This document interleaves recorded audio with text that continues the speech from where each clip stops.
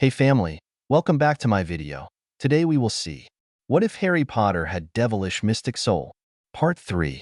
Before we start, I would like to extend my sincere thanks to the original author of this story for granting us permission to use it in our YouTube video. Your generosity is greatly appreciated. The author's creation and the original story's link in the descriptions. Please do check that first. Now enjoy the video. Harry groaned as he woke up in the hospital wing once again. He was starting to think that he needed a permanent bed in the wing from how often he was in it. He was really starting to hate these Dementors. Opening his eyes, he saw Krenos and Melody next to his bed and a mountain of chocolate sweets at the foot of his bed as well. His groans as he woke up alerted them to his consciousness. Harry, they both gasped, immediately hugging their brother. "We were so worried," Krenos talked a mile a minute. "There were so many Dementors, and I started to go into a full panic attack. And then you fell off your broom, and Cedric had to dive down and catch you, and—" "Krenos," Harry halted him, making his brother stop talking. "Take a breath every once in a while, okay?" "Ironic that the twin without the sound magic is the one that talks too much," Melody giggled. "How are you doing, Harry?" "I'm fine, mostly," Harry admitted. "I do have a splitting headache, and I also still feel a little depressed." "You reacted quite badly, Harry," Krenos said. "What did you remember?" They may have used a spell to rewatch Harry's buried memories in the past, but that was to help with his night terrors. Harry could deal with the memories at his own pace, but the Dementors forced the memories to the surface faster than he could handle them. It was almost a good thing that he passed out, because if not, then his magic might have reacted in order to protect him. Who knows what type of animal spirit would have come to protect Harry from the Dementors? And blaming their amulets was only going to go so far for so long. I think it was my birth mom and my birth dad," Harry says. "The memories are a little fuzzy because of the Dementors, but I could hear their voices." "Oh, Harry," Melody sighed. "I heard my dad yelling for my mom to take me and run," Harry continued. "And she was soon begging for Voldemort to spare me. To kill her instead and spare me." "A mother's love for her child is special," Krenos slightly smiled. "Magic comes from our emotions and our hearts. We have been taught that since we were shown to have our powers. It is the way of the mystic soul. Love is said to be the greatest strength that magic can have. Love itself is not a magic power, but it is a source of amazing power," Melody said. "Even Eros and Aphrodite cannot truly manipulate and use love even as the god and goddess of love. I guess even Voldemort doesn't know about the power of mystic soul emotional magic," Harry says.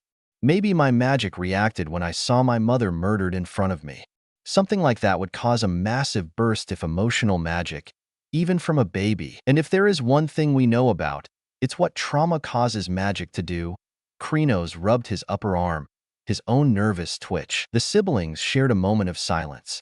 Krenos and Melody had lost their parents and aunt very close together, but Harry lost 2 sets of parents. There were no words that could even possibly describe the heartbreak that something like that would cause. It was why the trio was always so close to each other. They were all hurt and used each other to fill their hearts with happiness as best as they could. "Here, this will probably help." Melody handed him a cup of hot chocolate. Harry took sips of the drink, letting the warmness fill his body. He did not get why chocolate helps with the effects of Dementors, but he was not going to question it. Any excuse to satisfy his sweet tooth. "That does make things better," Harry said. "But, then again, what problem can't be solved with chocolate?" "Haha, climate change," Krenos stated. "Donald Trump becoming the president of the United States," Melody added. "Don't rain on my parade of chocolate," Harry playfully pouted. "Sorry, couldn't help it," Krenos chuckled. "What happened with the game, anyway?" Harry asked as he drank the chocolate. "Cedric was about to catch the snitch when he saw you falling," Melody said. "He abandoned the snitch and went to catch you instead. The game was forced to end in Madam, who collected all the Quidditch balls." "You'll probably need to have a rematch at some point," Krenos says. "Fine by me," Harry said. "I will have to remember to thank Cedric later. Most would not as noble as him. Since Malfoy is the Slytherin seeker, I am in total agreement with that statement." Melody crossed her arms. "Oh, and we are sorry about this, Harry, but the twins went after your broom." Krenos got out a small burlap sack. "But it seems that there is a rather temperamental tree on school grounds that does not like being hit with brooms." He poured out the sack, its contents being a bunch of twigs and broken straw. Harry instantly knew that it was what remained of his broom. "I guess this is why magical brooms are built for speed and not for endurance," Harry remarked. "No way this could be repaired even with the strongest of fix-it spells." "Guess we will just have to get you a new one," Melody says.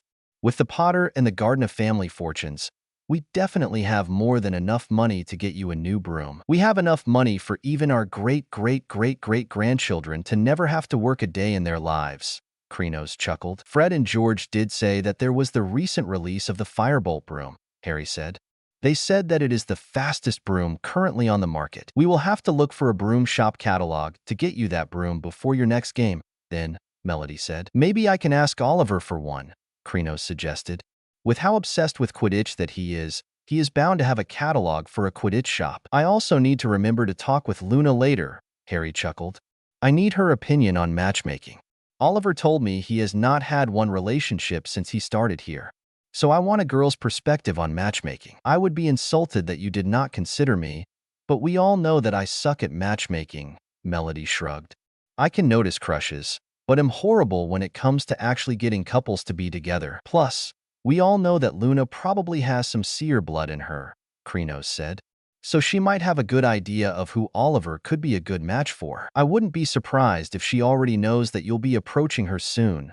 Krenos laughed. They spent some more time just chatting about how their classes were going along with their usual complaining about how annoying the Gryffindor Harpy, human garbage disposal, and bleached peacock still were. Harry was especially getting annoyed with Malfoy. Just in Harry's first Care of Magical Creatures class had the Platinum Blonde caused problems. Dumbledore had hired Hagrid as the new teacher, which the trio understood since Hagrid did have a lot of hands-on experience and knowledge of many creatures. But his decision to have an entire colony of giant spiders in the Forbidden Forest was still very questionable. What had happened was that Hagrid was showing them the hippogriffs, which were half-eagle, half-horse creatures that hated being insulted. Hagrid told the class that, but Malfoy had ignored the warning. So after Harry got a ride from a very beautiful hippogriff named Buckbeak, Malfoy had gone up and insulted the creature right out of the gate. That caused Buckbeak to attack, but Harry managed to push Malfoy out of the way of the claws just in time. He was not going to let Malfoy throw a pity party about a dangerous creature, injuring him when it was his own fault in the first place. Hagrid docked 20 points from Slytherin and gave Malfoy a week of detention for endangering himself by not paying attention to the lesson and his warning. After he finished his hot chocolate, Harry looked at both of his siblings. He decided that they made a final decision on a topic that they had been discussing for quite some time now. "Guys, I think we should tell our friends about our powers," he said. Having been eating some chocolate frogs, the two seemed to swallow too much at once in shock as they started coughing. A few whacks on their backs gave them their composure back. "Harry, are you sure?" Melody asked. "I know we have been discussing it, but are you sure that now is the best time?" "Well, Cedric certainly showed how much he cared by sacrificing the game to rescue me," Harry says. "Fred, George, and Percy definitely also showed that they would stand with us even against their own family when they had been at Crystal Rose. And Neville has always been our friend no matter what." "I can actually see what Harry means," Krenos agreed with his brother. "Plus, with Sirius Black out there, we might have to use our powers to defend ourselves. They are not going to buy our amulet excuse forever, since they are definitely smarter than the idiots that are constantly around us. Luna is also a prime example of mystic souls in this country that need our help," Harry added. "She said that there will be others like us, like her, in this country. Having allies like them would also be a big help." "You two do make good points," Melody says. "I am just making sure. One of us needs to be the cautious gardener in the room." Her brothers agreed with her, but they all knew that they could trust their friends. And if something happened, there were a few mystic soul memory erasing spells that they knew. The trio chose the biggest and most secluded abandoned classroom that they could find in the castle. They needed room to show their powers while also needing enough privacy for when their friends will obviously freak out. Neville, Fred, George, Percy, and Cedric all joined them in the room. Luna skipped her way in and stood next to the trio. She was probably the only one that knew what was about to happen. "Is there a reason why you guys wanted to meet us here?" Percy asked. "Without how private it is," Fred started. "We hope it isn't to murder us," George finished. The twins chuckled, but then they all noticed the serious looks on the trio's faces. While the trio knew when it was time to get serious, This was more than them just informing them about demons or how they feel about how magical Britain handles creatures and muggleborns. This was something else. This isn't a murder plot, but we do have to tell you guys something, Melody says. We have been keeping a secret from you guys. This was concerning to the group. While they did not believe that the secret could be that bad, it certainly was bad enough that it made the trio this nervous to tell them. You guys can tell us anything, Cedric says. We won't judge you. The trio nodded, taking in deep breaths. Have you guys ever heard of mystic souls? Harry asked them. That threw the group for a loop, but they answered anyway. Our brother Bill explained them to us one day, Percy says. He had another argument with Mum over the old ways, and we heard her yell something about mystic souls being monsters. That caused the trio to silently gulp. But then Bill actually explained when we asked about them, Fred said. They are simply witches and wizards born with different and more powerful magical cores, George says. They are very powerful from what Bill told us, Percy said. Their powers are nothing that can be done with a wand. Whether manipulation, portal creation, even shape-shifting. But Bill also said that there haven't been any mystic souls in Britain in decades, which is good for them. Cedric crosses his arms. My father works at the ministry, and he was there when a bill was almost passed to basically give Aurors hunting licenses in order to deal with mystic souls. It was never passed, but Dad was furious that they even tried something like that. He always says that being a mystic soul should be an honor and not something to be ashamed of. Gran made a point to tell me that mystic souls were greatly feared in magical Britain, Neville says. But she also said to do what my father would and help any that I come across in any way that I can. That is probably the first good thing we have ever heard about your Gran's teachings, Harry commented. We are happy that you guys are not like the other paranoid and idiotic citizens of this magical country, Melody said. What is this about, you guys? Cedric asked. The siblings shared a look with each other and decided that it was now or never. They first took out their wands and placed them on a nearby table that was in the room. They then all reached up and took their amulets from around their necks, placing them on the table as well. It goes against tradition to ever remove the amulets once they are inherited. They even wear their amulets when sleeping. But this was unique circumstances that called for them to take off their amulets. It would further prove that their powers did not come from them. As the trio stepped away from the table, their friends watched them. They looked curious and worried at the same time. Luna was, of course, the only calm one in the room. When their eyes all started glowing was the moment that shock seemed to overtake their friends. And that was just them first getting started. Krenos stomped his foot and vines, branches, and floral plants grew from where his foot made contact. Raising his hands, Krenos bended the plants to his will and made them grow behind him. He then used his magic to form them into a throne made out of plants with roses blooming all over it. He sat down in his natural throne like the king of nature that he is and used his powers to have the throne rise into the air, lifted up by a twist of vines under it. Melody spun her hands in the air, creating glowing purple music measures all the way down as she conjured them. The music measure and the musical notes on them shine like bright amethysts. And to continue the flow of her magic, the music measures swirled around her hands and then parted to reveal a flute made out of her magic. Putting it to her lips, she played a soft tune with it. More music measures appeared as she played. They swirled around her, levitating her off the floor as she played. Harry took a deep breath, let his first spirit appear. It was a spider spirit, in which he used its abilities in order to walk up the wall and onto the ceiling with no issues at all. Switching to a python spirit, he let the spirit wrap its tail around beams near the ceiling, using it to hang from the ceiling even without him touching it himself. As a final show of his powers, Harry released the python spirit and almost fell to the floor because of it. But seconds before he actually did hit the ground, he called a hawk spirit and used it to fly. He flew up and was right between both of his siblings. Luna seemed to have also decided that she wanted in on the reveal. She snapped her fingers and several diamonds appeared around her. They then matched the light in her eyes, shining with beautiful sunshine light. Then with another snap of her fingers, the diamond collected on her back and then formed themselves into bird wings made out of the rare gemstone.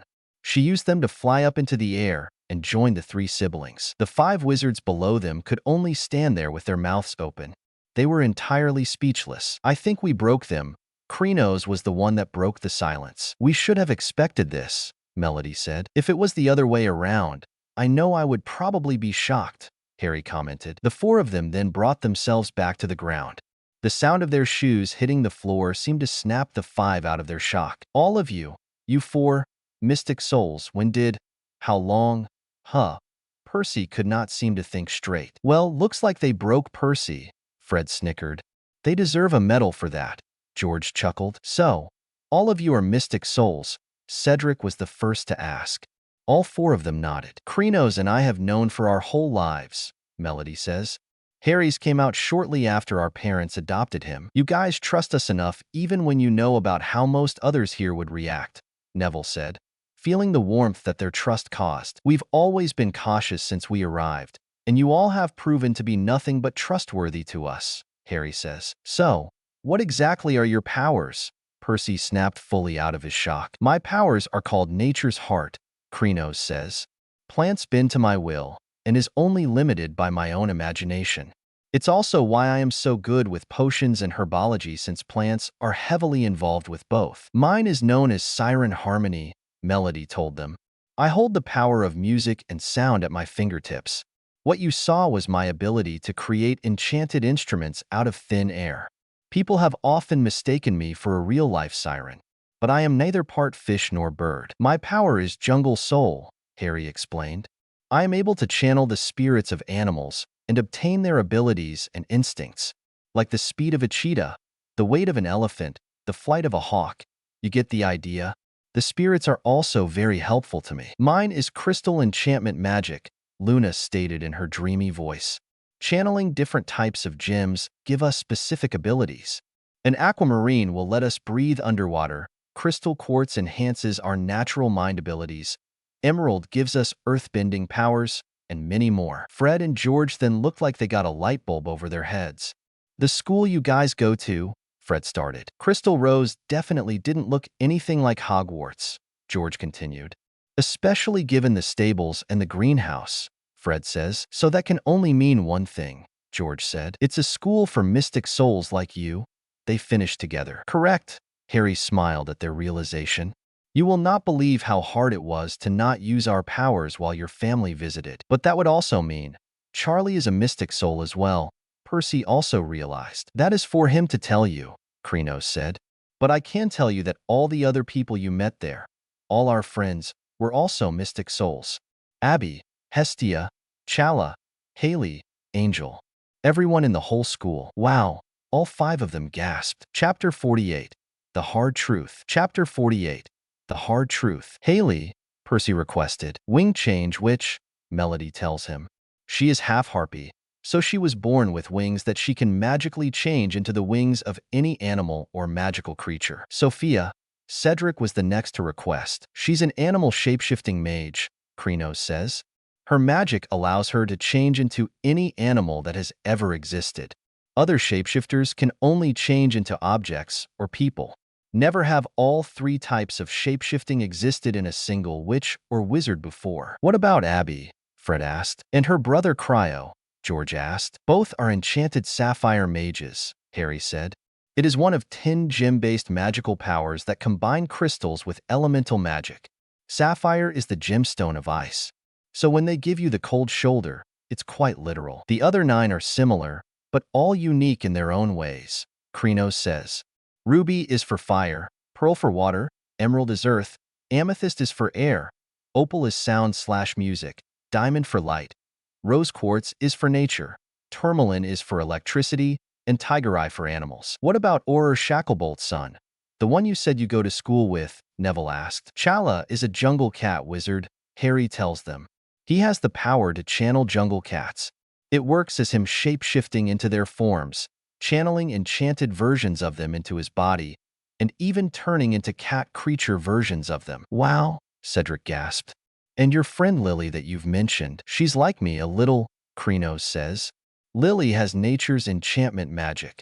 She can combine plants with enchantments in order to use her spells. The trio smiled as their friends were so curious about their lives as mystic souls. They've been going like this for a while now. Their friends asking about the friends that they had back in Greece. asking about what their powers were since they were curious about what other types of mystic souls they are around when at Crystal Rose. Luna did not ask any questions, but she always smiled when she would add her own little bits here and there when she knew something about a mystic soul power or ability. They had since put their amulets back around their necks since they had finished showing them their powers. The English wizards were probably the most shocked at Luna also being a mystic soul. She was always a unique witch, but not even the Weasleys knew about her powers, and she lived close to them their whole lives. But it seemed that Luna was an expert secret keeper. You guys took a really big risk when you agreed to attend Hogwarts. You know, Percy looks at the trio. The Ministry is known to hate anything that isn't a good, hard-working, pureblood. Coming here risks your lives. Honoring Harry's birth parents is worth the risk, Melody says. But with the Dementors on the grounds, the basilisk in the basement, the giant spiders in the forest, and a psycho murderer somewhere in the castle, we might be regretting coming here, Harry stated. And that is coming from the one whose birth parents we are honoring. We've been reading up on some things and are willing to change our plans, Krenos said. What do you mean? Cedric asked. We cannot simply drop out of Hogwarts and go back to Crystal Rose full-time, Melody says. If we tried, your ministry would come to snap our wands since we have to attend this school until we take our OWLs. It is the law, and we have to follow it since we did agree to attend Hogwarts. Magical contracts are no joke, but you guys don't even need wands. Neville was confused. We know, but without wands, your ministry will think we are helpless kids, Harry said. And even with all the proof that Olivia gave them after our first year, they will try and control me as they tried back then. They will try to place me back with those horrible mundanes that they had me with after my birth parents were first murdered. If they try that, we might have no choice but to fight back. Krenos crossed his arms. We will do anything to protect our family, as anyone should do. Family of blood or family that is chosen, one should always do everything they can to protect it. Our amulets are magical, but we can only do so much that we can fake as amulet magic, Melody said. The politicians in the country are stupid, but not even they can be that stupid if proof is literally right in front of their eyes. And even if they are, we are not risking our lives on if. Harry crosses his arms as well. I may live here, but even I know that I will be leaving before I am found out. Luna sounded serious even with her dreamy tone. I am not ashamed of being British, but I am ashamed of our British magical leaders. I think we all are, Fred agreed. Especially with how they treat our dad, George said. Nothing against your dad, but I know for a fact that he has been offered better positions, Cedric says. My dad even offered to make him his deputy department head since he does have the right as the head of his department. Your father refuses all offers. We love our dad, but he needs to stop being so obsessed with muggles, Percy sighed. We get that he wants to work around something he loves, but he needs to focus more on the family as a whole and not just what he wants. Bill and Charlie send us money from their jobs because of how little that dad is paid. Any other position he is offered has to be worth more than the minimum wage misuse of Muggle Artifacts Department. And if anything, mundanes should simply be kept away from magic as much as possible, Krenos says. If magic was ever exposed, they'd massacre us. Humans fear what they do not understand, Melody says. And what they fear, they try to destroy. It's usually their first reaction, which is why most first-generation mages are abused by their families, because they have gifts that they do not understand. So you guys want to leave after you finish your OWLs? Percy summed up what they were talking about. They all nodded. We don't want to leave you guys, but this country is just getting too dangerous for us, Harry said. Just look at last year. Krenos got petrified. Melody and I had to face a 70-foot-long basilisk, and all three of us were attacked by giant spiders. We may constantly be at war with demons, but somehow this school puts us more in danger than actual beings of the underworld have. There are many things we are willing to do, but purposely risk our lives and our people by staying here is not one of them, Melody says. Plenty of mystic souls have met their end in this country because they were terrified of our powers. We can't stay here, Krenos agreed with his siblings. We would never have agreed to be here in the first place if it wasn't for Harry's legacy as a Potter. I have felt so much terror and pain since coming here. Yeah, me too, Harry said. The brothers rubbed their upper arms, which was a nervous twitch that Gardner's shared like their hair and eyes. They would rub their upper arms whenever they were nervous, or were experiencing a lot of stress. While they were all usually tough as nails, there were some things that even their amount of power could not help ease their minds. And that was the amount of horror that the British magical community inflicted upon non-wand users. "What do you mean?" Percy asked. "Our powers let us do many things," Krenos says. "My powers over nature let me see through the eyes of plants and trees whenever I desire to." "The same can be said for me and the animal kingdom," Harry said. "I feel their emotions. I can look through their eyes. I can see into their souls." "But when you feel and see so much, not all of it is good," Melody added. "There is more horror in the world than what most people would ever care to admit." "I can feel the pain in nature," Krenos hugged himself. "I have seen wizards hunting down magical creatures for sport, taking their territories simply because they can. I feel their pain as they burn down forests just to make room for houses that did not need to be there in the first place. I have felt the terror and the pain of the creatures as they flee their homes but are hunted down and killed anyway. The plants and trees have never given my soul such pain before. It's like there is a hand over my heart and it's squeezing tighter with every magical life taken because wand users believe that they are better than others. The animals are terrified." Harry had tears in his eyes. "I have seen them scattering as spells are flying around them as they are forced to abandon their homes, as countless of their numbers are cut down in front of them. Magical and normal animals alike have fallen because the wizards of this horrible country do not see them as worthy of the same air that they breathe. They believe that animals are nothing but rabid beasts that need to be put down. I have seen through the eyes of thunderbirds blasted from the sky, of unicorn herds scattering through forests as they flee from those seeking their blood, of the hippocampus never looking above sea level because they are killed nearly every time they do so. I have felt their pain, their anger, their fear, and their grief. This country is a death sentence for magical creatures. The only reason it is not worse is because of Dumbledore," Melody says. "It's only because of him that the centaurs, unicorns, and merpeople can live peacefully on this land. It's because only he has the rights as headmaster for anything to be done to the Forbidden Forest." The English wizards looked at their friends with worry and fear. They could see that they were not making this up at all. They were used to all their jokes, their sarcasm, their sass, and Krenos dumping potatoes on people. Seeing them this scared and serious was completely different from their usual selves. But the pain they saw was real. The fear they felt was also very, very real. They never had any idea that other wizards in their own country did these things to magical creature habituates that they come across. But there were those like Percy and Cedric that have heard a lot of complaints from their fathers about Dolores Umbridge. She was basically leading any and all charges against creatures and anything that even has the tiniest bit of creature influence to it. She was pretty much hated by everyone in the ministry except for Fudge. The group could not help but go over and hug the trio. The trio felt great that there were those that would be on their side, even if they were mystic souls. That was worth a lot more than anything they could ever want. Eventually, they all had to separate again after they left the abandoned classroom.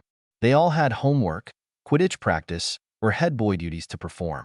But as they all got moments to themselves, some of them started remembering weird things that had happened in the past. Things that had been put on the back burner and waved off as accidental magic, but they were now questioning what it might have really been. Especially now that they knew that Charlie and Luna were mystic souls even when they were born in magical Britain, a place known to be against them. Fred and George thought that what had happened was just another part of them being magical twins. They had been about 5 years old, and it had not been long after they had turned Ron's teddy bear into a spider. They had not cared about how much their mother yelled at them since they figured that it was perfect payback for Ron being such a brat at the time. But they had been de-gnoming the garden as part of their punishment when they came across a very mean and tricky gnome. It had pretty much attacked them after it saw them throwing other gnomes out of the garden. They had acted out of pure instinct and reflex when the gnome had attacked them. George's hands seemed to gain a bubble around them. It had popped in order to push the creature off of him, which caused it to try and move on to Fred, but his hands seemed to heat up and burned the gnome on contact. When they had joined their hands, some type of blue lightning had formed and the gnome was blasted clear out of the garden. Bill and Charlie had seen what had happened, but none of them knew exactly what had happened, so they just blamed accidental magic and left it at that. Percy just thought that he was forgetful and had not had enough sleep during that time. It was his first Yule break after being sorted into Ravenclaw, and he had locked himself in his room to get away from the constant snide comments of Ron saying how much better Gryffindor was, and his mum's constantly trying to convince him to get a resort back into the house that she wanted him to be in. It was driving him crazy. So he had decided to do what he does best and get himself lost in a good book. What had happened was that while he was reading, his mind seemed to have wandered off somewhere as he drifted away from thoughts of his prejudiced family members and focused on his books and homework. He tried to multitask his homework and research for it all at once as he tried to ignore his mother calling for him and more of Ron and Ginny's complaining. But when he had looked up, he saw that his left hand seemed to have been typing on some type of floating keyboard. He had seen a keyboard in his father's shack of Muggle stuff, but the keyboard that he had absent-mindedly been typing on was made from gold energy that also came with a matching screen right over it. But it vanished right after he saw it. He thought he had been working too hard and not getting enough sleep, so he went to sleep early and forgot about what had happened. Neville had always known that herbology was his strongest subject, even with his Gran trying to shove his father's best subject, transfiguration, down his throat. But from what he could remember of times that he had escaped to his greenhouse back at Longbottom Hall, Plant and the Earth had always been most relaxed when he was around instead of the house elves or any other member of his family. He had especially hidden away there after his Uncle Algie had dropped him out of a window, and he had literally bounced down the front yard. He might have been happy that they were proud of him, but that did not take away the terror that he had felt when he was dangling out of a 3-story window and then dropped from it. He had hardly noticed when his hands had glowed a slight green light as he ran his hands over the pots of some of his plants. The soil had also looked to have glowed slightly and shook a little after he had touched them.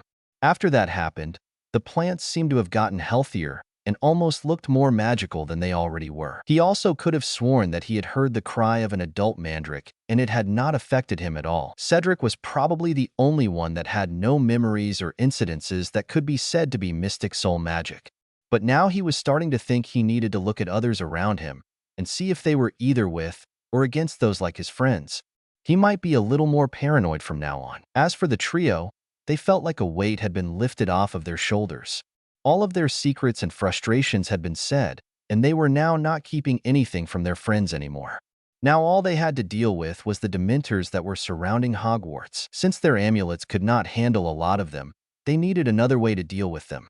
Melody had read about a charm that can be used against them, so they were on their way to Flitwick in order for him to teach them the Patronus charm. He explained to them that they needed to think of the happiest memory they ever had in order to produce a corporeal Patronus. He showed them his own, which turned out to be an amazing eagle Patronus. After their mini-lesson, Krenos wanted to check in on Wolf and their other familiars.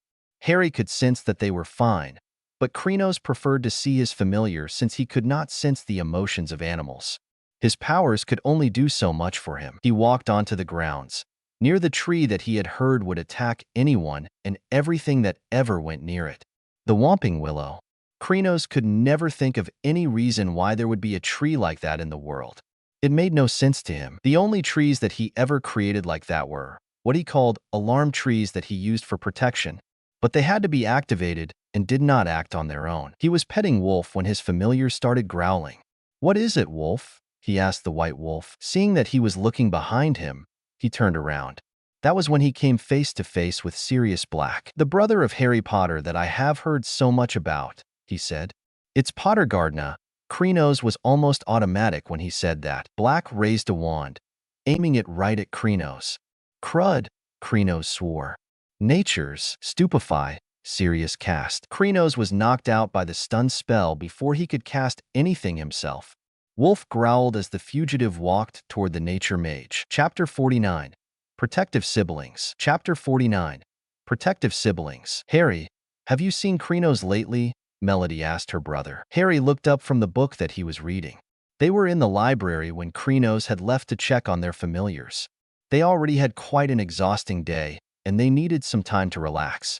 And since they could hardly ever have peace at Hogwarts, they had to take any chance they could get to relax. "No, I haven't," Harry admitted. "You would think that he would have been back by now.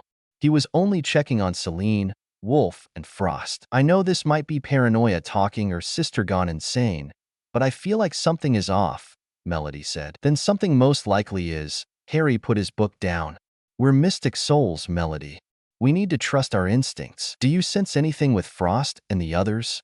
Melody asked. Now that you mention it, there have been feelings of protectiveness and anger somewhere on the grounds, Harry said.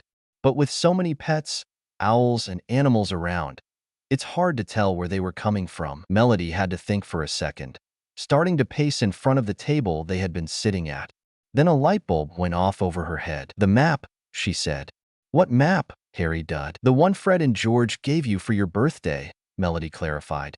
The one that tells you where everyone on Hogwarts ground is. Oh, the Marauders map, Harry nodded. Do you still have it? Melody asked. I never go anywhere without it. Harry pulled out the parchment from his pocket. I thought that it would be useful if there was another Sirius Black sighting at Hogwarts. Well, I think that now is a pretty good time to use it. Melody sat down next to her brother. I solemnly swear that I am up to no good, Harry said the map's password. The Hogwarts map formed onto the parchment.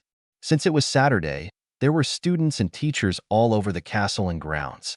They saw Cedric had gone back to the Hufflepuff common room while the Weasley brothers were in the Ollery, probably sending Charlie and Owl about what they had just discovered about him. Luna was at Hagrid's cottage, most likely discussing creatures with the gentle giant.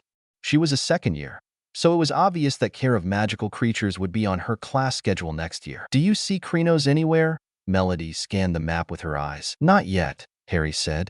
Leave it to whoever the Marauders were to create a magical map of one of the biggest places in magical Britain. This is an amazing piece of magic, though, Melody says. Hogwarts is said to be spelled completely unplottable, that there is no way to plot its location. Yet this map ignores that and allows the user to see every part of the castle and grounds, right up to the border of the lake and forest. The Marauders may have been pranksters, but they also seem to have also been very smart, Harry said. I wonder what their real names were. I wonder why they chose Moony, Padfoot, Wormtail, and Prongs as their nicknames, Melody says. Not the most normal of nicknames even for the magical world. Probably some type of inside joke between the four of them, Harry said. They scanned over the map some more. When they looked over near the tree at the edge of the grounds, the Whomping Willow, they saw something. Mother of Hades, they both swore. There were two sets of the map's footprints showing near the tree.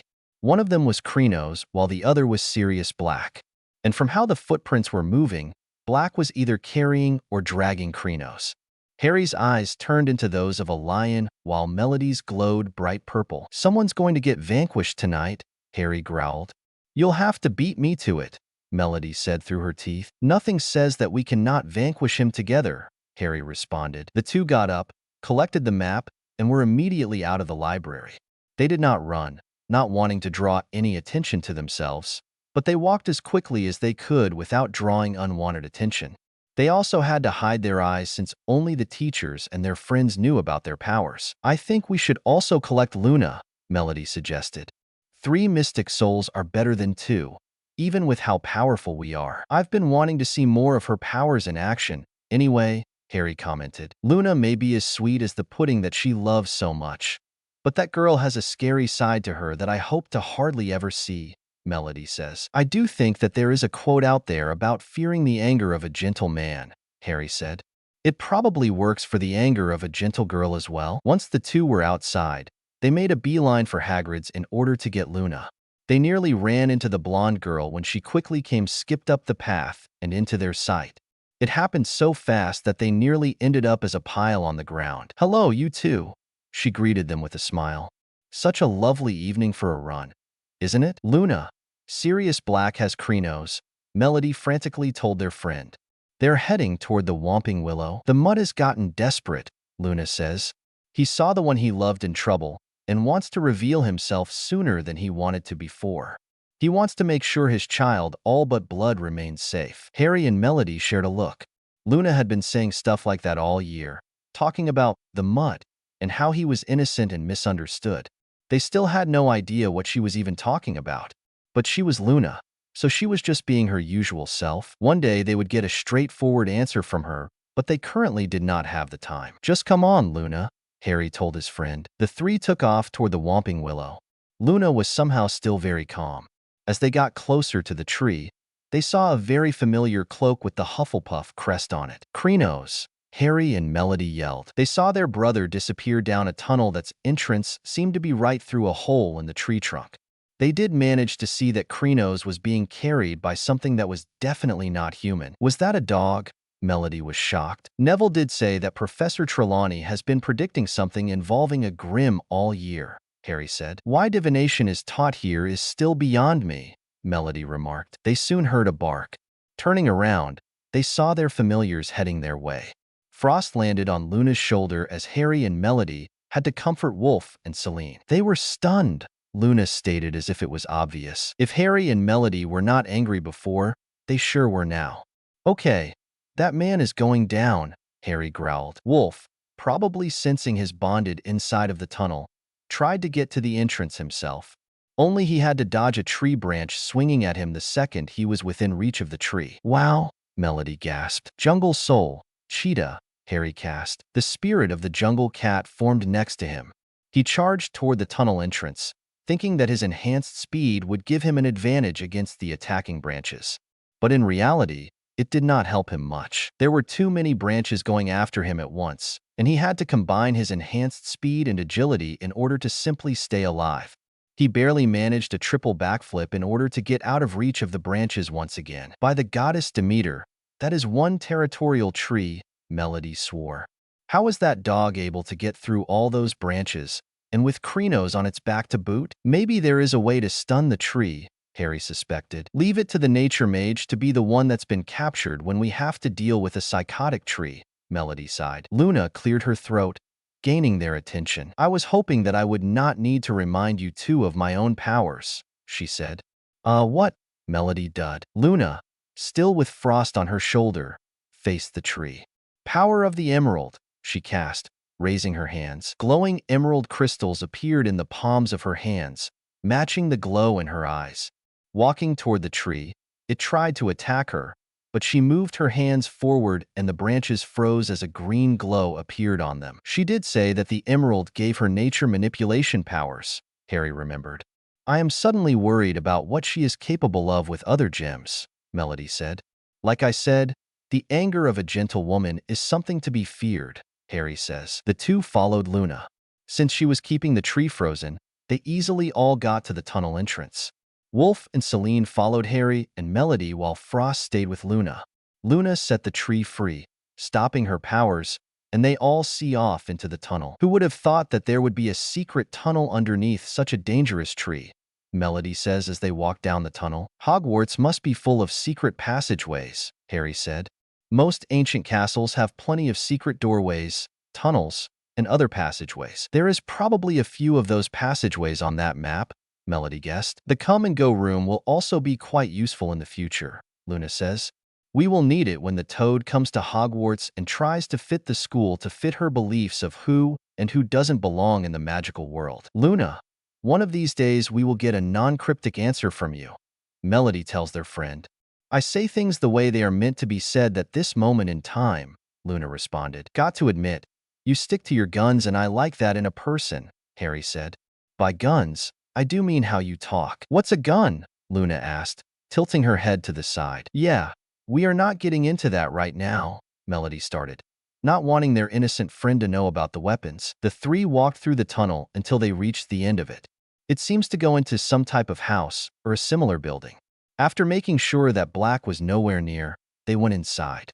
The building looked very old and worn down with holes in the walls, furniture, ceiling, and even the floor. Everything was covered in a thick layer of dust except the floor, where a wide shiny stripe had been made by something being dragged upstairs. Obviously the dog or Black had to drag Krenos over the floor, which did not help the tempers of the two gardeners. I think we are in the Shrieking Shack, Melody guessed. That abandoned building on the outskirts of Hogsmeade, Harry asked. No wonder Black was able to hide here when he was not on Hogwarts grounds. People think this building is haunted. Moony needed this place so that his secret was not discovered, Luna said. Harry and Melody made mental notes to ask Luna about that later. Hearing some creaks upstairs, they all headed up there as quickly and quietly as they could. On the second floor, Wolf pointed his nose at the door at the end of the hallway. That told them where Krenos was. So, do we take things? Melody did not get to finish. Jungle Soul Bull, Harry cast before her question could be asked. The spirit of a bull appeared next to him, and Harry even had some steam shoot from his mouth like a stereotype from a bull fighting scene in a movie. He charges right at the door before either of the girls could stop him. Crash! Harry knocked the door right off of its hinges, breaking it apart as he did. "Well, that's one way to get things done," Melody said. She and Luna quickly ran into the room to join him. The room was mostly bare other than a bunk bed and a single bed. There was also, weirdly enough, a piano in the room. The windows were boarded up and old tattered curtains were also over them. They saw Krenos on the single bed and were quick to get by his side. Other than being covered in dust and dirt, he looks fine, Harry sighed in relief. Black probably just stunned him. Good. Then we only have to mildly torture Black when we see him, Melody said. Do either of you know the spell to unstun a person? Luna asked. Her question was answered when Melody simply slapped Krenos, the nature mage, shooting up as he woke up. Sirius Black, he yelled before he got his composure back. What in the name of Zeus happened, and where on Demeter's green earth am I? This is the second year in a row you've been the damsel in distress, Harry tells his brother. You better be more careful next year. Trust me, I will. Krenos rubbed his head and he got off the bed. Where's Black anyway? As I have been saying, the mutt is simply misunderstood, Luna says. Before they could respond to her, they heard a growl and saw the black dog Grim that had carried Krenos to the shack come out from behind the piano. And, much to their shock, the dog then turned into a man.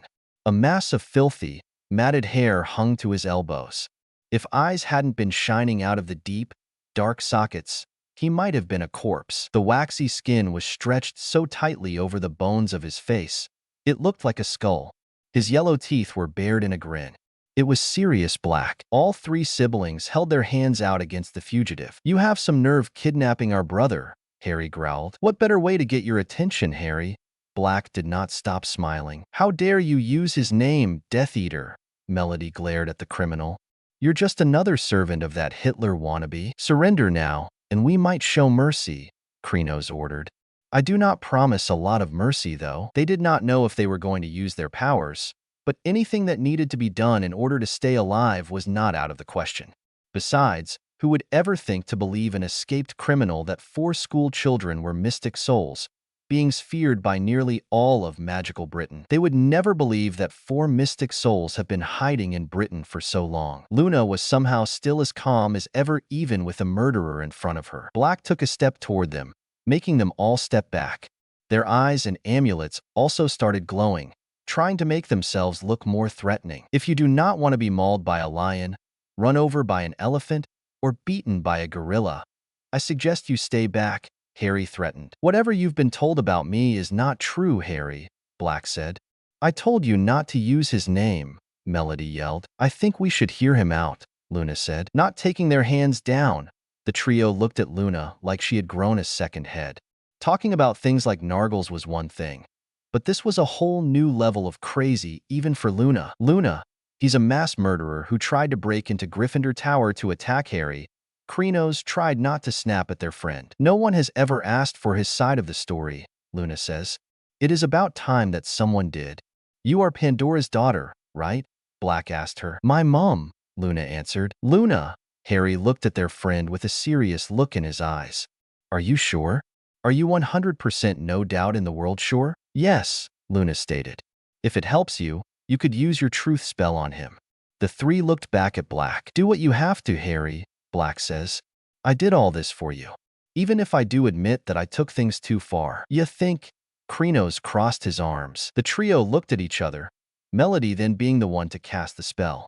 For those who want the truth revealed, open hearts and secrets unsealed, from now until it's now again. After which the spell will end. The balls of light appeared around Black, just it has like when used in others. The fugitive would now be forced to tell the truth for 24 hours. Why did you kidnap Krenos? Harry got right to the case. I needed the fastest way to get your attention, Black said, the spell working. I knew that an anonymous note or a note straight from me would have not worked. But I have seen how protective you are of each other from things I have seen in my dog form, so it was the best choice that I could make considering the circumstances. Why do you want Harry's attention when everyone has been saying that you want to kill him? Melody asked. I would never harm Harry, nor am I even able to, Black said. I wanted his attention in order to prove that I am innocent. That was a slap to the trio. Sirius Black, under a truth spell, had told them that he was innocent. But he also had escaped from prison. In the magical world, even in Britain, there were always ways to make prisoners tell the truth. So how was it possible that an innocent man was sent to the worst prison in magical Britain? But there was also that he said that he would not be able to harm Harry. What do you mean that you could not hurt Harry? Krenos asked. I am his magically sworn godfather, Black answered, throwing them for another loop. Magic literally prevents me from doing anything that could result in physically harming him. If I did, magic would have killed me. By the gods, Harry swore, him nearly fainting as a result of what he just heard. What happened that night? Krenos ordered Black to answer. Harry, I as good as killed your parents, and it has haunted me for years. Black looked heartbroken. I persuaded Lily and James to change to our other friend Peter Pettigrew at the last moment, persuaded them to use him as secret keeper instead of me. I'm to blame. I know it. The night they died, I'd arranged to check on Peter, make sure he was still safe. But when I arrived at his hiding place, he'd gone. Yet there was no sign of a struggle. It didn't feel right. I was scared.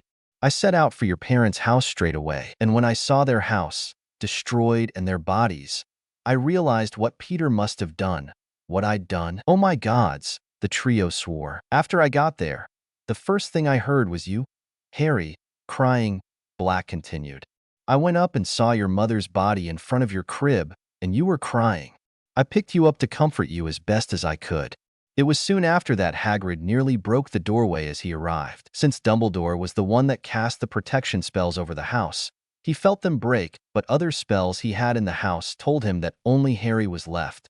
He told Hagrid to bring Harry to Hogwarts so that he could be tended to in case any really dark curses were used on him. I went after Peter in order to arrest him, as I was an Auror.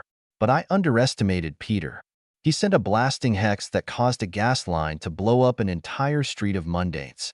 Then he transformed into his rat form and ran off into the sewers. It was a good thing that Luna was calm because the trio was not sure what to do after hearing all of that. It was a shock to their brains, and they could not even deny any of it because the truth spell was just that good. It was why the Greek magical courts used it instead of a truth potion. But Krenos was the first to notice the language Black had used. You said mundane. He looked at the fugitive. I did, Black answered. Harry and Melody also caught on at that point. Why did you say mundane instead of muggle? Harry asked. Because, Black started. It takes one mystic soul to know other mystic souls. The evening was just full of surprises for the trio. They were going to continue when they heard someone run into the shack downstairs. Chapter 50. Hunting Down a Rat. Chapter 50. Hunting Down a Rat. The trio flinched as they heard the crash downstairs. They had no idea how someone had followed them. They had made sure that no one had been going after them when they had gone after Krenos. Who could that be? Krenos wondered. Hades, if we would know, Harry said. Melody and I made sure that we moved in a way that would not draw attention. Plus, who could make it past that tree without Luna or you controlling it? Melody says. Black did, Krenos pointed out. The trio looked at the newly discovered innocent fugitive. He was still under the effects of the truth spell and would remain that way for another 23 hours. He could still act like himself, unlike when truth potions are used, which only allow the drinker to answer questions and do nothing else. But all questions that he is asked will be answered with the truth. How did you and Krenos get past the Whomping Willow when Krenos was unconscious? Harry asked. There is a knot on the trunk, Sirius answered. When it is touched, the whole tree freezes. I used the levitation charm on a stick to touch the knot before shifting back into my dog form. I used my tail to knock the stick away when I entered the tunnel. How did you even know that knot was there? Melody was curious. When I was a student here, one of my best friends needed to easily access the tunnel, Sirius said. So we studied up on the tree and found out about the knot. Then it was just trial and error to find the right spot on the tree that caused it to freeze. Who was your... Krenos was interrupted. The door to the room they were in slammed open. In came Professor Lupin. His wand was at the ready as he saw the trio, Luna, and Sirius Black in the same room. It did not seem to register that the students did not have their wands out or even trying to defend themselves before Lupin aimed his wand at Sirius. Stay away from them, traitor, he yelled at Sirius. Professor, wait. Melody called out to Lupin. Stay behind me, kids. Lupin ordered them. You don't understand, Professor, Krenos said. Mooney's a professor, Sirius smirked. About time somebody looked past his furry little problem. Don't you dare use that nickname, Lupin yelled at Sirius again.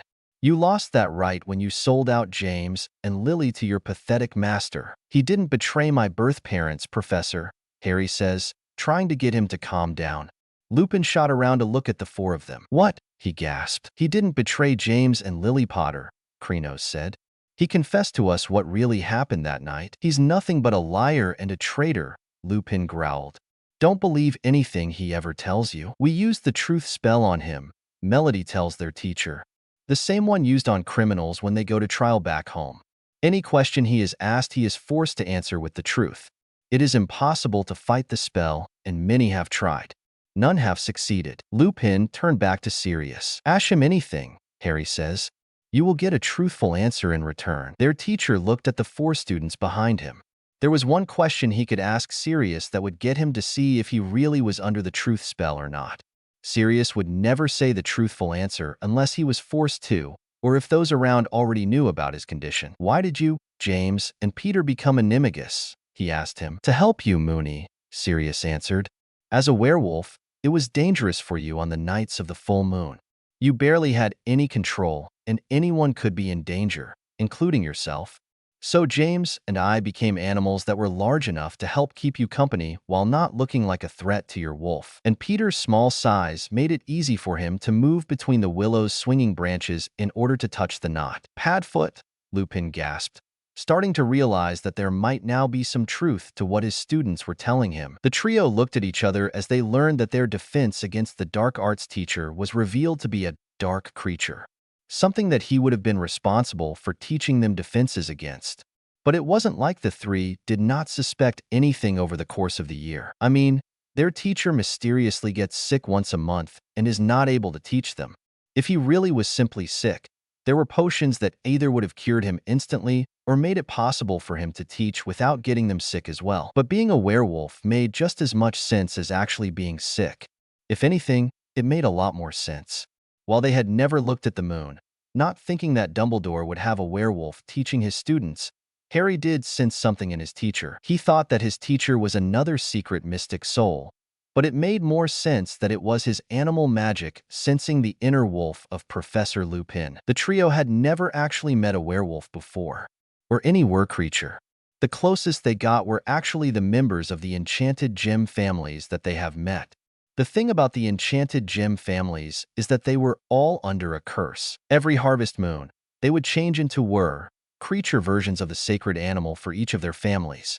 The wolf for sapphire, snake for ruby, horse for pearl, hawk for amethyst, white cat for emerald, falcon for tourmaline, eagle for diamond, tiger for tiger eye, deer for rose quartz, and songbird for opal. But being honest, the gems didn't hate their transformations and quite enjoyed taking a walk on the wild side every once in a while. Tell him what happened that night, Melody told Sirius.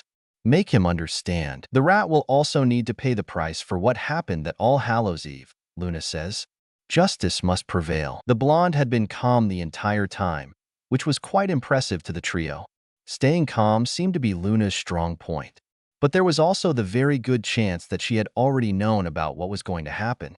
Or, at least, bits and pieces of what was going to happen. Wormtail, Sirius growled. But then the truth spell kicked in, and he told Lupin everything that had happened that night. How he had checked in on Peter to make sure he was safe, and quickly learned what Peter had done. How he had bolted over to Godric's Hollow, and came across the wreckage of where James, Lily, and Harry were staying. How Hagrid had shown up and taken Harry to Dumbledore to be given a health check while he had gone to arrest Peter. And finally, how Peter had blown up the street and escaped using his rat form. As the truth spell had already been proven, Lupin believed every word that Sirius said. I never even questioned your guilt. Lupin had tears in his eyes. I just immediately believed that you were capable of betraying us. It was war, Krenos said, making Lupin and Sirius turn to the students. Betrayal is a common thing when war happens. Even families have betrayed each other when it comes to war. Families have betrayed each other for less. Even for something as stupid as the family title. Melody rubbed her brother's back as more memories were brought up for him concerning Red and Black. Nobody should have to expect people to be flawlessly loyal anyway, Harry agreed with his brother. People have been coerced into betrayal, threatened into betraying someone, tricked, tortured, any number of things that make betrayal not as black and white as it first appears to be. Definitely wise beyond your years, aren't you, Harry? Sirius chuckled. Why was it so important that you prove your innocence to Harry anyway? Krenos asked the fugitive. There were more important people that should be informed. Like the head of your law enforcement department, perhaps? I swore the Godfather oath when I became Harry's magical godfather, Sirius explained. I can handle a lot of things, but my godson believing that I am the reason his parents are dead is not one of them. You know that since he is our brother, he lives with us, correct? Melody crossed her arms as she narrowed her eyes at Sirius. You will not take him away from us. I do not want to, Sirius said, which they probably would not have believed if he was not under the truth spell. I have seen how you three have interacted while I have been around in my dog form. I would never even dream to separate you. I may be from a dark family, but I have always been the white sheep of the black family. That was definitely a relief to the trio.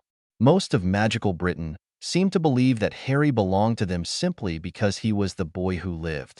It drove them crazy how this country seemed to actually believe that they had the right to control Harry's life because of something that nobody ever even tried to prove was correct or not. Harry himself has said that it is more likely that his birth parents set up some type of spell or ritual to protect him if both of them were ever killed. The Potters are a pureblood family, so there was probably something in the Potter family grimoire that James might have used to keep his son safe. I am curious, though, Harry says. Why were you in Azkaban if you were innocent? Wouldn't that have come out at your trial? There was no trial, Sirius answered, making the trio and Lupin gasp. I was arrested right there in the street and sent right to Azkaban. There wasn't even an investigation. Melody was shocked and angry. They didn't even check your wand, interview witnesses, or interrogate you. No, Sirius answered. That's low even for this country. Harry shook his head. To think that I did not think that this country's ministry could not get any more stupid. Krenos shook his head. I have been proven wrong. Idiots, the whole lot of them. Didn't Fudge also issue that kiss-on-sight order for him? Harry remembered. So they are not even giving him a chance to prove his innocence. The Dementors out there will kiss him before he is even given the chance. And even with our truth spell, they will probably not believe him, Melody added. Fudge will do what he does best and stick his head in the sand until all his problems go away. I mean, he sent Hagrid to Azkaban last year simply because he needed to be seen doing something. I am so very tired of egotistical idiots. Krenos face-palmed. Sirius, how did you know that you needed to escape? Lupin asked him. Fudge had come for his once-in-a-blue-moon check-up on Azkaban, Sirius says. He had a newspaper with him, and I managed to convince him to give it to me. I wanted to check the date since it is almost impossible to keep track of time at Azkaban. I saw a picture of a red-headed family on the cover. It said that they had won a lottery and had taken a vacation. The trio looked at each other. They knew the family he was talking about was the Weasleys.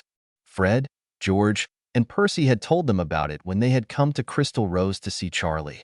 They used their winnings to first visit their oldest brother Bill in Egypt, where he was working as a curse breaker for Gringotts. They had enough to also visit Charlie at Crystal Rose. We know most of the family, Krenos says. What about them? The youngest boy had a rat on his shoulder, Sirius said. To make it more convincing that he was dead, Peter had cut off one of his fingers, and the rat on his shoulder was missing one of its toes. So it had to be Peter. And when I saw the date, I knew that Harry also had to be attending Hogwarts. Since the boy looked to be the same age, that meant that Peter was near Harry and he was in danger. Even when he did not really know Sirius, Harry could not help but feel touched. He had broken out of Azkaban and risked getting his soul sucked out by the Dementors just to make sure that he was safe from Pettigrew. He was so used to the adults in this country treating him either like property, a hero, or like an archenemy, and all because of an event that he barely even remembered even with his Gardner memory. Their other thought was that Luna was right. Once again, she had also been mentioning the rat a lot this year. The much she had been mentioning is obviously serious, but now it made sense that the rat was Pettigrew. They were going to make sure that they paid extra attention to things that Luna says from now on. She may not admit it when they ask, but she was a seer if they have ever seen one before. They haven't, but that is beside the point. There is still the matter of getting our hands on that rat, Lupin growled, realizing that he needed to step in to help his old friend. I am in Gryffindor like Ron, unfortunately, Harry said. I could easily grab his rat when he is out of the room, and if he tries to change back to fight me, I can easily handle him. Harry, while brave, you are only 13, Lupin says. I don't think you should be purposely going after someone that blew up an entire street of muggles. I've vanquished demons with a lot higher body counts than that. Harry crossed his arms. A rat shapeshifter is nothing compared to them. Animagus, Luna corrected him. Whatever, Harry said. The Ministry will probably still not listen. Lupin still sees flaws. Even if we bring them Pettigrew, they will probably say something along the lines of he was hiding because he was afraid of Sirius Black, or something like that. They wouldn't even consider that he faked his death, or that he would also probably have the dark mark on his arm. What we will need is someone that can easily outsmart them in the courtroom, Sirius says. Or I could find a way back to the Black family London townhouse. That is where my parents kept the famous Black family Black book. It had blackmail material on almost every powerful person in magical Britain. That book has been used as to keep the Blacks in power for a long time. I don't think that book will be necessary, Krenos said. We happen to know someone that has already outsmarted your ministry, Melody smirked. Someone mentioned me. Olivia giggled as she walked into the room. Lupin and Sirius basically jumped out of their skin as the time which suddenly walked through the door, making her giggle even more. Not that's what I call timing, Harry smirked. You're welcome. Krenos was revealed to have his mirror phone out. Now, time for my favorite pastime. Olivia rubbed her hands together like a cartoon villain. Beating egotistical British people at politics. Should we be worried that she gets this excited over this stuff? Melody wondered out loud. The trio looked at each other. Nah, they all decided at once. After they went back through the tunnel, it was not a lot of work to get Pettigrew. Harry had just gone back to Gryffindor Tower and waited a bit for his dorm to be empty. It was probably the first time that he was glad that Gryffindor students don't get their own rooms like Slytherins and Ravenclaws do. Once Dean was in the bathroom and the others were in the common room, he had just plucked Scabbers off of Ron's bed and smirked as he placed him in a bag that he was brought. Neville may have walked in while he was doing it, but a quick explanation had saved him a lot of trouble that would have caused. Plus, it helped that only Hermione liked Ron. So it's not like any of the other boys would have told him that his pet had gone missing anyway. They would have found his panic quite funny. Harry brought the rat to where Olivia was hiding Sirius. He was back in his dog form and hiding near Hagrid's hut with Olivia next to him. They had decided that the Greek court system would be a better chance for Sirius to be free than the British one, since all they would try to do is sweep everything under the rug and forget that Sirius ever existed. Once Olivia got back to Greece with Sirius, there would be a public trial that would have Sirius telling his story under the truth spell. They also had a backup plan if it didn't work. Since Olivia was a member of their magic council, she had the power to grant sanctuary to Sirius. That way he could be given Greek citizenship while also denouncing his British citizenship and putting him directly under their jurisdiction. That would take away any chance that the British Ministry would have to barge into the courtroom and demand that they hand Sirius over to them.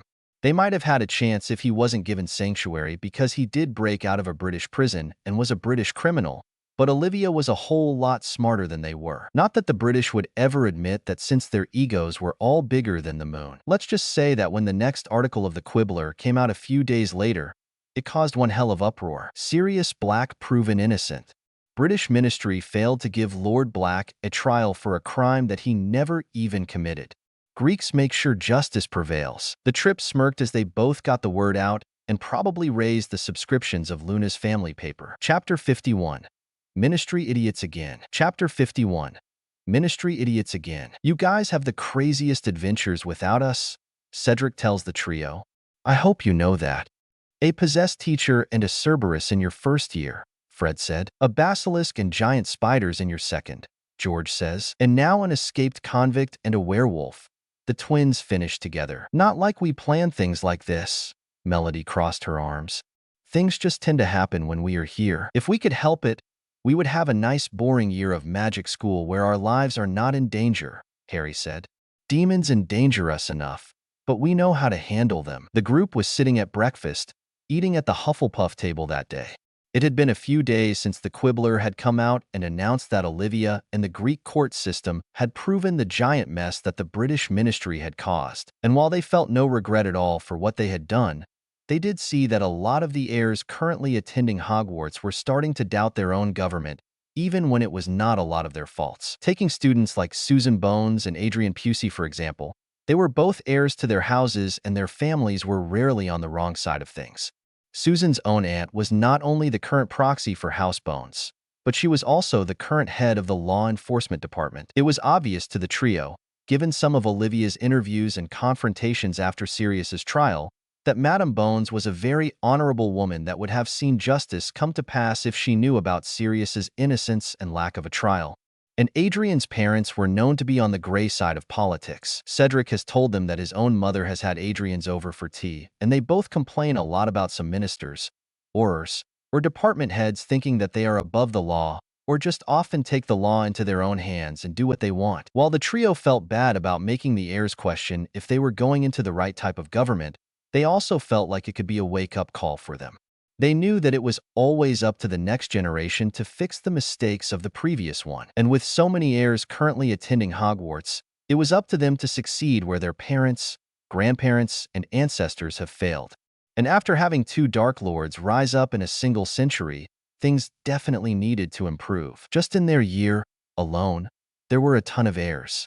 Susan Bones, Hannah Abbott, Draco Malfoy, Daphne Greengrass, Zacharias Smith, Ernie Macmillan, Baze Zabini, Gregory Goyle, Vincent Crabbe, Terry Boot, Mandy Brocklehurst, Michael Corner, Anthony Goldstein, Padma Patil, Parvati Patil, Wayne Hopkins, Megan Jones, Roger Malone, Kevin Entwistle, Isabel McDougall, Oliver Rivers, Sue Lee, and Lily Moon were also heirs to their families. Not to mention Harry and Neville as well. But with everything that has happened since coming to Britain, Harry was going to assign a proxy to the Potter and then hightail it back to Greece. Weirdly enough, this is actually not the first time that we have dealt with an escaped fugitive, Krenos suddenly told their friends. That caused their friends to freeze. Fred and George even froze with food almost in their mouths. They were that shocked. "Do you three make a habit out of running into wanted criminals?" Percy asked, actually being serious despite it sounding like a joke question. "Hey, we don't try to run into them," Melody protested. "Things like that just seem to happen around us. Besides, that other fugitive was a demon anyway," Harry said. "How can a demon," Fred started, "become a fugitive?" George finished. "It was a demon called Tabitha," Harry explained. "She was a demon sorceress that was found guilty of conspiring to overthrow the current ruler of the underworld. Her punishment was to be sealed behind stone for the rest of her eternal life." "How did she break out then?" Cedric asked. "She did manage to get followers before she was locked away," Krenos said. "So a few of her followers managed to break her out once they managed to find where she was imprisoned. We had been the ones that were unfortunate enough to run into her after she broke out," Melody says. "She had already managed to kill a few mystic souls that had also come across her. Her powers were very powerful black magic spells and curses. Her magic plus her followers quickly made things difficult for us." "Since you guys are still here," Fred said, "and have obviously not died," George says, "we take it you vanquished her." They finished together. The trio nodded. "She didn't know that she was fighting members of the Gardner family," Harry smirked. "She was not prepared for me throwing one of her minions at her with my gorilla strength and then being blasted back by my sonic scream," Melody giggled, "and finally finished off when I used my Razor Leaf spell, combined with my Leaf Storm spell," Krenos grinned. "Don't mess with you three is the lesson, right?" Cedric chuckled. The trio only smirked in response. Their British friends were learning just how terrifying their smirks really were. "Let's just say that a rose by any other name is not as sweet," Krenos evilly chuckled. "Every rose has its thorns, after all. Considering your other school is called Crystal Rose, we believe you," Percy said. "Well, not even we would mess with the nature mages back home," Harry stated. "Krenos is scary enough without having backup. White almost scarred me for life when I first met him." "That was because when you first met him, he was in his brownie peony brown bear form when you first met him," Melody giggled. "Well, who wouldn't be terrifying about turning a corner and coming face to face with a big bear?" Harry cutely pouted. White really needs to learn to stay in his human form every once in a while so that he doesn't traumatize someone by accident. Well, you did get your revenge rather quickly, Krenos laughed. When he scared you, you almost instantly summoned the spirit of an elephant in your fear and punched him through 3 different walls. Who is White? Percy doesn't remember meeting anyone with that name when they visited Crystal Rose. We mentioned our friend that was a descendant of Adonis Forest, Melody says. White Forest is another friend back home. He is from Hawaii and is a floral beast mage. His power is that he can shapeshift into any animal he chooses, but they are fused with different plants and flowers. He loves just wandering around the school in his animal forms, Krenos smiled. Most of us have gotten used to it over the years, but first-timers always get scared when they first run into one of his floral beast forms. I was never one to get scared of them since I have gotten used to seeing his jungle cat forms scratching their backs against trees that I grow in the Crystal Rose greenhouse. But he is a sweetheart, really, Harry says. He might scare people by accident, but White is one of the nicest people that you could ever meet. They continued to eat breakfast. It was the last day of term, so they were not in a rush. There was still a few hours before the Hogwarts Express would leave to take them all back to King's Cross Station. The trio wanted to visit Professor Lupin before they left. There were still some unanswered questions that they wanted to ask him, especially since it was obvious that he and Sirius used to be friends, so it made sense to them that he also had known James Potter but never told Harry that he did. But it wasn't like any of the other teachers ever told Harry anything about his birth parents. Dumbledore was probably the only one that ever told Harry anything, which actually got on their nerves since the other teachers either taught them or went to school with them. The only things that the other teachers would ever say was that James was good at transfiguration and got an award for being a chaser on the Quidditch team, and that Lily was good at charms. It was like they were purposely not telling Harry anything about them, and that did not make them trust their teachers any more than the little amount that they already did. Flitwick, Sprout, and Dumbledore were the only trustworthy teachers in the school to the trio. The trio soon was going up to Professor Lupin's classroom in order to talk to him. They already packed all their stuff and would be ready to leave afterward. They knocked on his office door, and he soon told them to come in. They were shocked that he was packing suitcases when they came in, and not like going home for the summer suitcases, but more like leaving and not coming back suitcases. His office was completely bare. "Professor, are you leaving?" Melody asked. Lupin closed one of his suitcases, then turned to the trio. It seemed that Professor Snape was not happy about Sirius getting free, Remus told them. Combine that with the potential of me teaching again next year, and he got even madder. He accidentally outed me as a werewolf to the Slytherins. So you have to leave just because Snape decided to be childishly spiteful. Harry clenched his hands into fists. You 3 come from a very accepting country, Remus tells them. Here, werewolves are not welcome into almost any place that is a public place of work. I only got a job here in the first place because it is not well known that I am a werewolf, so Dumbledore was able to hire me. It helped that I also happen to have a mastery in defense against the dark arts. The trio knew about the treatment of creatures in magical Britain, but Lupin was still one of the best defense teachers that they have had since coming to Hogwarts. But that isn't right, Krenos stated. You're one of the only 2 good defense teachers that we've actually had at Hogwarts. Kingsley was only here for part of our second year, but the other 2 were an idiotic fraud and a possessed idiot. Either way, they were still idiots. This country's ministry should be shut down from how corrupt it is. Harry crossed his arms. Magical Britain is actually the only magical country in the world that discriminates against magical creatures like werewolves. There is literally no other place in the world that treats creatures the way this country does. To them and us, magic is just magic, Melody said. And for creatures, their magic is simply different. That is how other countries feel about creatures.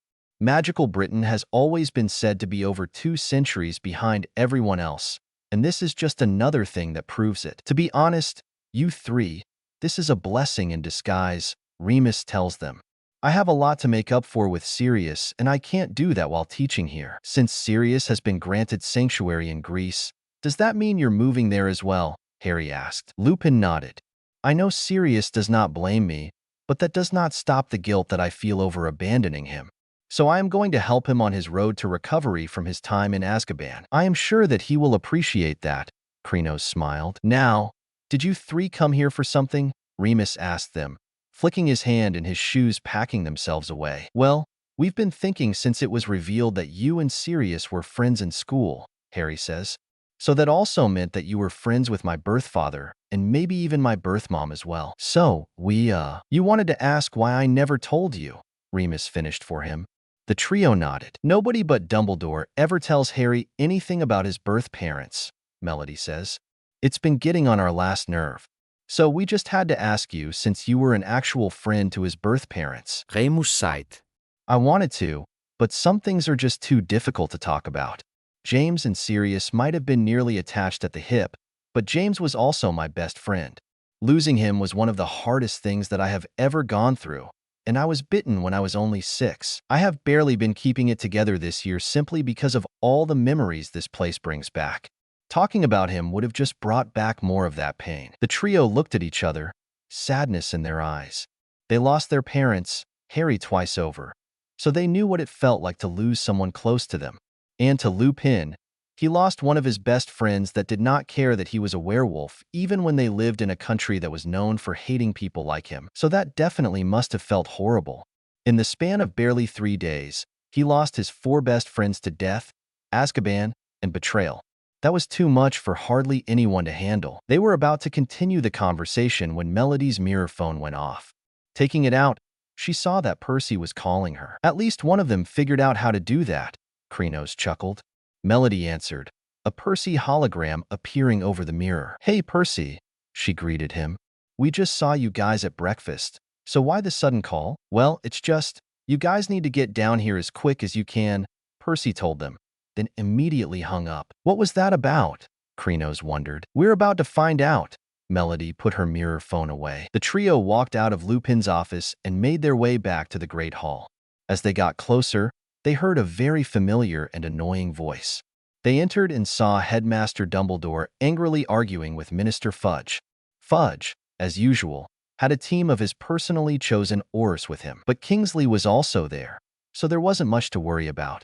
They rolled their eyes at the fact that they were having to deal with this moronic minister again.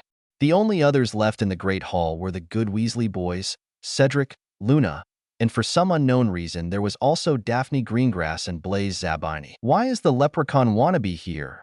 Krenos asked Cedric as they walked over to him. While I love your roasts against Fudge, this is not the situation where jokes will be handled well, Cedric says. Why? Harry asked. Potter's guardianship is going back into the hands of the Ministry, and that is that.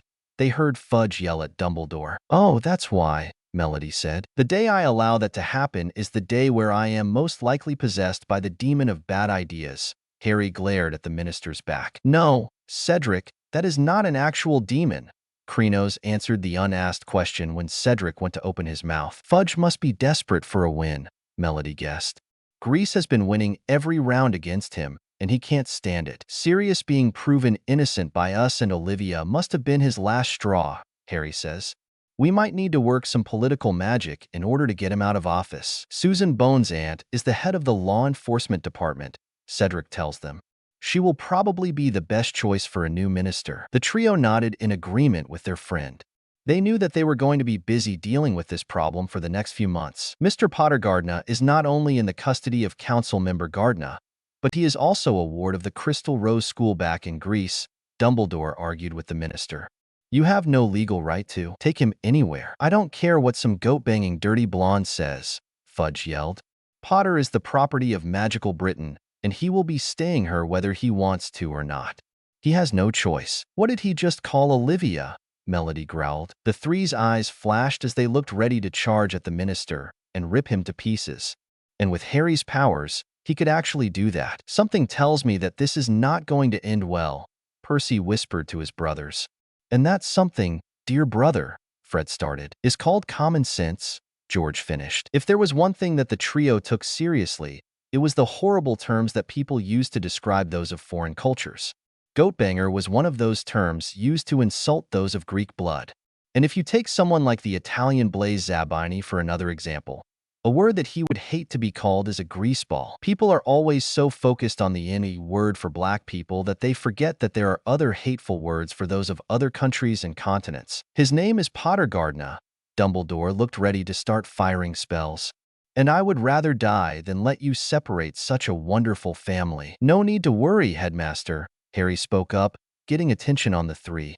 These guys will never be able to take me anywhere. If they tried, they would face the wrath of not just the Gardner family, but every other powerful family of magical Greece, Melody said. The Gardner family is over 4,000 years old, Krenos smirked.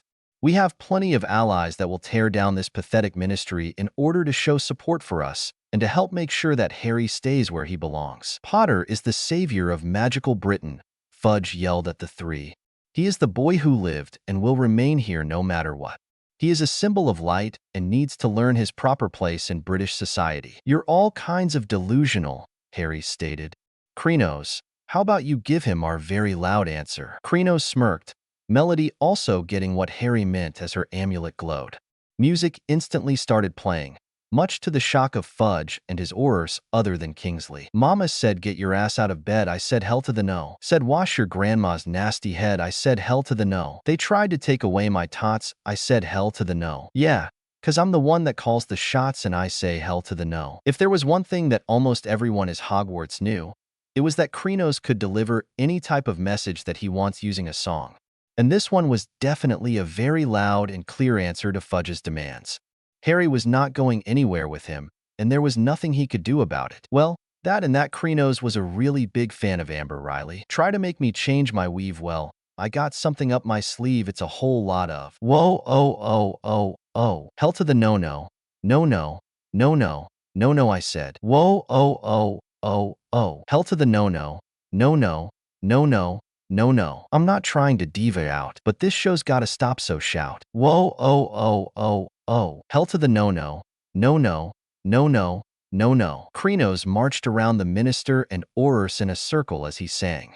His voice and the song were actually so intimidating that they did nothing but watch. To those like Fred and George, it was hilarious that a group of aurors and the Minister of Magic were all so scared of a singing 13-year-old that they were doing nothing all because of his song of choice. But they all knew that this was also a serious situation, and that something was most likely going to happen after Krenos finished. So, all of them subtly got out their wands in order to defend the trio once things got out of hand. And with how desperate Fudge seemed to be to get Harry under his control, they knew that things were going to go crazy. Well, crazier than things already were. Tell me I should eat my Wheaties. You know what, hell to the no. Tell me I'll come down with diabetes, hell to the no. Try to make me change my eats, but baby, that just isn't me. I'm a whole lot of. Whoa, oh. Hell to the no. No, I said. Whoa, oh. Hell to the no. No. I'm not trying to diva out, but this show's gotta stop so shout. Whoa, oh. Hell to the no. No. It was also very obvious, at least now that they knew about their powers, that Krenos' voice had to be enhanced. He might not be the music mage that Melody is, but there was no way that a boy could hit those notes without some type of help.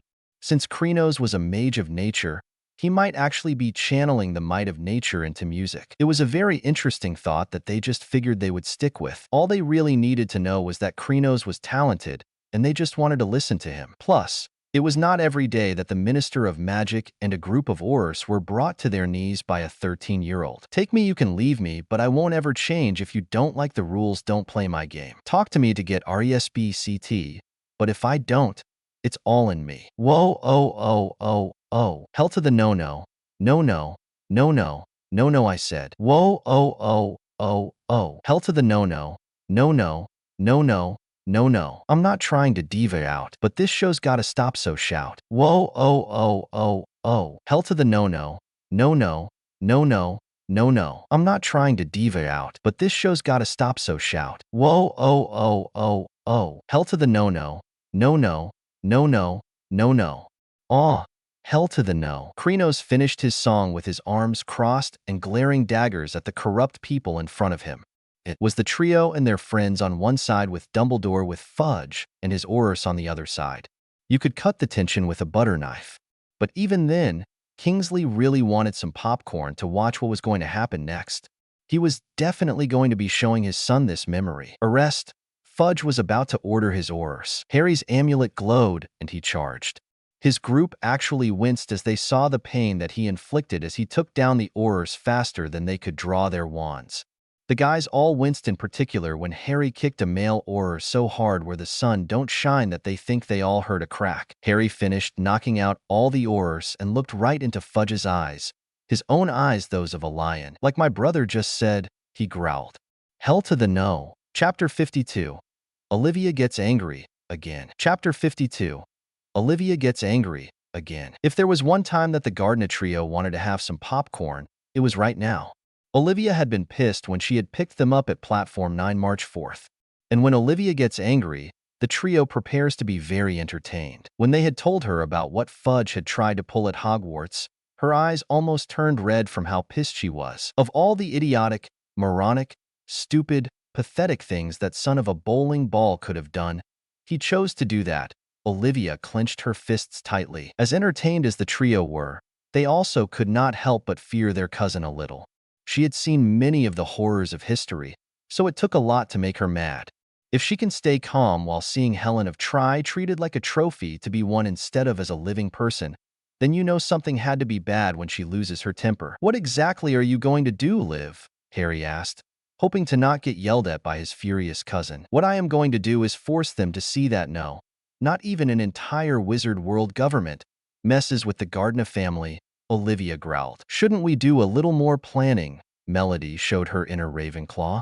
"Get the other council members involved, or go to the International Confederation of Wizards, or sue them for everything they got?" As much as I love sticking it to corrupt idiots in power, I agree with Melody that subtlety is more important for this situation, Krenos says. "If we go in kicking and screaming, things might get worse and spells could start flying. I may be a skilled politician, but I am a Gardner first and foremost," Olivia said. "We protect each other with everything we have. Right now, what I have is a lit fuse and a lot of political power." "There should still be a plan," Melody argued. "Going into the heart of magical Britain and blasting everyone in sight would cause a lot more harm than good. This is probably the first time that I wish we had friends with more power inside that place." Krenos crossed his arms. "The Weasley boys are great, except for the human garbage disposal, but their father is seen as a joke in the eyes of the Ministry. Cedric's father might be the head of the Department of Magical Transportation, but he does not have a lot of sway at the Ministry," Melody added. "Neville's Gran would be our best choice of an ally, but I don't think she likes us very much after we got Neville his own wand," Harry said. "But it was her own fault since she didn't take him to Ollivanders on her own. She really needs to stop trying to force Neville to be like his father. Plus, who dresses the way that she does?" Melody shook her head. "When Neville made Boggart Snape dress like his Gran, there was a literal stuffed vulture on its hat. Who in their right mind would ever wear something like that?" "This is magical Britain," Krenos reminded. "No one is in their right mind. Luna comes to mind, but she is crazy in a fun way. That is more because she is one of us, so she sees no reason to not let all the crazy come out," Harry chuckled. "You have to love that girl. Anyone that doesn't deserves to be in the fields of punishment." "You are such a big brother to her," Melody giggled. "Well, she is just so innocent. And yet she also knows how to kick but when needed," Harry smiled. "I want to protect her, and also not get on her bad side all at the same time." "Luna Lovegood, making people confused and yet fall in love with her for 12 years, Krenos joked. "Unless you are one of those pathetic Ravenclaws that bully her." Melody crossed her arms as she growled. "It's like none of them can handle that she is unique instead of just a bookworm like most of them. Ravenclaw is supposed to value wisdom as well as creativity, to think outside of the box. But looking at any of my housemates, and they pretty much have locked that box and hate anyone that tries to think outside of it. Someone seriously needs to fix the stereotypes around Hogwarts," Harry said. "Like even the own members of each house believe in their own stereotypes. Slytherins are cold-hearted. Hufflepuffs fade into the background. Ravenclaws always have their noses in a book, and Gryffindors are reckless. It drives me crazy." "Olivia, I would have fixed this country long ago if I had your powers," Krenos sighed.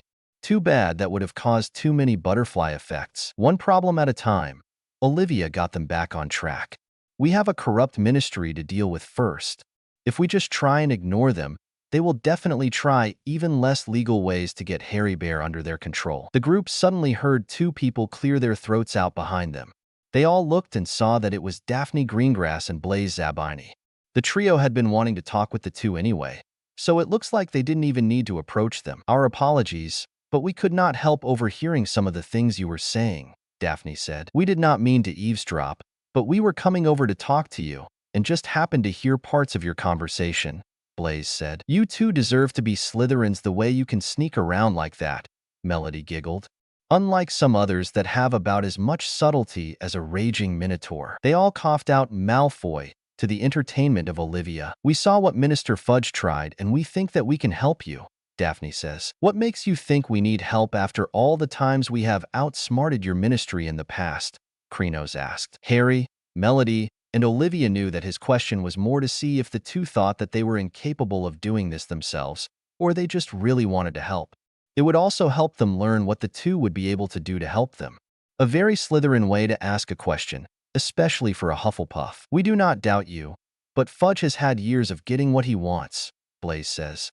If he doesn't bribe to get it, he threatens people with his position in order to get his way. About a year before we all started at Hogwarts, Fudge's cousin got a bit out of hand with a rivalry he had with another businessman, Daphne says. Fudge's family also has businesses involving ingredient harvesting. They make deals with farms, hunters, and creature zoos to gather ingredients for wands and potions to sell to apothecaries, potion masters, and wand crafters. Guess that makes more sense than the owners of those shops doing all the harvesting themselves, Harry said. I can't imagine Ollivander going out to get phoenix feathers, unicorn hairs, and dragon heartstrings. Well, it seemed that Fudge was not above sabotage to help his family even when their rival did nothing wrong, Blaise says. The rival harvesting business did not care about any other businesses like theirs, Daphne continued. They just wanted to partake in their jobs just like everyone else. But the main difference is that they had their own farms and creature sanctuaries that they harvest their ingredients from themselves. There is no middleman between them and who they sell their ingredients to. Fudge's family hated them since they were getting more popular than their own business. Something tells us that we are not going to like the rest of this story, Melody said. You won't, Blaise stated. Fudge learned of this from his cousin, who was the current one in charge, Daphne says. Fudge started using his sway to raise the rent on their farms, sanctuaries, and storefronts. It continued to be raised until they were forced to close smaller stores and raise prices in order to save money while also gaining more. But Fudge did not stop until their businesses were all bankrupt, and he managed to throw them all into Azkaban for a year when they failed to have enough money to pay their taxes. He called it tax evasion. The trio all gasped. Even Olivia looked shocked. When we thought our opinion of him could not get any lower, Harry shook his head. Who could be so selfish to ruin the lives of innocent people just to help their own business get more customers? Melody cringed. Fudge, apparently, Olivia growled. He really needs to go. How did he even get away with that? Harry asked the two locals. Because as minister, he can cover up just as much as he likes to, Blaise said. He sweeps everything under the rug before anyone can notice, like he almost did with Sirius, Harry remembered. He ordered Sirius to be kissed on sight, leaving no way for him to attempt to prove his innocence, sticking their heads in the sand. What this place does best, Olivia face-bombed. Tell us about it, Blaise said.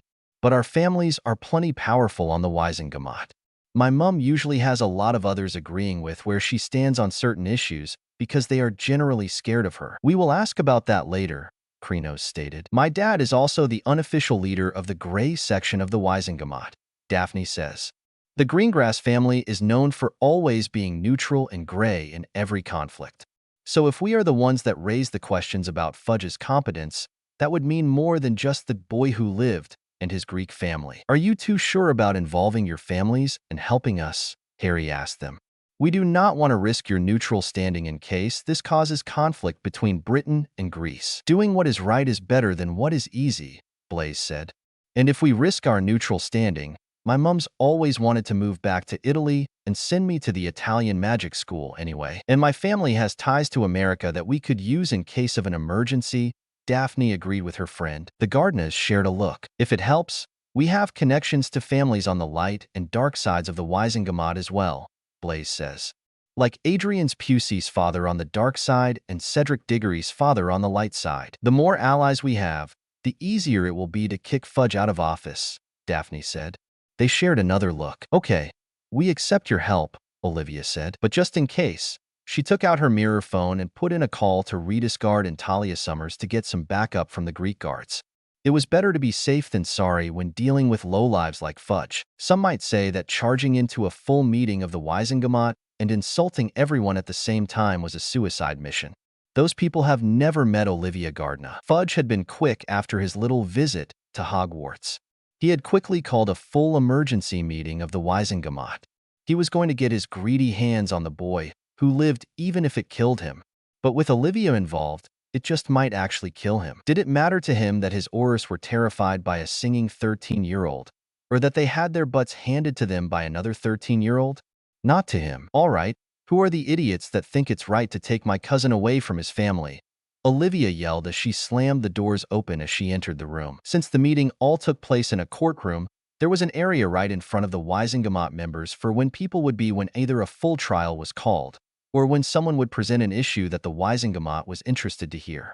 They usually had a few speakers at their regular monthly meetings, but this was the first time that someone barged in and an insult was the first thing that they would say. Olivia came in, and they were lucky that she didn't blow them sky high as it was. The trio stood behind her. Harry easily recognized since he did still have some features of his birth parents.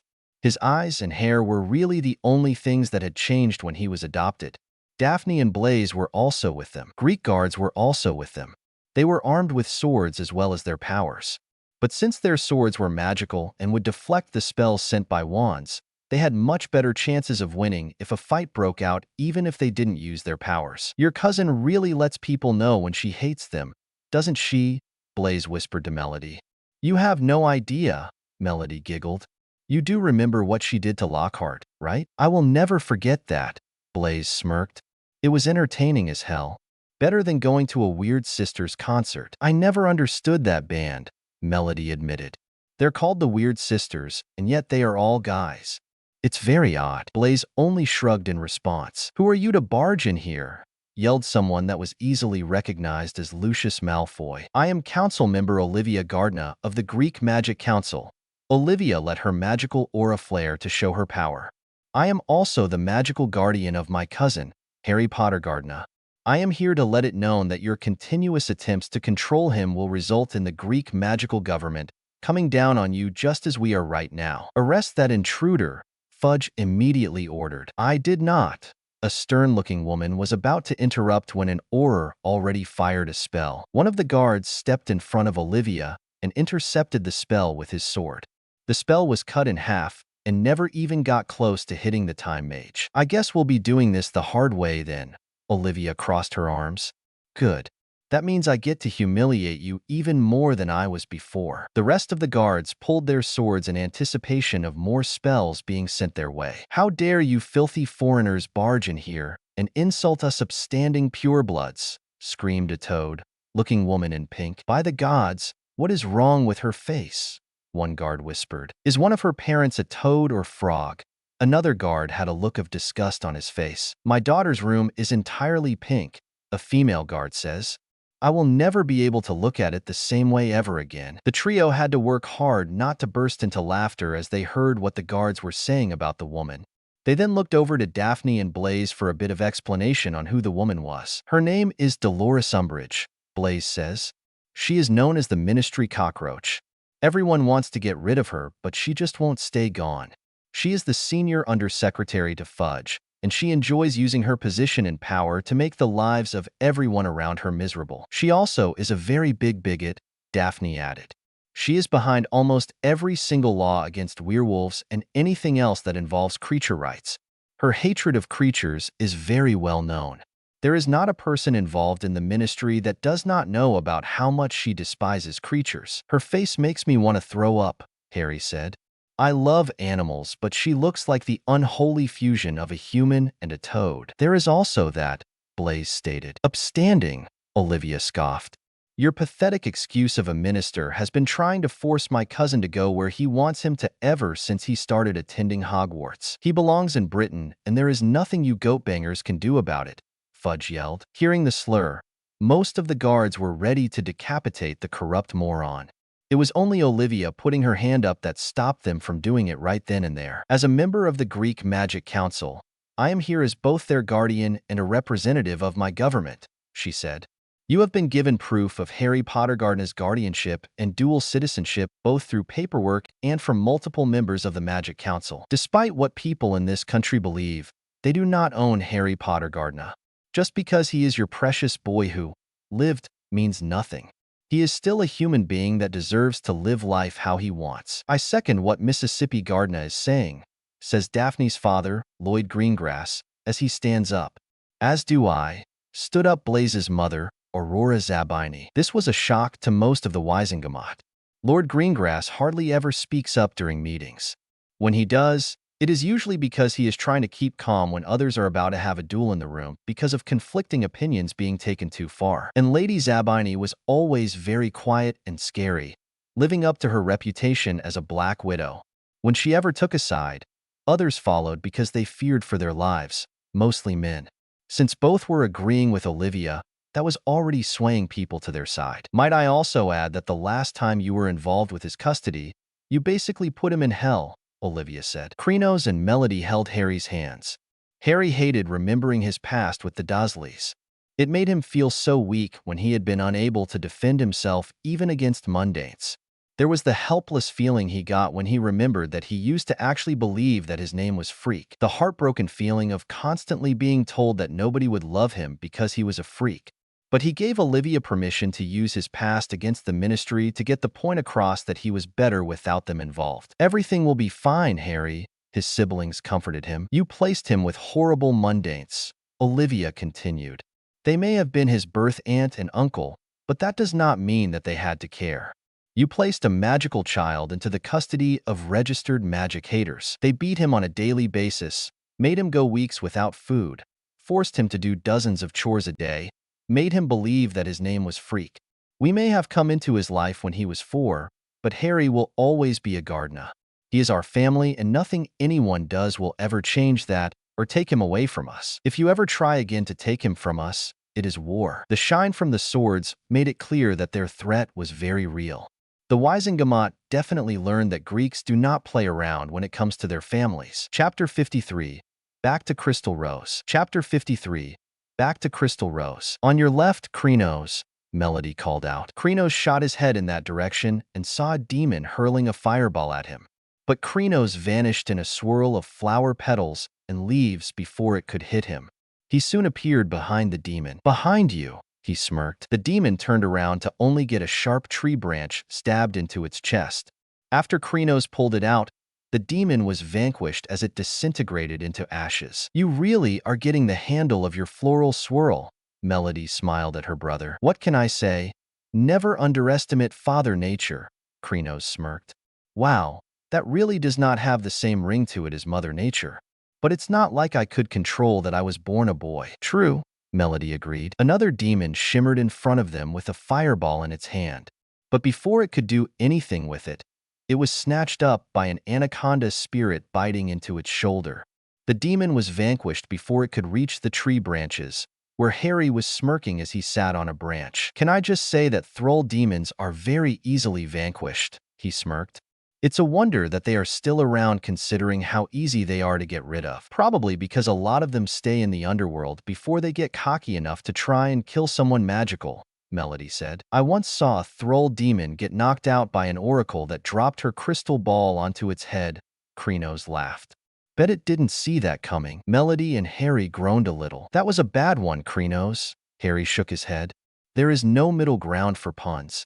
They are either good or bad, nothing in between.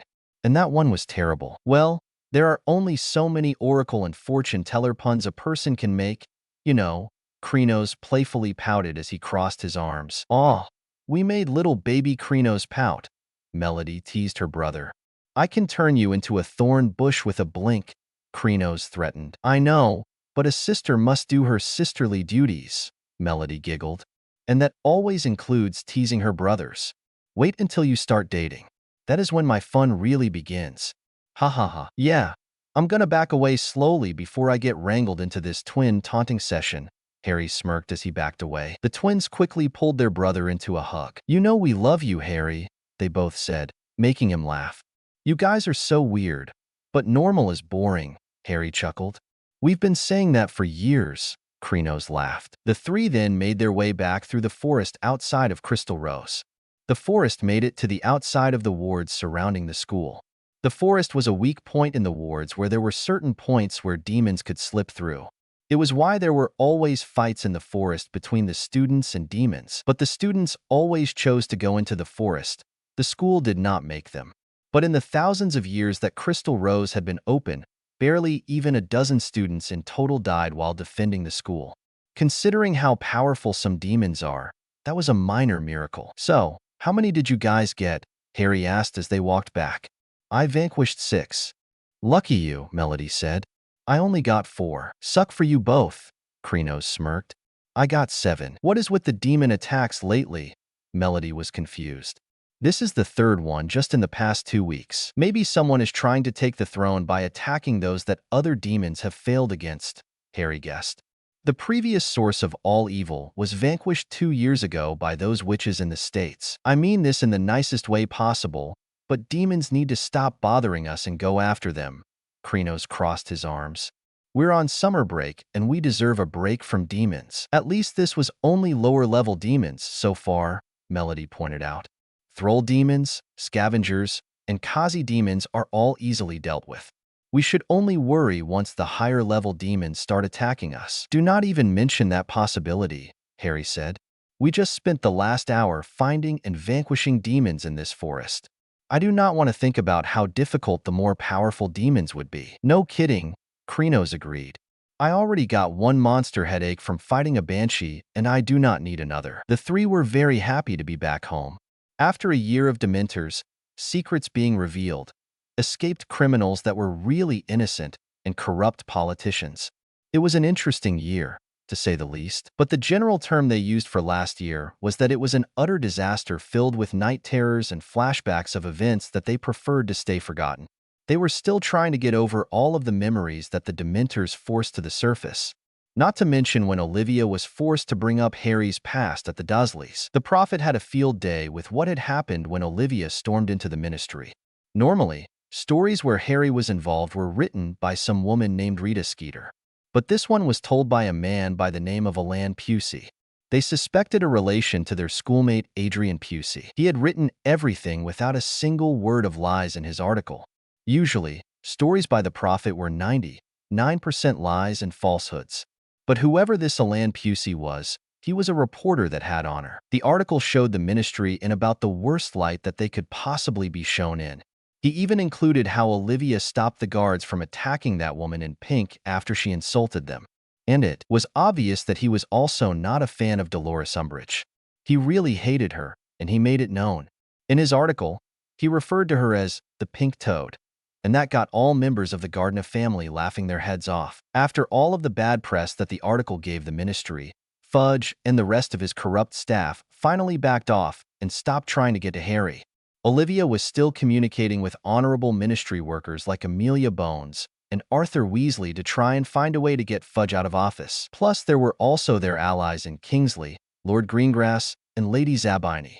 But since most of the Wisengamot enjoyed having an easily bribed, threatened, and tricked man as a minister, they were not going to vote him out of the office without more evidence against him. They were going to find a way to get rid of them, or they were going to lose it over having such a moron running a magical government. For now, they just wanted to relax.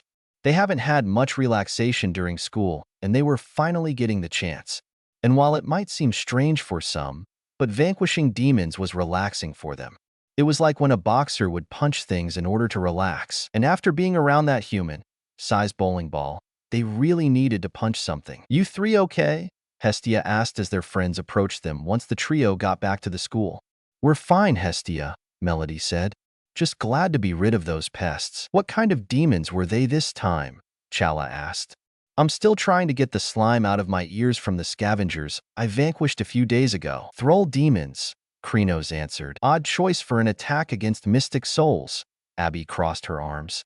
Their only powers are shimmering and fireballs. They stand no chance against us no matter how many of them attack at once. We think the demons are trying to make themselves look good by killing tough opponents, Harry says. trying to raise their status up in the underworld and try to make themselves worthy of being called the new source. Most of their group rolled their eyes. They were all pretty sick of demons trying to make a name for themselves by trying to kill them. Mystic souls, Wiccans, and Guardians were always targets for demons trying to make themselves look more powerful. It drove them all nuts, but it was still better than demons attacking mundanes, who have no defense against magical demons. So, anything happen while we were busy? Krenos asked. Wyatt blew up another cauldron, Haley said. Another one, Harry face-bombed. That's the third one today. What is he even working on? I asked him after the second cauldron blew up, White says. He said he was trying to change his twice-baked spicy do-over soul recipe. He was trying to fix it so that it would have the same power to turn back time, but did not have to be so spicy. That actually makes so much sense, Melody said. No kidding, Abby agreed. I normally love fish, since I am from an island, but when I had that dish from him to go back to that morning, I have no spice tolerance at all. As an ice mage, I prefer my food nice and cool, or, at the very least, not have any spice in it at all. Well, that recipe does require enchanted Diablo pepper, Krenos chuckled. And Diablo means devil in Spanish for a reason. No joke that it means devil, Abby said. I had to drink basically a gallon of milk when I was finished. I was also fully intending to eat ice, but the recipe sent me back in time to that morning before I could. So the spicy sensation stopped. Wyatt may cause a lot of disasters, but his magic is certainly unique and quite amazing when he gets it right, Harry said. I remember when he made that root beer float away, Krenos laughed. Nearly half the school was stuck on the ceiling before he could come up with a reversing recipe. Yeah, but I think people forget that the only reason that happened was a prank gone wrong, Chala pointed out. Wyatt may have made it, but it was that jerk Tommy Reverse that stole it and then miscast a spell that spread it to more than just the goblet he was trying to place the recipe in. Some people are just stupid, Harry shook his head. The rest of their group nodded in agreement. Tommy Reverse was the resident jerk of Crystal Rose. He had the power of backward speech magic. He cast spells simply by speaking backward. He was from a very traditional family, but their ways were more of the whole women need to be barefoot and in the kitchen type of old traditions. He was the mostest person any of them knew, and many of the female students had to force themselves not to vanquish him right where he stood. But that did not mean that they did not torment him as much as they could. Celeste, as a water mage, enjoyed it when she caused a ball of water to fall on his head. She would always fake innocence and say that she just lost her concentration. She was always believed. Sophia also always took advantage of his known fear of rats. There were rumors that he had a bad run-in with a rat demon a few years ago, but they did not know if it was true or not. But Sophia always loved shape-shifting into a rat and chasing him at random points. The entire female population of Crystal Rose hated him. Hey, guys, Percy approached them. Gia, Percy, the trio greeted their friend. Percy had been speechless when the trio had given him a paper at the end of the school year. He had graduated, but the only job opportunities that he knew about were at the ministry. As much as he wanted to make his mom proud by doing what she wanted, he did not want to go anywhere near the ministry after hearing what they tried to do to Harry. The paper had been an apprenticeship offer from their teacher, Victor Milky. He was their professor of mythology and history.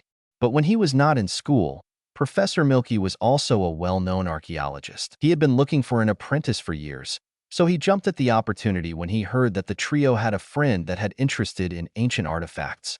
He asked the three to give him some information about Percy's grades, his desire to work with artifacts, and anything else that would affect his choice. He was so impressed that he instantly had the three pass along his offer. Percy had been overjoyed and accepted the offer right away. He had always been interested in ancient times and the artifacts that have been left behind by them. The books that Melody had given him the past 3 Yules have shown him that there are also a great deal of magical artifacts out there. He wanted to know more. So he accepted the apprenticeship, and Charlie got him a portkey to Greece from England when he got one for himself to get there from Romania. But let's just say that Mrs. Weasley was less than pleased that her third child was not only leaving the country, but also not going to work at the ministry like she wanted them to.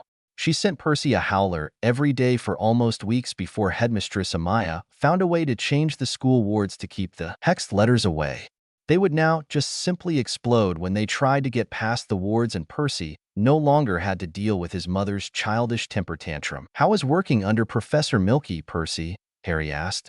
"We started going to Hogwarts before we had a chance to have him for a teacher. He is a very knowledgeable man."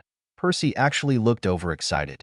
"And as much as he is serious, he also knows that being serious is not all that he is and does tend to make jokes every now and again." "Yeah, that's who he is," Chalice smiled. "He is a great teacher. He makes history come alive, and not just because he can use his illusion magic to literally bring it alive, but it's also the lively way that he teaches. He also makes jokes a lot as well.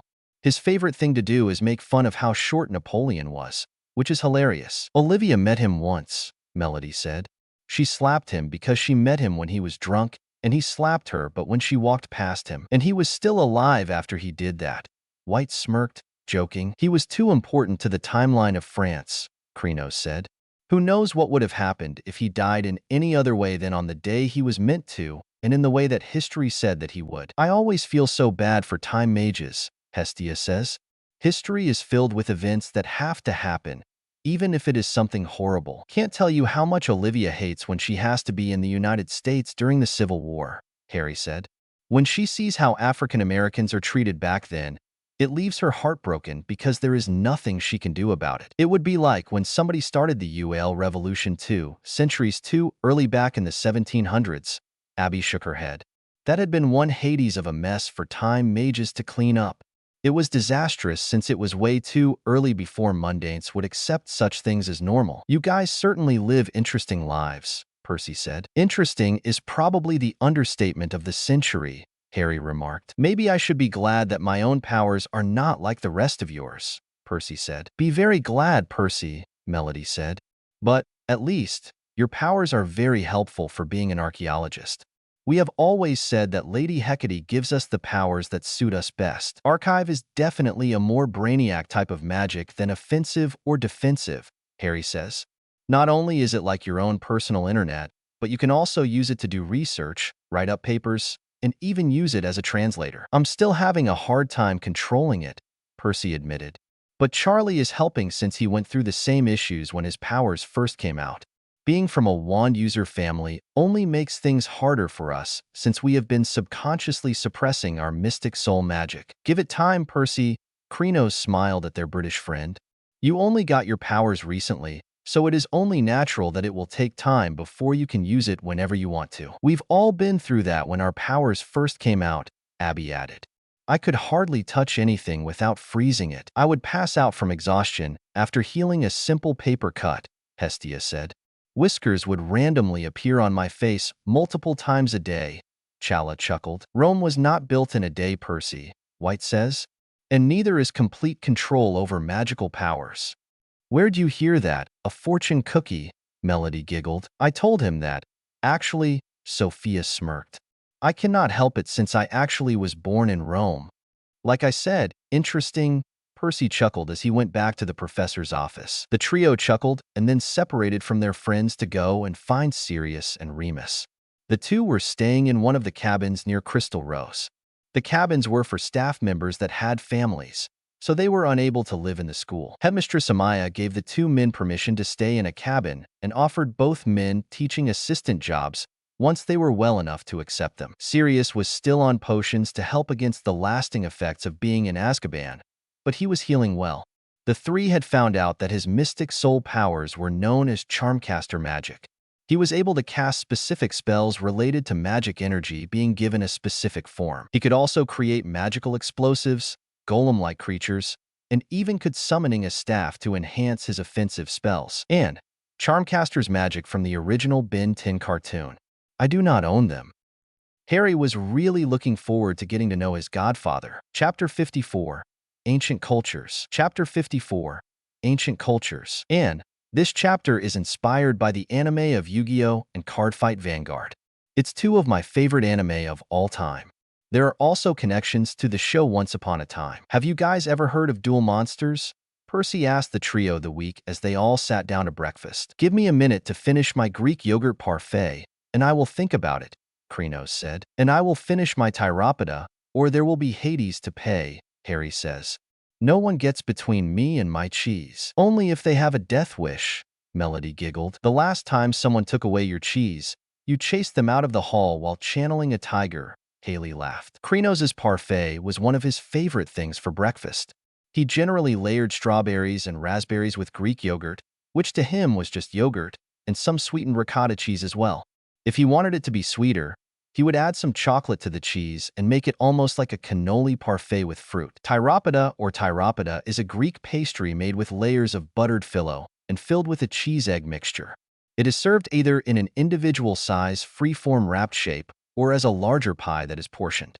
When made with casseri cheese, it may be called casseropida. Since it included a lot of cheese, it was obviously one of Harry's favorite things for breakfast. Where Harry got his love of cheese was still a mystery, but since Greek feta is one of the best-known cheeses in the world, they do not question it. Everyone has their tastes in food, anyway. What is with you and the jungle cats, anyway? White asked. I know I tend to favor my Black Dahlia Panther form, but you always tend to channel jungle cats. Lions, tigers, panthers, pumas, cheetahs. I even once saw you channel a mountain lion just to take a nap on a rock, Sophia remembered. What? Harry shrugged. Mountain lions are the best animal for rock naps. Almost makes you think you may have a crush on Chala, Abby giggled. Oh, do the twins have some competition? Percy smirked, forgetting his question for a second. Hades, no. Both Harry and Chala immediately protested. I love Chala, but he is more of an honorary brother, Harry said. Harry is correct, Chala agreed. I have never had any romantic feelings for him. We are brothers, but just not as much as him and Krenos. Correct, Krenos said. The spot of Harry Pottergarden's brother is filled and will not be taken by anyone else. At least not until Melody and I marry, and he gains some brothers-in-law. I pity any girl that tries to ask you out, Hestia stated. They will be in for the shock of their lives. The healer laughed at her own joke. I am proud to be gay, and if anyone ever has a problem with that, they will suddenly find themselves up to their necks in poison ivy, Krenos says. I am suddenly very glad to have you as a friend and not an enemy, Chala chuckled. Most mystic souls are, Krenos smirked. So, what is it about this dual monsters thing, Percy?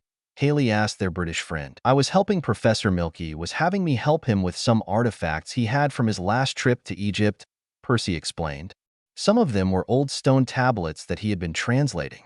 Most of them had been talking about an ancient magical game that the pharaohs had once used on the worst criminals of the magical world. It was said that the criminals would have a chance to use this game to duel for their freedom, but the pharaoh never lost a single match. And Dual Monsters is the name that the tablets said it was, Hestia asked. That is what Professor Milky's research told us, Percy said. I was just curious if any of you have heard of such a game. It doesn't sound like something that has ever been used in Greece, Krenos says.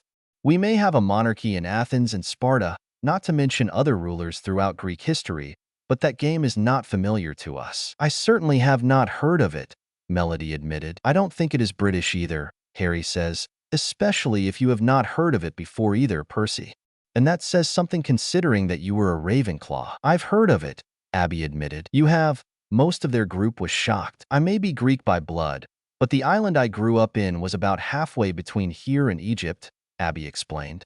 So there were also a lot of Egyptians on my island as well. The game has been modernized and is quite fun to play. I may have heard of it as well, Chala says. I will need to think a bit more in order to be sure. What exactly is the game? Percy took out his mirror pad to use the notebook app to start taking notes, having finally gotten used to using the magical device. The game is both the same and different from how it was back in ancient times, Abby says. Back then, the game was used by magical beings, such as mystic souls, to connect with an enchanted gauntlet with a blade to place stones with symbols carved on them onto it. The game could only be used by magical beings, so the pharaohs that used the game must have been magical and see it on magical criminals. Percy added that to his notes. Correct, Abby nodded. I remember the game now. Chala joined the explanation. The stones had symbols of monsters, traps, and spells carved onto them. When used on the gauntlet blade, the spells and traps could be played while the monsters could be summoned. Summoning monsters, Percy gasped, his head darting upward from his notes. That's possible? Well, there certainly are plenty of mystic soul magics that are similar to that kind of power, Melody says. Harry nods in agreement. Zodiac spirit magic allows the mystic soul to use golden keys to summon celestial spirits of the zodiac from the celestial world. Mystical spirit magic allows the user to call upon the spirits of magical creatures, and there are many others that either can summon creatures or even create them with natural elements around them, almost like those that have different versions of my magic or Abby's, White said, creating creatures using nature or ice. Not to mention the actual magical creatures that are involved with nature and ice, like nymphs, snow spirits, gladiator beasts, winter wolves, dryads, and even ice fairies. Most magical criminals back then were very cocky. Abby took the explanation back. They would always accept the challenge, thinking that the pharaoh was just a spoiled brat that knew nothing about such a harsh magic. Harsh? Krenos was confused. Isn't it just a chance to win their freedom, and they just go back to jail if they lose? The harsh part of the magic is the main difference between the ancient game and the current one, Chalice says. The criminal does go free if they win, but whoever loses the duel forfeits their soul to the Shadow Realm, where they are doomed for all eternity to pain and suffering worse than even the fields of punishment and Tartarus combined. The local Greeks all cringed at that thought. Tartarus and the fields of punishment were the worst places in all of the underworld. Only the Furies are even able to go to either place without getting sick to their demonic stomachs at the sight of one of the harsher punishments that occur there, such as Ixion being forever bound to a spinning and burning wheel for trying to seduce Zeus's wife Hera, or even Philogeius, who is entombed in rock and starved while there is an eternal feast right in front of him because he set fire to Apollo's temple in Delphi. Criminals back then must have been really cocky to risk their souls like that, Hestia said. More uncomfortable than the rest given that she was a healer, so she valued life more than others. Back then, magic made a lot of people more cocky than they would be now, Abby says. And that says something considering the size of egos over in magical Britain. Can't go one day without insulting my home country. Can you guys? Percy was actually amused instead of insulted. What can we say? Krenos chuckled. Insulting egotistical British people gives us life. And coming from a nature mage, that means a lot. Harry laughed. What has more life than nature? I see your point, Percy said. So, what about the game has changed for modern mystics? For one thing, there is no longer a risk to your soul, Abby said. Wins and losses are just that. No one loses their soul anymore. Also, instead of stones and gauntlet blades, we use cards and magical duel discs. Much easier than carrying around heavy stones marked with magical symbols. Duel Monsters has turned into quite a fun game that most of Africa is actually quite fond of, Chalice says. It started in Egypt and has grown in popularity since then. But we also like to keep things close to home, Abby added. We do not want the ancient ways of the Shadow Realm falling into the wrong hands. So we let that part of magic become mostly forgotten by history. Sounds like a good choice if you ask me, Melody said. The fields of punishment and Tartarus are a part of our culture, but that Shadow Realm sounds like bad news. Harry shivered at the thought of it. Then you see why we would rather forget about that part of our history, Chalice said. Lucky that none of us were born during that time period, Hestia stated. Without a doubt, Haley agreed. I wonder if there are any games like Duel Monsters in any other parts of the world. Percy wondered out loud. Oh, there is, a female voice says. The group looked up and saw their friend Madison vanish, another legacy of the original Olympian mages from back in ancient Greece. Though, she does have family over in Japan. Her power is dragon ninja magic. Not only is she able to channel dragon spirits into her weapons, but she also has incredible agility, speed, and even invisibility powers. She is often called the most skilled warrior in all of Crystal Rose and is never seen without her twin katanas strapped to her back, not to mention any weapons that she keeps hidden inside of the belt that she wears. She is as dangerous as she is beautiful. Oh, does Greece have their own game?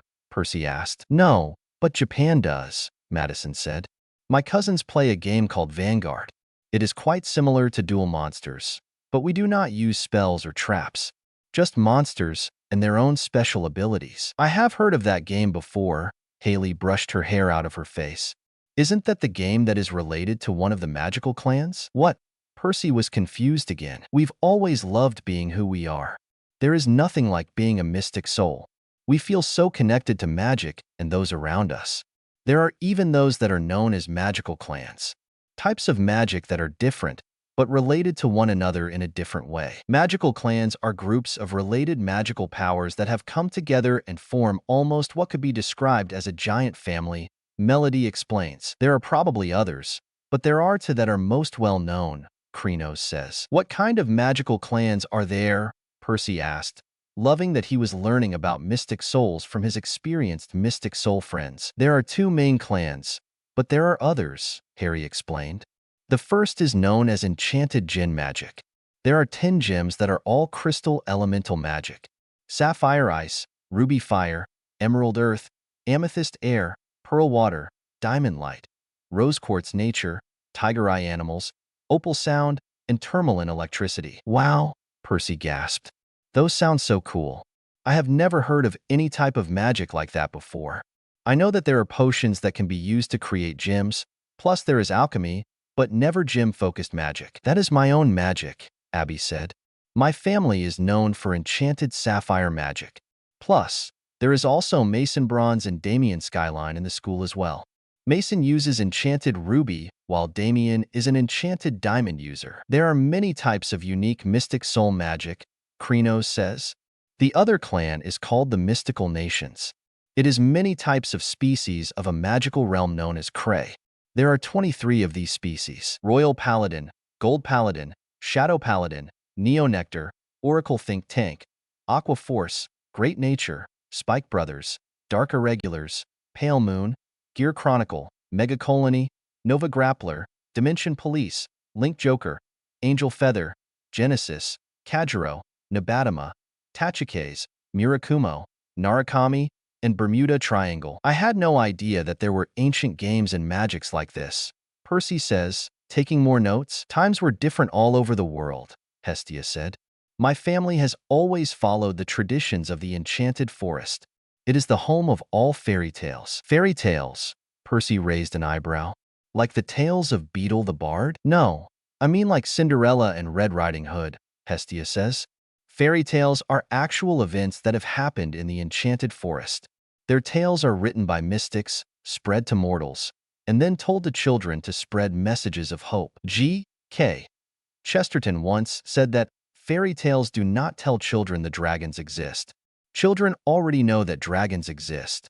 Fairy tales tell children the dragons can be killed, Abby quoted. I had no idea these types of things existed. Percy was amazed by all the different magics in the world. Magic comes in all types of shapes and forms around the world, Krenos tells their friend. Take a look at Greece, for example. Most people have abandoned the idea of the Olympians being real, but we honor them every day. It is just our way of life. There are those that see our ways as old-fashioned, Harry says. Granger would certainly think that. But we never let anyone or anything make us question our beliefs. I was not born into this culture, but I honor it as much as I can. We are from many different backgrounds and cultures, and we all honor them in different ways, Melody said. It is why magical Greece is known as one of the most accepting magical communities in the world. We are who we are, and there is nothing to ever be ashamed of, White says. Happy New Year to everyone. Chapter 55, 4th Year. Chapter 55, 4th Year. Guys. Fred and George almost ran into the trio after they arrived at Platform 9 March 4th. The two looked a little worse for wear. They were still their bubbly selves, but looked like they had just gone through some type of battle. There were a lot of fading scars and bruises all over their arms and faces. There was probably even more that was covered by their clothes. What in the name of Hades happened to you two? Melody asked, shocked. Have demons stopped avoiding Britain? Krenos could not help but look around just in case any happened to be around. It was both very exciting, Fred started, and also very terrifying, George finished. How about you start from the beginning after we get on the train? Harry suggested. The twins seemed to calm down a little after hearing that. They did think that it would be better to tell them in a place where they could have more privacy than when they were surrounded by a lot of people on the platform. The three then heard someone shout. The three turned around and saw none other than Mrs. Weasley marching toward them. They did not even attempt to stop themselves from rolling their eyes. They expected this to happen after Headmistress Jaiwei put a stop to all the howlers that she had been sending to Percy over the summer. Here we go, Melody sighed. Lucky for us that I brought some chamomile tea for the headaches that we will be getting because of her, Krenos stated. How dare you take one of my children from me? Mrs. Weasley screamed at the trio, probably even angrier at the fact that the three did not care about what she was saying. Percy can make his own choices. Harry crossed his arms as the trio glared at the woman. We simply just gave him the opportunity to have a job he would be happy with. He would be perfectly fine working a respectable job at the ministry. Mrs. Weasley continued screaming. Fred and George looked to want to be anywhere but where they were. Even Ron and Ginny were backing away from their mother in a "we don't know this woman" type of way. Those two may be annoying, but even they could tell that their mother was a nutjob at times. Respectable, Krenos laughed. Your ministry is known as the most corrupt place in all of the magical world. And that says something considering Gotham is, well, Gotham. There is hardly one person in your ministry that is not corrupt. Melody also crossed her arms. The only time things get done is when they are bribed to do something, or just doing it for attention. For crying out loud, Fudge arrested Hagrid over the air of Slytherin attacks simply because the ministry needed to be seen doing something. It was not just wrong, but also pathetic. As if Hagrid could ever hurt anyone. Harry shook his head, still annoyed at that memory. He needs a body the size of his to hold his giant-sized heart. If they are being bribed, they are the ones doing the bribing, Melody said. Everyone knows about the supposed imperious Death Eaters that were all willing Death Eaters and simply bribed their way out of prison while lying about being mind-controlled. Percy has Tio work there, or he will never get any respect, Mrs. Weasley yelled. Even more, Percy should not have to suffer being one of the few good people to actually work there, Krenos says. He has a passion for magical archaeology and great knowledge of ancient artifacts, Harry added. Professor Milky actually said that with the way that he works, Percy could get his mastery in magi archaeology in less than 3 years. That is amazing considering most masteries take 5 years at the least. He needs a real job where he can actually make a good living for himself, and then he can find a good girl to settle down with. Mrs. Weasley screamed non-stop at them. It's like arguing with a brick wall. Melody mumbled under her breath. Maybe if you focused more on what your children wanted instead of what you wanted, you wouldn't be chasing them out one by one. Harry hit her with a hard truth. Excuse me. Mrs. Weasley screamed at them once again. You're excused? Melody deadpanned. Mrs. Weasley turning into a fish with how she kept opening and closing her mouth with no way to respond to what Melody had said. Your oldest went off to Egypt weeks after he graduated, Krenos started. Charlie immediately took a job in Romania and takes extra classes in Greece for a beast mastery. And now even Percy has left the country to take an apprenticeship in Greece. With your attitude and need to control everything and everyone around you, my bet is that they all leave to get away from you. Ron and Ginny yelled at Krenos to not insult their mum. They may not like her when she yells, but he still was their mum and they loved her. They did not think she deserved to be talked to like that, even when it was very obvious that she deserved every single second of it. Fred and George, however, looked at each other. They actually agreed with Krenos. Whenever Bill or Charlie were home, their mum was always criticizing them, their jobs, their looks, and their lives in general. It was like she actually believed that no matter how successful they were in the careers that they chose for themselves, that they were nothing if they did not work at the ministry, were married, and had children. The twins were definitely planning on seeing joke shop opportunities in other countries when they were closer to graduation. How dare you? Mrs. Weasley, unfortunately, found her voice. What? Can't take the truth? Harry glared at her. Well, as the mundane saying goes, the truth is out there and it hurts. Mrs. Weasley looked just about ready to explode when the trio just decided that she was not worth the headache and walked away. Even Celine did not like her, and unicorns are usually creatures that are nice to everyone. Krenos handed out vials of chamomile tea to everyone as they sat down in their compartment on the train. Neville and Cedric soon joined them, followed soon by Luna. As usual, the crystal mage drifted into the compartment as if she was gliding on air. They were starting to question if Luna ever walked normally. What in Merlin's name happened to you two? Neville gasped as he saw the twins. Exactly what we would like to know, Harry said. Did that happen at the World Cup? Cedric asked the two. Fred and George nodded. What cup? Krenos dud. The Quidditch World Cup was held a few weeks ago, Fred started. It was Ireland versus Bulgaria in the finals. George continued. The trio and Neville nodded, following along with the story. Ireland lost, even though Bulgaria's seeker, Victor Crumb, caught the snitch, Fred said. Everyone at the Cup was just having lots of parties after the game, George says. I was there with my family as well. Cedric joins the storytellers. We actually used the same portkey as the Weasleys to get to the World Cup in the first place. Mr. Weasley had been given the tickets by a friend of his at the Ministry. Nice to see that there are some noble people there. Harry laid back in his seat. While he may play for his house team, Harry was not exactly a Quidditch fanboy like the other players on the team. He knew that Olivia was now a reserve keeper for Puddlemere United. The trio may not know the names of many professional teams, but they were happy for their friend since it was his dream to be a professional player. It was a shame that he was stuck in a reserve position when he was talented enough to be a starter right out of school. So, they have mentioned a few things to another friend of theirs that could help him. So, did something happen at the World Cup? Krenos asked the twins. Because I doubt you two got like that during a party. It was all well and good for about an hour, Fred says. But then all hell broke loose, George said. People were screaming and running around in chaos, Fred continued. Things were being set on fire and spells were flying all over the place, George said. It was a group of Death Eaters. They finished together. The trio's eyes widened. No wonder their friends looked the way that they did. It would have been a minor miracle if they had come out of all of that with no injuries at all. It seemed that it was a planned attack since it was the largest gathering of witches and wizards in magical Britain in years, Cedric said. The worst part is that almost none of the Death Eaters were even arrested. Were there no Aurors there? Melody asked. From what my dad ranted about, someone had reassigned all of the Aurors that were supposed to be at the World Cup, Cedric says. My dad is sure that there is a Death Eater spy at the Ministry that was aware of the attack and made sure that no trained person would be there. But wouldn't there be paperwork leading back to whoever reassigned them? Krenos asked. That is what Amelia Bones thinks, Fred says. She is the head of the law enforcement department, George explained when the trio looked confused. But Fudge is sticking his head in the sand again.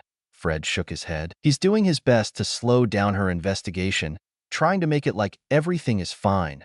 George rolled his eyes. Seriously? How did he ever get elected? Harry face-bombed. Because people fall for anyone that puts out the illusion that they are safe, Neville said. That made more sense to Neville. His parents were both Aurors before they were driven insane by the Lestrange trio and Barty Crouch Jr. So he above others knew that there was no such thing as being 100% safe. There were always bad people or creatures out there that could kill you. For crying out loud. Even at Hogwarts there were carnivorous giant spiders in the forest. We really need to call Olivia and get the ball rolling faster in the plan to get him out of office, Harry stated. Krenos and Melody nodded in agreement. Things will get very interesting this year, Luna suddenly says. Worlds will collide and secrets will become harder to keep. But there will also be a lot more allies this year as well. The trio looked at their blonde friend with calculating looks before nodding and silently planning their actions for this year.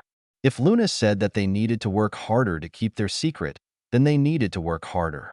The four others were curious and concerned. While they had gotten used to the way that Luna would talk, translating what she actually meant still needed to be practiced by them a bit more. So, we take it Percy has settled in nicely, Fred asked the trio. You three did seem confident in him, while Mum was yelling at you, George says. Sorry about that, by the way. They finished together. You two have nothing to apologize for, Harry assured his friends. Your mum wants to blame us for her overbearing attitude, chasing away her children. Then so be it. We don't listen to anyone that yells and throws tantrums instead of simply talking, Melody stated. Really, it's utterly pathetic how she literally blames everyone but herself when she clearly is the one to blame. There is a reason why Bill, Fred started, and Charlie rarely come to visit, George said. She is always trying to change them, Fred says. From their hairstyles to their jobs, George finished. She certainly acted like that when you visited last year, Harry said. She spent about 90% of your time there trying to get Charlie to move back to England, cut his hair, quit his job at the Dragon Reserve, and settle down with a nice girl. As if Charlie would ever do any of that, Fred said. Especially settling down with a girl, George says. Charlie has known he was gay since his 4th year at Hogwarts, Fred chuckled. So we know for a fact that he will never date, let alone marry a girl, George finished. I will need to send a letter to Oliver soon, Harry smirked. rubbing hands together like a villain with a plan. The entire compartment laughed at Harry's reaction to that bit of information. Fred and George definitely knew about Oliver's poorly hidden crush on their elder brother. It was pretty obvious with how well they knew Oliver from their years of being housemates and teammates with him. The group all had to separate as they entered the Great Hall. They were allowed to sit at tables that did not belong to their own houses other days of the school year. But during feasts like the opening, leaving, and Halloween feasts, they had to sit at their house tables. Good thing that their group included members of all houses. Melody and Luna and Ravenclaw, Krenos and Cedric and Hufflepuff, and then that left Harry, Fred, George, and Neville in Gryffindor. They all sat down and waited for the feast to start. Melody, in particular, was glaring at anyone that tried to insult Luna whenever they heard her talking about one of her creatures with the music mage. "So," said Dumbledore, smiling around at them all as he gained their attention after the sorting was over. "Now that we are all fed and watered, I must once more ask for your attention while I give out a few notices. Mr. Filch, the caretaker, has asked me to tell you that the list of objects forbidden inside the castle has this year been extended to include screaming yo-yos, fanged frisbees, and ever-bashing boomerangs. The full list comprises some 437 items, I believe, and can be viewed in Mr. Filch's office if anybody would like to check it." The corners of Dumbledore's mouth twitched. He continued, "As ever, I would like to remind you all that the forest on the grounds is out of bounds to students, as is the village of Hogsmeade to all below the 3rd year. It is also my painful duty to inform you that the Inter-House Quidditch Cup will not take place this year." "What?" Harry gasped. He looked around at Fred and George, his fellow members of the Quidditch team. They were mouthing soundlessly at Dumbledore, apparently too appalled to speak. Dumbledore went on, "This is due to an event that will be starting in October and continuing throughout the school year, taking up much of the teachers' time and energy. But I am sure you will all enjoy it immensely. I have great pleasure in announcing that this year at Hogwarts." But at that moment, there was a deafening rumble of thunder and the doors of the great hall banged open. A man stood in the doorway, leaning upon a long staff, shrouded in a black traveling cloak. Every head in the great hall swiveled toward the stranger, suddenly brightly illuminated by a fork of lightning that flashed across the ceiling. He lowered his hood, shook out a long mane of grizzled, dark gray hair, then began to walk up toward the teacher's table. A dull clunk echoed through the hall on his every other step. He reached the end of the top table, turned right, and limped heavily toward Dumbledore. Another flash of lightning crossed the ceiling. The lightning had thrown the man's face into sharp relief, and it was a face unlike any Harry had ever seen. It looked as though it had been carved out of weathered wood by someone who had only the vaguest idea of what human faces are supposed to look like, and was none too skilled with a chisel. Every inch of skin seemed to be scarred. The mouth looked like a diagonal gash, and a large chunk of the nose was missing. But it was the man's eyes that made him frightening. One of them was small, dark, and beady. The other was large, round as a coin, and a vivid, electric blue. The blue eye was moving ceaselessly, without blinking, and was rolling up, down, and from side to side, quite independently of the normal eye, and then it rolled right over, pointing into the back of the man's head, so that all they could see was whiteness. The stranger reached Dumbledore.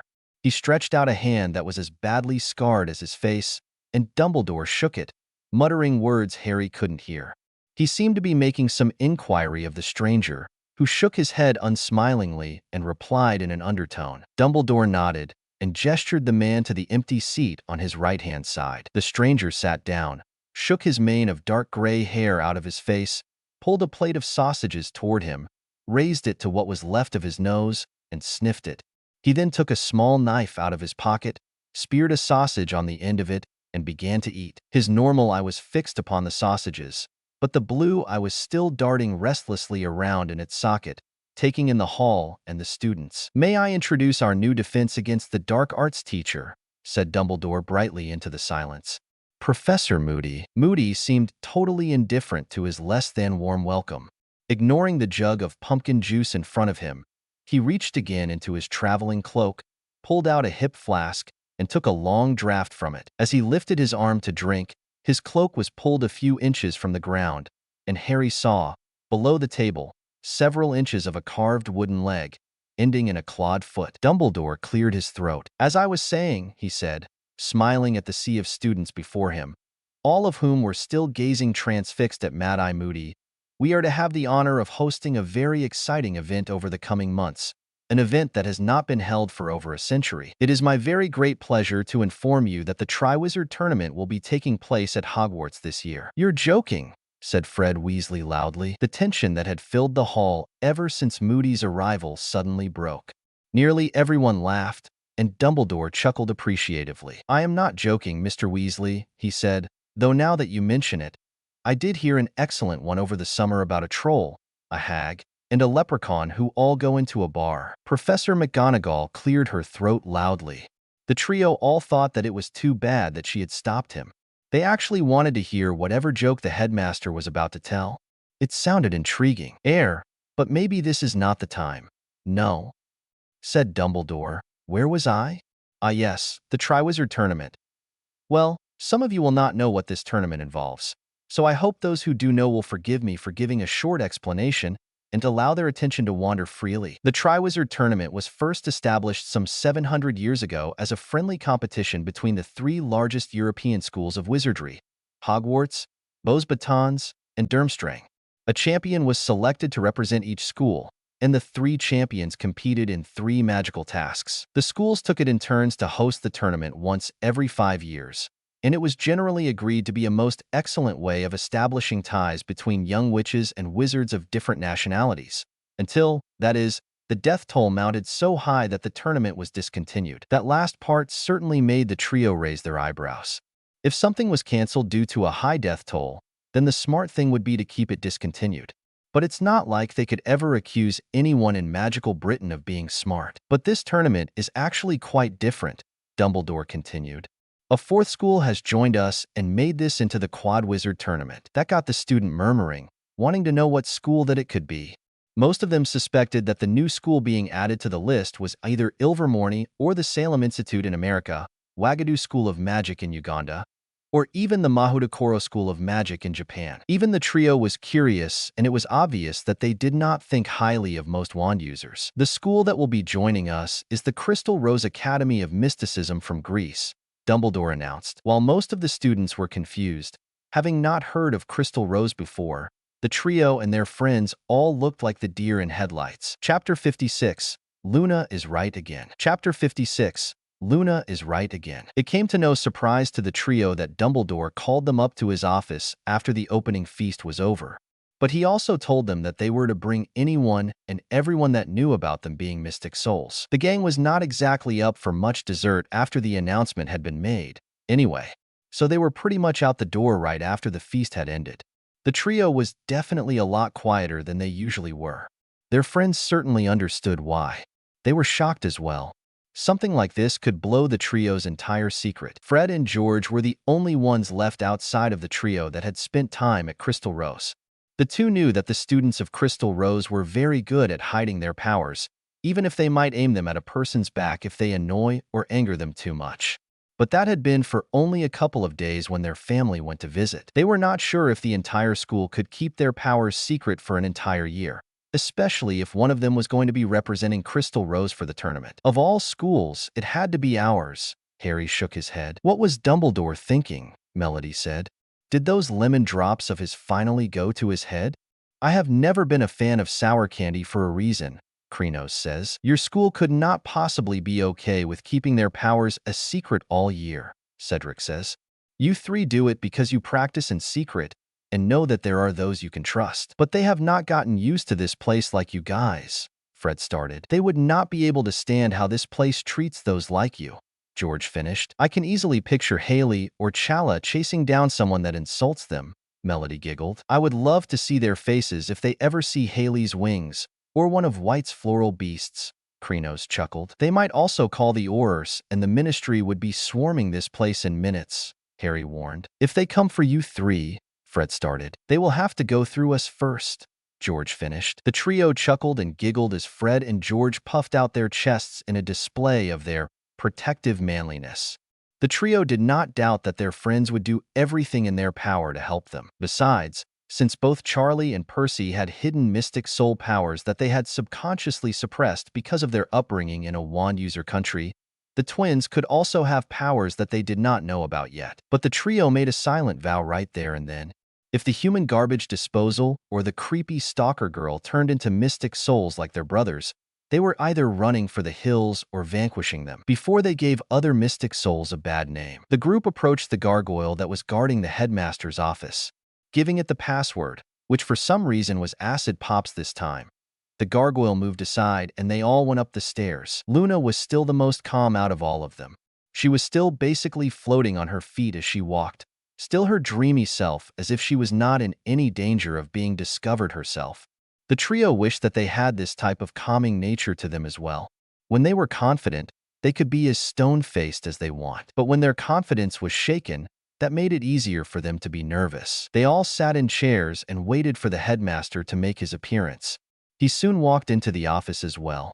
Professors Flitwick, Sprout, and McGonagall were with him, since they were the trio's heads of houses. Dumbledore actually paused for a bit, as he saw just how many the trio had trusted with their secret. And it was even with people from each of their own houses. And if his suspicions were correct, Percy Weasley was also told given that he had also been part of their main friend group before he graduated. So he took note that those that knew about the trio were Fred and George Weasley, Neville Longbottom, Cedric Diggory, Percy Weasley, and Luna Lovegood. He wondered how long it would be for the trio to add a Slytherin or two to their group, since they had never been ones to join in on the house stereotypes bandwagon. Well, I know that you three must have some questions or concerns about what has just been announced in the Great Hall. Dumbledore took his seat and waited for the coming explosions. Within seconds, all three Gardeners were on their feet and screaming at the headmaster. And you know that they were upset since they had all slipped into their native tongues as they cursed out the headmaster. Ekit chasei to Milo Tunthean SAS, Harry yelled. Translation: Have you lost your God's forsaken mind? Voltafs to Stagons Lamonia Sto Kafali SAS, Melody screamed. Translation: Have those lemon drops of yours gone to your head? Tsto Onoma Tun Olympiacon Thean Skeftasastin, Krenos yelled. Translation: What in the name of the Olympian gods were you thinking? The three continued to rant and scream in Greek at the headmaster, though no one was sure if he understood them since they would always talk in English when they were together. If he did speak Greek, it would make more sense for him to chat with them in their native tongue to keep them comfortable than speaking a foreign language, even they had to speak English all year. It took about 15 minutes, but the three eventually calmed down and returned to their seats. All of them breathed heavily as they did not take many breaks to breathe while they had been screaming their Greek heads off in their native tongue. Would you like them to translate what they just said to you, Headmaster? Neville nervously broke the silence. They were just venting their frustrations, Luna says, dreamily. Stress does that to people. Does it also make it impossible for them to speak English? Cedric snickered. Yeah, you really do not want to annoy us right now, Cedric, Harry said. Shutting up. Got it. Cedric gave him a thumbs up, not wanting to face any of their powers. I understand that you three must be worried, Dumbledore begins. I think worried might be the understatement of the Millennium Headmaster. Melody crossed her arms. Why on Demeter's green earth would you think having Crystal Rose come here was a good idea? Are you trying to expose us? We only even got wands because it helps with the illusion that we are wand users, Krenos reminded. We might be able to do the same things your spells can do, but not the actual spells since those require the use of wands. I have spoken to Headmistress Jaiwei, and she has agreed to take part in the tournament, Dumbledore tells them. Do you forget how your country treats our people? Harry asked, crossing his arms as well. We are lucky to have our amulets, and are able to fool the students here into thinking our powers acting up is the work of accidental magic or our amulets.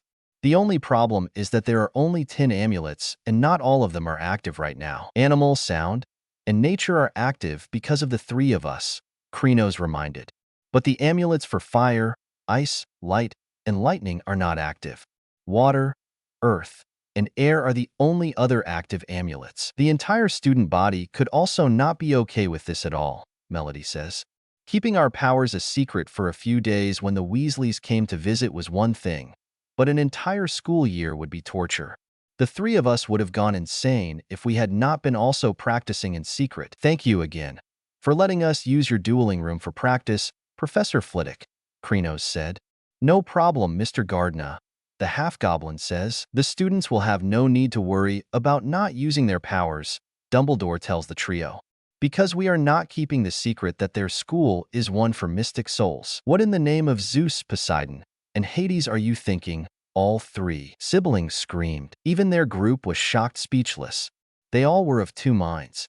The first, that their friends were going to be in danger, is the Ministry learns of mystic souls entering magical Britain. The other, that this might be what causes the trio to leave Britain for good. Calm down, you three. Sprout tried to soothe the angry teenagers. The headmaster would not do such a thing if he had any doubts about your safety, Flitwick says. Do not question the headmaster.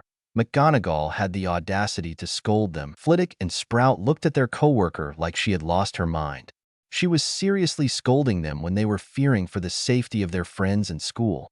They were mystic souls, so this was terrifying for them. It was a big enough risk for the three of them to attend Hogwarts, so an entire school of their kind was them entering the belly of the beast. Just let me finish explaining, please, Dumbledore requested of the three. Forgive us for the outburst, headmaster, Harry said, but we are just really concerned about our friends. Crystal Rose is our family, and we do not want them to be in danger by coming here. Magical Britain is just really dangerous for mystic souls, Melody adds. Charlie and Percy are prime examples of how mystic soul treatment in this country has potential mystic souls suppressing their own powers because they are aware of how they are treated. They could go their entire lives without knowing who they really are. And for those that make their powers known, they disappear without a trace, Krenos also adds. Buzz and Valia are the only two that we know of that managed to escape before that happened to them. Any other British mystic souls all discover their powers outside of the country or never discover them at all. Charlie discovered his when he went to Romania and Percy found his when he went to work under one of our professors, Harry said. Luna is probably the only exception because the Lovegood family is known to be unique, so it's easier for them to love having mystic souls in the family. It's true, Luna stated. Headmistress Jaiwei and I have talked about this at an extended level, Dumbledore explained. We both agree that this is a last-ditch effort to try and open up people's eyes to what mystic souls are really like. The tournament is meant to be an expression of peace between magical schools and their respective countries. With all due respect, Headmaster, mystic souls have been hated in this country for centuries. Krenos joined his siblings in crossing his arms. That won't just magically disappear in 1 year, even if we are all magical. Also, what would the students here think when they learn that mystic souls have been among them for years? Melody asked. They would be terrified of us. Your headmistress gave us the solution to that, Dumbledore says. You three, if you want to, will be known as the first wand users to be accepted there. While that solved how they would keep their secret, the trio was not sure about their friends and the rest of Crystal Rose. The trio is part of a proud mystic soul family, so pretending to be wand users was already difficult for them. But having to do it around their Crystal Rose family would be the hardest thing that they would ever do. They could use their powers in private like they usually did, but this was different from before. Hopefully, they could attend their usual classes at Crystal Rose while the school was visiting, since they attended there longer than Hogwarts. The Ministry's problem is that they don't understand mystic souls, Dumbledore says. It's because they don't even try to, Melody said. Buzz and Valia had to literally flee their homes because they both knew that their families would kill them for having their powers. And they aren't even the most dangerous students at Crystal Rose. We have friends that can control the weather, bend ice to their will, control the very sun in the sky, Krenos says. Peace between mystic souls and magical Britain will never happen. Mystic souls are just too powerful for those in magical Britain to tolerate them. They had giant egos that hated to be bruised. Though, not even the trio could blame others if they were scared of them. Mystic souls were very skilled opponents when they had full control of their powers. If they didn't have full control or got too emotional, that is when things would get very dicey. Most examples could actually be found in natural disasters, because they were not as natural as mundanes thought that they were. The prime example would be a weather mage back in the times of ancient Rome. She had uncontrollable powers plus a temper. It was not a good combo. The result was a little explosive. By that, I do mean that one day she got so mad that she is the reason why Mount Vesuvius erupted and wiped out Pompeii. Your ministry is perfectly happy labeling us as monsters and leaving it at that, Harry said. There is nothing that can be done to heal a bridge that has been burned into ashes. They even take mystic souls out of their own history just to make wand users seem more powerful. Merlin, Morgana, and plenty of other well-known magical beings were all mystic souls. But your country lies and says that they were not. It is even said that Helga Hufflepuff was a mystic soul with the power to talk to animals, Melody says, and that Rowena Ravenclaw could enchant clothing to give the wearer any ability that she wanted the clothing to give. So that was where the legend of her lost diadem came from, Luna commented. Melody looked at Luna, nodding in agreement. Being a Ravenclaw herself, she knew about the diadem of Rowena Ravenclaw as well. There is even a statue of their house founder in their common room. The statue is wearing a replica of the diadem. In regular terms, it's like a crown that goes around the head instead of on top of it. Melody had heard a lot about the diadem from older students that like to tell tales to the younger years when they ask about their house founder. The main legend of the lost diadem was that it had the power to bestow infinite wisdom on whoever wears it. A little bit overpowered for Melody's taste in enchanted tiaras, but she was not one to say anything considering she could bend sound and music to her will, which basically made her a real-life siren. I understand how you three must feel, Dumbledore says, but I have been trying to spread peace and equality for over 100 years. It is the main thing that I have used my popularity and position of headmaster for. There are plenty of purebloods that are very set in their ways, but with the growing rate of Muggleborns and Muggle-raised half-bloods, acceptance is actually slowly getting easier.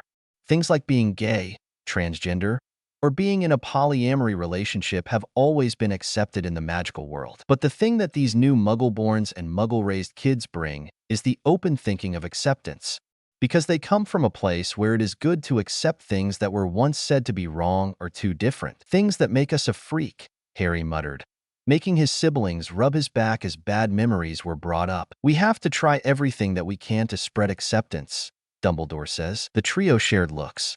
They were not confident that this would work, but they were tired of fighting all the time.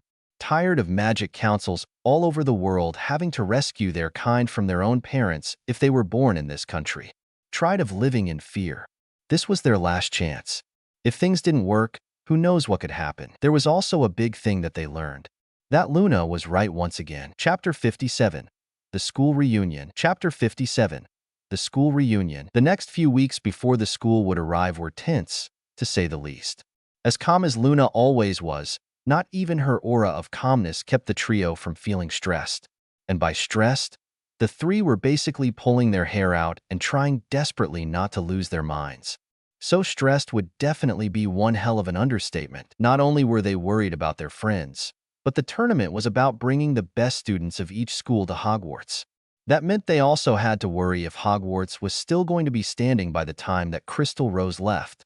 The more powerful the mystic souls, the more destructive angering them would be. Just looking at Melody, who could literally scream and take the entire castle down, it was entirely possible. But as the day came for the arrival of all the schools, the three were just about ready to scream and then run for the hills.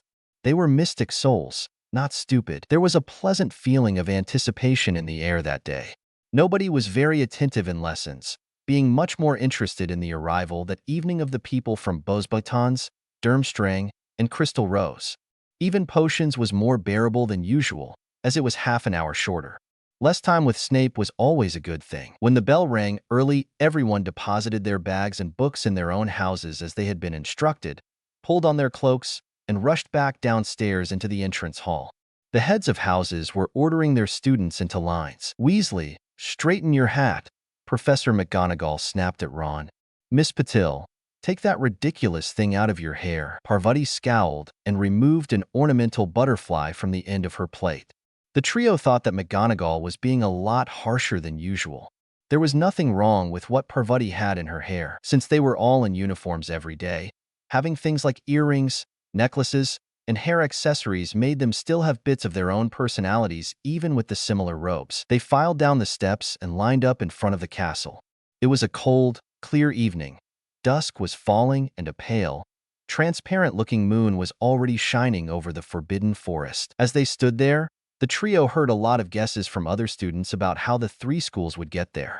The funniest would be one of the more excited first-year Gryffindor boys, guessing that they would arrive by flying in on a dragon. A portkey, they heard Ron suggest. Or they could apparate.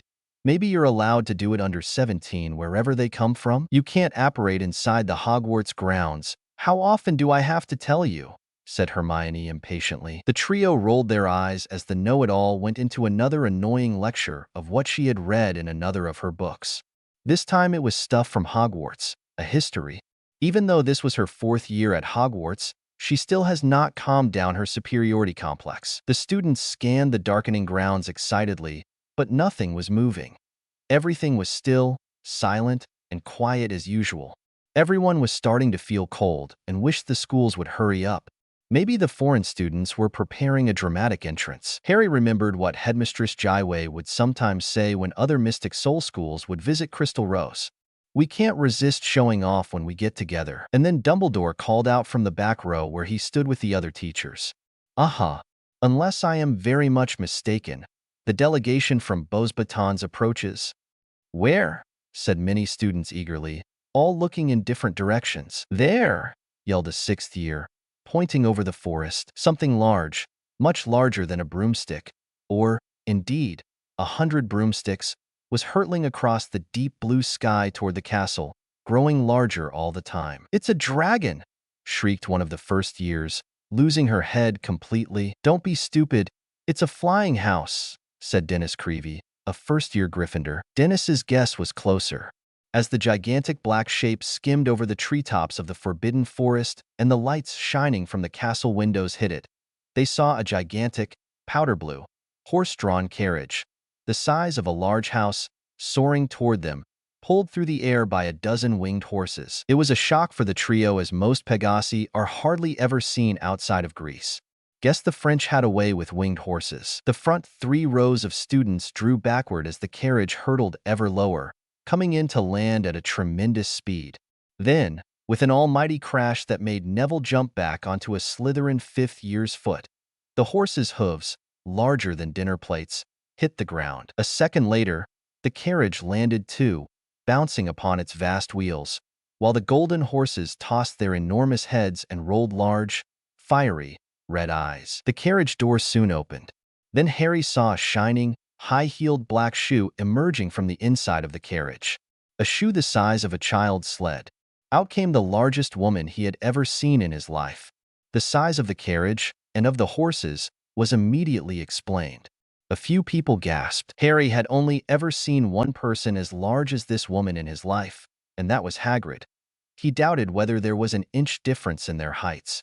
Yet somehow, maybe simply because he was used to Hagrid, this woman, now at the foot of the steps, and looking around at the waiting, wide-eyed crowd, seemed even more unnaturally large. As she stepped into the light flooding from the entrance hall, she was revealed to have a handsome, olive-skinned face, large, black, liquid-looking eyes, and a rather beaky nose.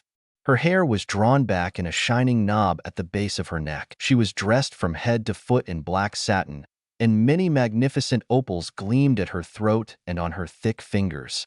Dumbledore started to clap.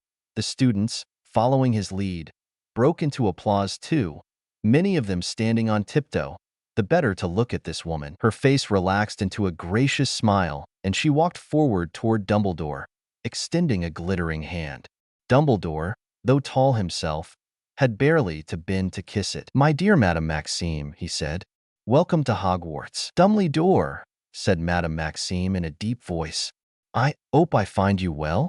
"In excellent form, I thank you," said Dumbledore. "My pupils," said Madame Maxime, waving one of her enormous hands carelessly behind her. Harry, whose attention had been focused completely upon Madame Maxime, now noticed that about a dozen girls in their late teens had emerged from the carriage and were now standing behind Madame Maxime. They were shivering, which was unsurprising, given that their robes seemed to be made of fine silk, and none of them were wearing cloaks. A few had wrapped scarves and shawls around their heads. From what Harry could see of them, they were standing in Madame Maxime's enormous shadow. They were staring up at Hogwarts with apprehensive looks on their faces. "Has Karkaroff arrived yet?" Madame Maxime asked. "He should be here any moment," said Dumbledore. "Would you like to wait here and greet him, or would you prefer to step inside and warm up a trifle?" "Warm up, I think," said Madame Maxime.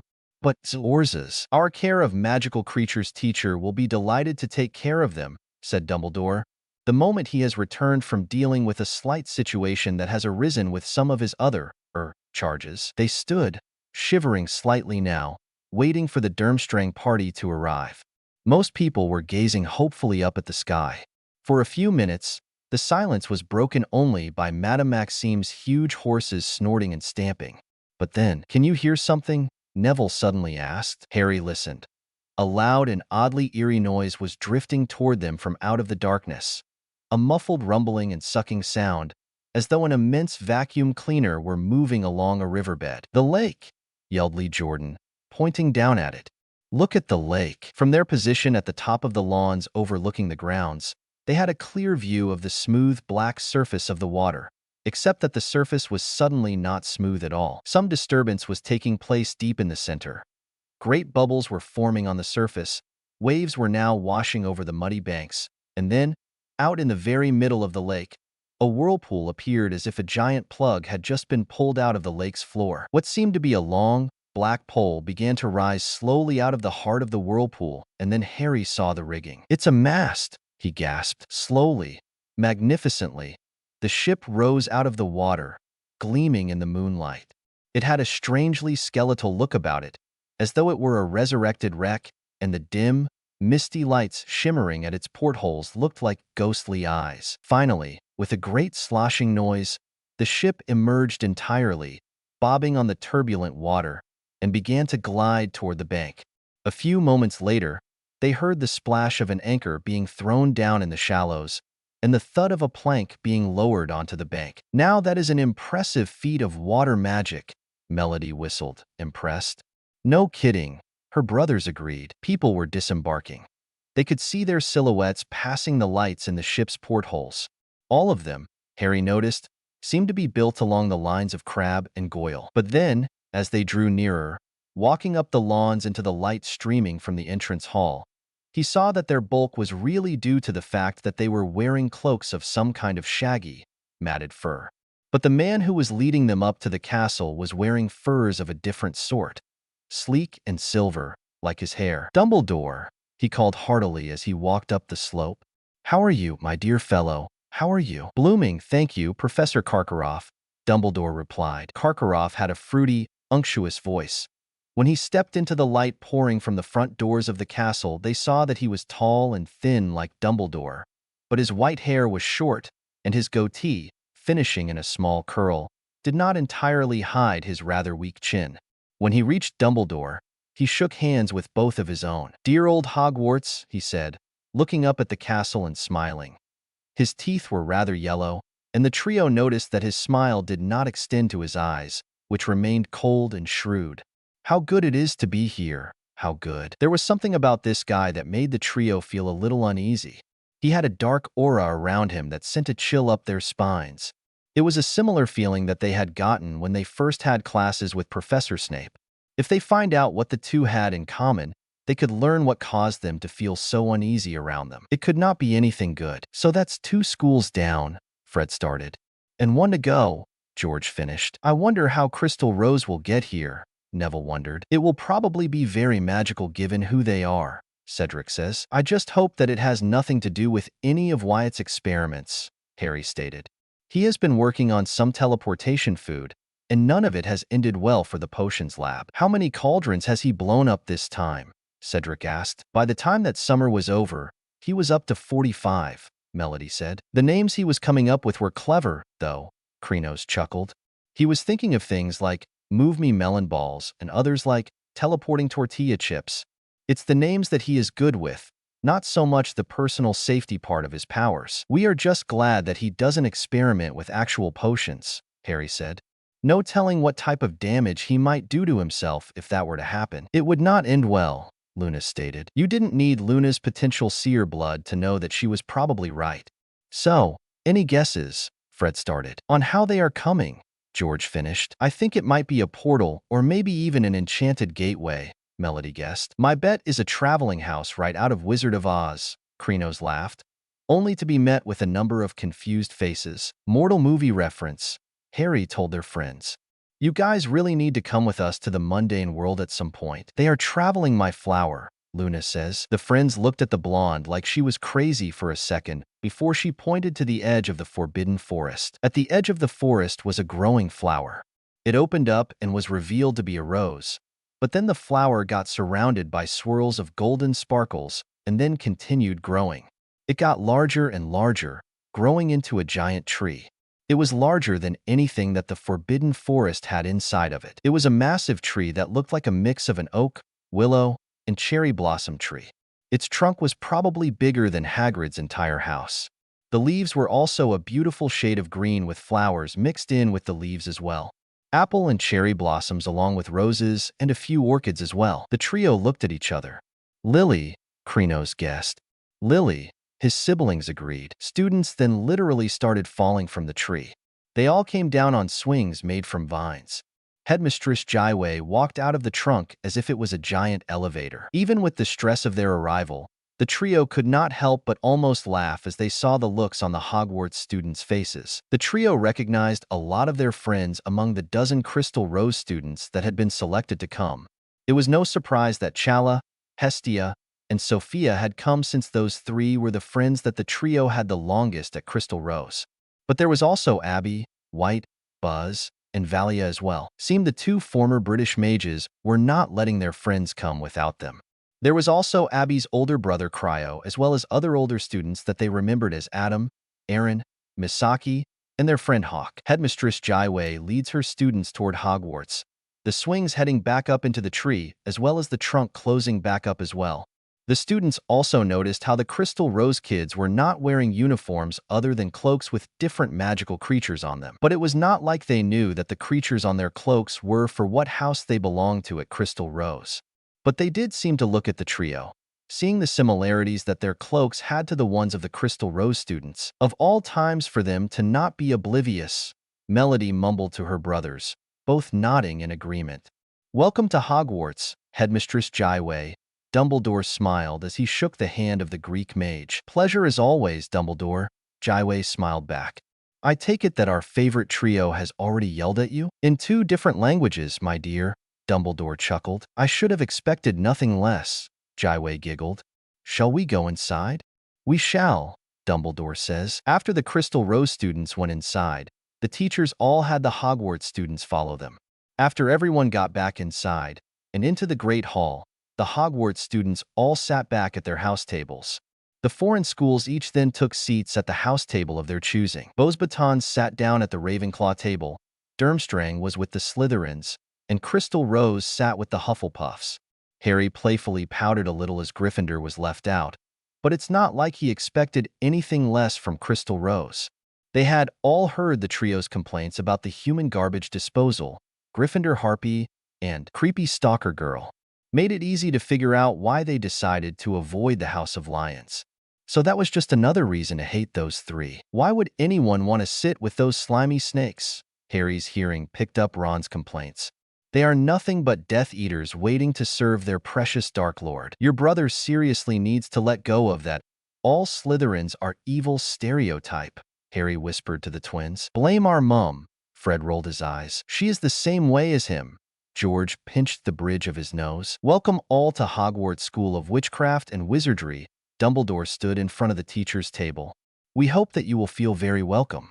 But a few announcements to make before the feast begins. The other headmasters/headmistresses stood next to Dumbledore as he spoke, probably to address their schools as well. We understand that you are in a different country and things might be difficult for you, Dumbledore begins. But we must all try and remember that this tournament is about building bridges between our schools, to spread peace and equality among the next generation of witches and wizards. The student gave light applause for Dumbledore's little speech. But they also knew that he was not done, and that there was more that he was going to say to finish up before the food came. So, a big round of applause for our visitors, Dumbledore said.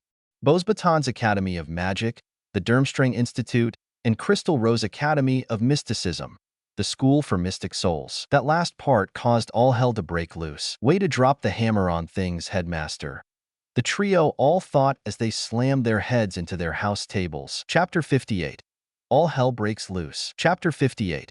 all hell breaks loose. Headmaster Dumbledore, as good of a headmaster that he is, really needs to learn what the term subtle means, Harry repeatedly mumbled as he hit his head on the table over and over again. Fred and George were trying their best to comfort their friend. The Great Hall was in complete chaos after Dumbledore dropped the bomb on them that the students of Crystal Rose were all mystic souls. Krenos and Melody were also hitting their heads on their house tables as well. Cedric was patting Krenos on his back for comfort, while Luna was softly whispering encouraging words to Melody. Even Headmistress Jaiwei could not stop herself from facepalming from Dumbledore's bluntness. Albus Dumbledore. She looked ready to kill him. I thought that it would be like what that muggle's saying, Dumbledore said. Ripping off a bandage is what I think they would say. Revealing mystic souls to them was not something that should have been done so quickly. Jaiwei glared at him. The dozen or so Crystal Rose students all stayed close to each other, the Hufflepuff students getting as far away from them as their table would allow. Krenos and Cedric were the only ones that didn't. But as much as the Crystal Rose students looked a little nervous, they also had a look in their eyes like they were ready to act in self-defense if it was needed. Why in the name of Salazar Slytherin would you allow those menaces into this school? Yelled out Draco Malfoy. They'll kill us all before we could draw our wands, Zacharias Smith shouted. They're nothing but monsters, Ron yelled. They will be the death of all of us, screamed Cho Chang. They can't be trusted to not use this as a chance to destroy us, Marietta Edgecombe screamed. Freaks, was yelled by someone at the Gryffindor table. Freaks, freaks, freaks, freaks. It was constantly chanted all around the Great Hall. Most of the Crystal Rose students looked ready to start ripping people apart, especially Sophia and Hawk. Abby and Cryo were looking ready to ice everyone in the hall.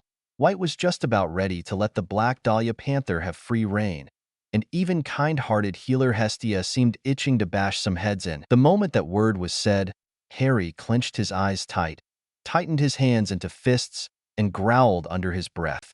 Krenos and Melody shot their heads over to look at their brother with intense concern on their faces. They knew more than anyone about Harry's horrible past with that word. The word that his awful mundane relatives made him literally believe to be his name. If they didn't stop, or if Harry did not calm down, he would go completely wild and it would be a bloodbath. Noticing Harry's distress, Fred and George tried to soothe him by rubbing his back and whispering that everything was going to be okay into his ears. But that did not help much.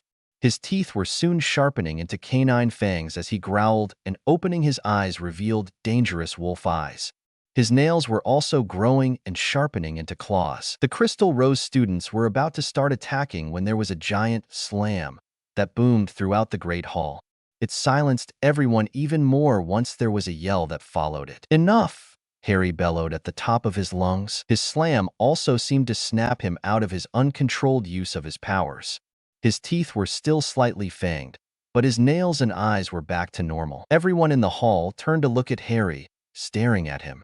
While Harry had been proving for years that he hated the boy who lived, fame, and everything that came with it, he certainly knew how to use it to his advantage. Despite how much he was making it known that he was not the hero that they had fantasized about for years, there were always those that would still look at him as their precious savior.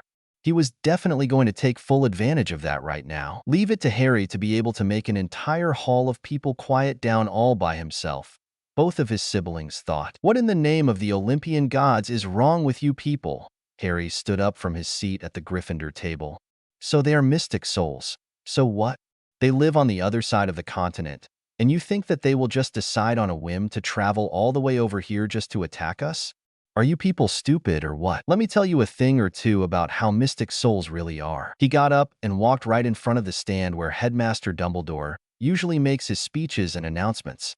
The headmasters and headmistresses did nothing to stop him. Jaiwei and Dumbledore looked proud of their students standing up for his friends.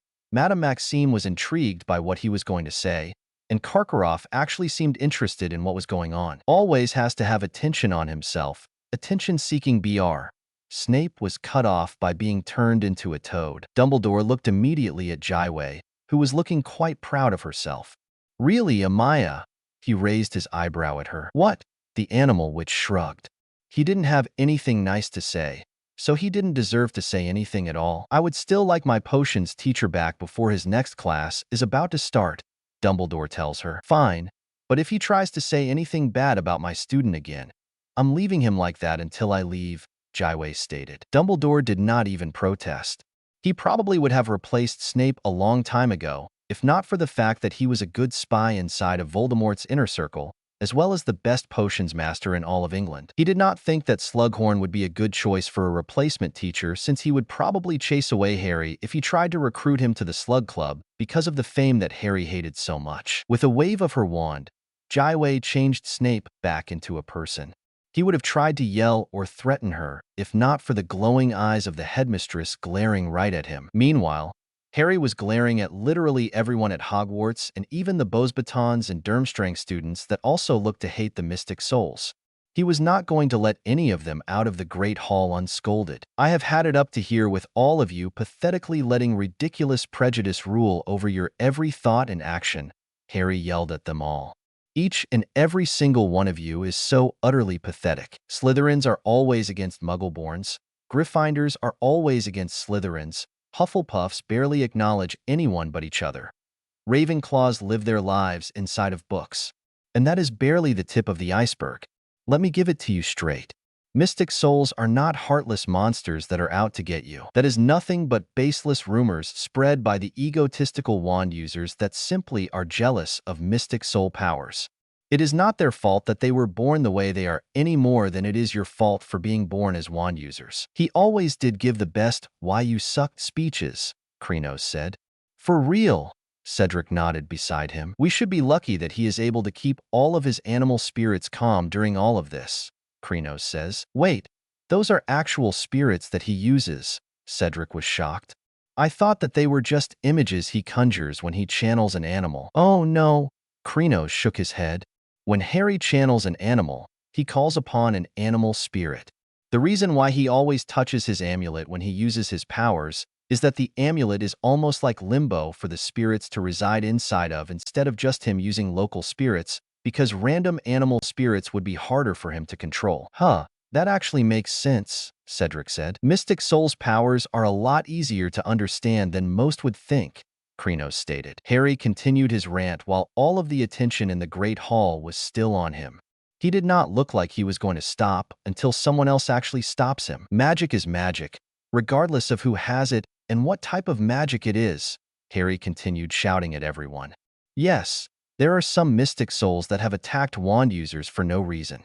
But that does not mean that all mystic souls are bad. Saying that would be like saying that just because Voldemort was evil and killed for the fun of it that all wand users are just as bad as him. A lot of the students gasped, some screamed, and a few almost looked ready to faint at the sound of the Dark Lord's name. How pathetic, the mystic souls all thought. But let me tell you about the mystic souls that I know, Harry continued. I've met mystic souls that put their lives on the line every day to defend the innocent from evil.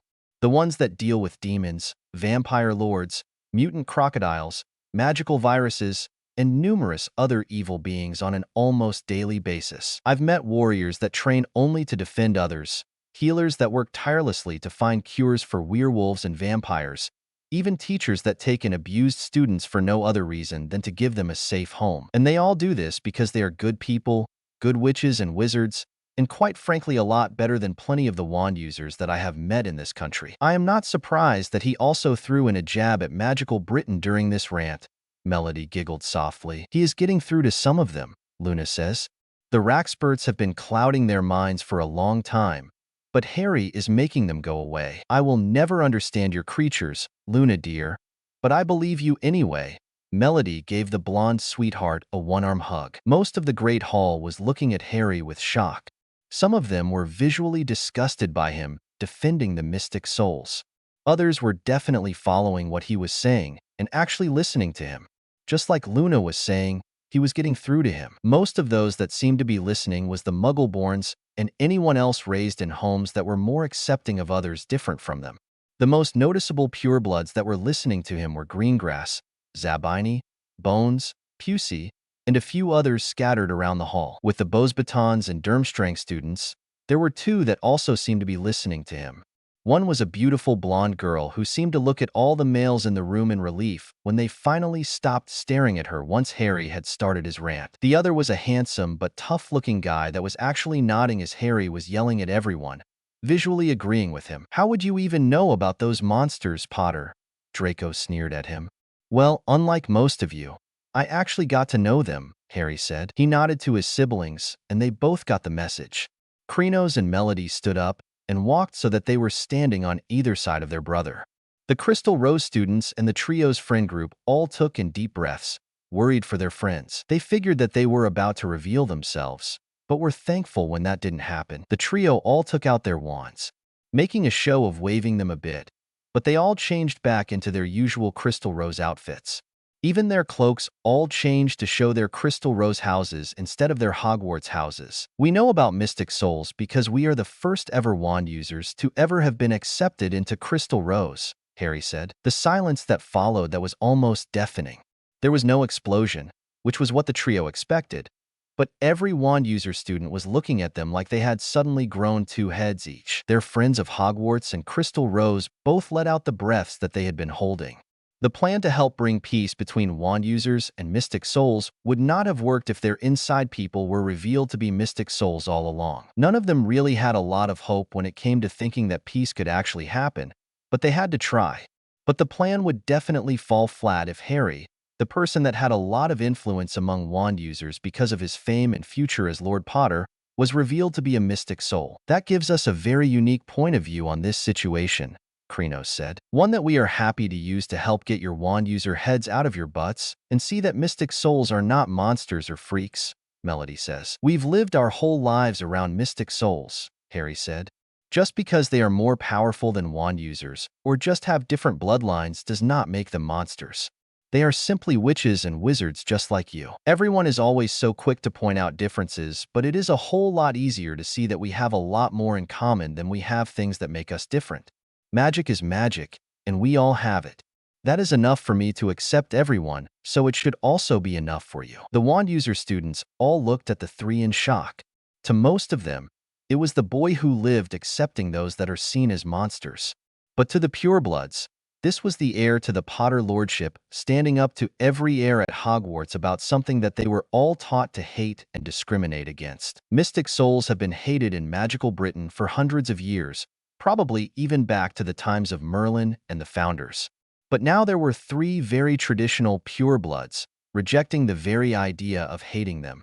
Others would never even dream to do what they were doing. To make their point come across, even more, the trio put their wands away but did not change their clothes back to their Hogwarts uniforms. They stayed in the style that they were always in when attending Crystal Rose. Each of their Crystal Rose's houses proudly represented on their cloaks: Winter Wolf for Harry, Mermaid for Melody, and Unicorn for Krenos.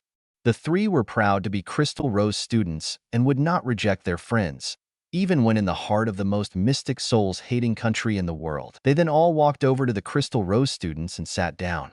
"Nice to see you guys," Chalice smiled at them. "You were not kidding when you said how grand this castle was," Hestia says. "The palaces on Olympus, Hades' underworld castle, plus Atlantis are still nicer, though," Hawk said. "We said the same thing when we got here," Harry chuckled. "Well, it is true," Abby shrugged.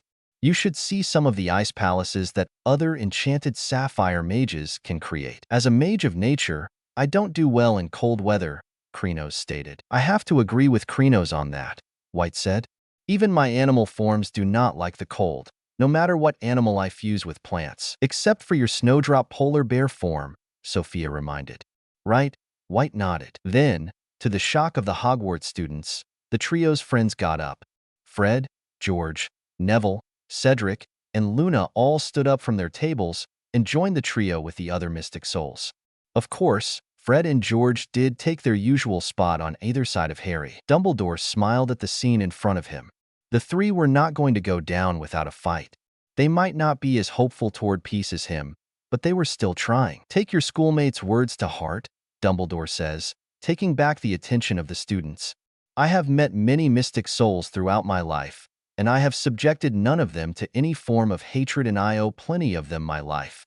They may be powerful, but they just want to live their lives the same as we do. I do not want to see any of you attacking them, whether physically or magically. Any attempt will result in punishments that will fit the crime, even if that means expelling you from Hogwarts." That certainly caused a reaction as students started whispering to each other, glancing at the teachers, and the mystic souls. There was definitely a reaction to two war heroes standing up for those that most of them have been brought up to see as nothing but killing machines that want to take over the magical world. This year certainly started off with a bang, Fred says. Leave it to Headmaster Dumbledore to be the cause of this, though, George snickered. He really needs to learn the definition of subtlety, Cedric said. I know that he is trying to bring peace, but there are definitely smarter ways of doing that. Maybe, but most people in this country are too stupid to pay attention to the smart way, Harry said. And I say that with full knowledge that I was born here. So are we, a boy said. That does not change our low opinions of this country, a female voice said. The trio looked over and finally noticed that Buzz and Valia were with the Crystal Rose students. You two came as well, Melody was shocked. We were not going to let our friends come to this hellhole of a country without us to back them up, Buzz said. If any of us have to fight our way out of here, I am not going to be the one that sat on my hands and did nothing, Valia agreed with her friend. We are definitely all in this together, Krenos said. Okay, no more Disney for you, Melody tells her brother. Hey, Krenos protested. Chapter 59. Worlds Collide. Chapter 59. Worlds Collide. After the chaos that was the welcoming feast for the foreign schools, they were finally all able to get away once they were dismissed. The trio and the other Crystal Rose students were out of there faster than even a mage with super speed. If they were in a cartoon, there would have been a cloud of dust left behind after they all ran out of the Great Hall. Any first-generation mage would probably make a Looney Tunes joke and then reference Roadrunner with the bird's usual beep-beep. They all hightailed it back to the tree that Lily had conjured to get them to Hogwarts in the first place. Well, raise your hand if you knew that would be a disaster, Harry said. All of them raised their hands. There was not a single one of them that had thought things would have gone smoothly. I swear, if one more person calls us monsters or freaks again, they will suddenly come down with the world's fastest case of frostbite, Abby threatened. I might also start collecting homemade ice statues, Cryo growled. Their hands both started to release an icy mist, and the ground froze under their feet. Most of them took a step away just to keep themselves from freezing to the ground. I wonder how they will react to those like me, Hawk says, messing with his cloak that was also hiding his harpy bird wings. Yeah, I'm with you there, Valia said, her own butterfly wings hidden under her crystal rose cloak. This is definitely going to be an interesting year, Krenos said. Interesting, and also us trying our best not to murder most of our schoolmates, Melody added. I've been trying not to murder them since day one, so that is not an issue for me, Harry shrugged. Unless that human garbage disposal opens his mouth again, because I will not stop my animal instincts from causing him harm if he insults any of you like he did Krenos in our second year. Don't tell us about that, because we will probably all try to kill him if you do, Chala says. Not me, Hestia said. I'm a healer, not a fighter. Sophia, Chala, and Harry soon all turned in the same direction. Their animal hearing was better than any security system. It was why none of them ever could get pranked, since they always were able to hear it coming before it got a chance to hit them. In the direction that they turned, they all saw their Hogwarts friends running up to join them. Well, the boys were running. Luna was skipping as if she was on a yellow brick road and off to see the wizard. Most of the Crystal Rose students were about to get into defensive positions until they took notice that they were all the students that had joined them when the trio had sat down with them as well. You guys are way too fast. Cedric was breathing really hard as they came to a stop. Well, we have to sometimes run from demons in order to lure them into a trap, Harry smirked. Plus, Harry can channel a cheetah, so he could definitely run really quickly if he wanted to, Melody giggled. Their Crystal Rose friends looked at them in shock. They were so casually talking about Harry's mystic soul powers with British wand users. Sure, they knew that Fred and George were probably related to Charlie and Percy based off of the freckles and red hair, but that did not mean that the group knowing about the trio's powers was any less shocking. You told them, Buzz gasped. They proved themselves trustworthy enough to know about us, Krenos tells their mystic soul friends. Plus, there is also the added fact that Luna is one of us, Harry said. You are? Hestia asked the blonde girl. Luna nodded. Crystal enchantment magic. I got it from my mom. She taught me everything that she could about our magic before she died. She also made it clear to trust few with the knowledge of the Lovegood gift. I guess it's only natural for there to be those that are like us, Buzz says to Valia. Yeah, but she did not have to flee to another country when she discovered her powers, Valia crossed her arms. Many might need to flee if bitter chocolate keeps messing with the bumblebee's workplace, Luna stated. Huh. The Crystal Rose students looked at her like she had lost her mind. That is just the way that Luna talks, Melody tells them. She knows things. Before we officially met her, she called us the jungle beast, siren, and flower. Sounds like we need a translator, Chalice says. I think I might actually know this one, Cedric said, having grown used to the way Luna talks since he lives close to the Weasleys and Lovegoods. When some of the more annoying purebloods insult Headmaster Dumbledore, they call him Bumblebee because of the similar-sounding names. And bitter chocolate is most definitely referring to the only person I know that connects that well to it, Minister Fudge. The trio almost instantly facepalm. Great. We'll have to deal with that idiot again, Harry groaned. He really needs to learn that he cannot get the better of Greek magical beings, Melody says. Especially since he has failed each and every single time that he has tried. Krenos shook his head. Maybe Olivia can get you guys a magical restraining order against him, Hestia suggested. But what's to stop Fudge from breaking it? Neville asked. He does not seem like he would even care if you guys got a restraining order against him. Magical restraining orders are different where we come from, Harry explained. We know that here, they only alert the law enforcement department if the order is broken. But back home, the orders magically keep the person away. It's like a force field. The fact that you guys still chose to come here, Fred started. Even knowing all the differences is amazing, George finished. Yeah, we are really starting to regret coming here, Harry admitted. We will never regret the friends that we have made, or the things that I have learned about my bird parents, but everything else is either useless or just annoying. And I am sure that we could all do without the egotistical politicians in our lives. Krenos crossed his arms. Let's just relax in the tree, Hawk suggested. That is probably a lot better than just standing around and complaining. Relaxing in a tree, Cedric chuckled. There is something you don't hear being said every day. Speak for yourself, Krenos, Harry, Sophia, Chala, White, and Hawk all said. I walked right into that one, Cedric admitted. Well, you are around mystic souls, Fred started. With nature and animal powers, George finished. The Crystal Rose students all chuckled. Krenos then raised his hand up, and that caused the vine swings to come back down from the branches. There was even more called down because of the added number of people than before. They all took a seat and Krenos commanded them to all be brought up into the tree. And even with all the stress going on, some of the students still found joy in the ride. Some of them even shouted, "We," as they shot up and into the tree. There was a small rush of leaves and branches before they all ended up in a large room. It amazed the wand users that such a thing can exist inside of a tree. It was like they put an actual house inside of a tree. Well, a house that was fused with a tree.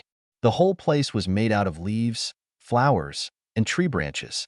The furniture was all formed from twisted together tree branches and covered with leaves, making it seem super soft. There were chairs and couches made of that combo. Magic seemed to make the leaves as soft as any fabric could be. Tables were also around as well.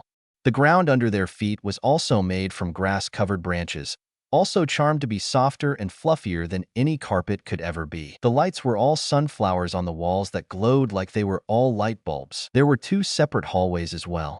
One had small pink flowers over it that says girls, while the other has blue flowers that spell out boys. So it was obvious that one led to the girls' rooms and the other to the boys. It definitely looked a lot bigger on the inside than it did on the outside. The Hogwarts group definitely was in a lot more shock than the Mystic Souls. The Crystal Rose students simply got off the swings and sat down on the couches and chairs as if there was nothing odd or amazing about where they were. Is this seriously normal to you guys? Neville asked, having a mini fanboy moment as he looked at the breathtaking piece of nature. I'm a nature mage, Krenos reminded. So a house made out of a tree is one of the least interesting things that I've seen done with plants. Not that it makes Lily's work on this tree any less impressive, Melody added. Thanks. Lily smiled as she walked out of the girls' hallway. I wanted to make it bigger, but Headmistress Jaiwei did not think that was appropriate. I'm on your side, but I am probably biased for you since I am a fellow nature mage, White says.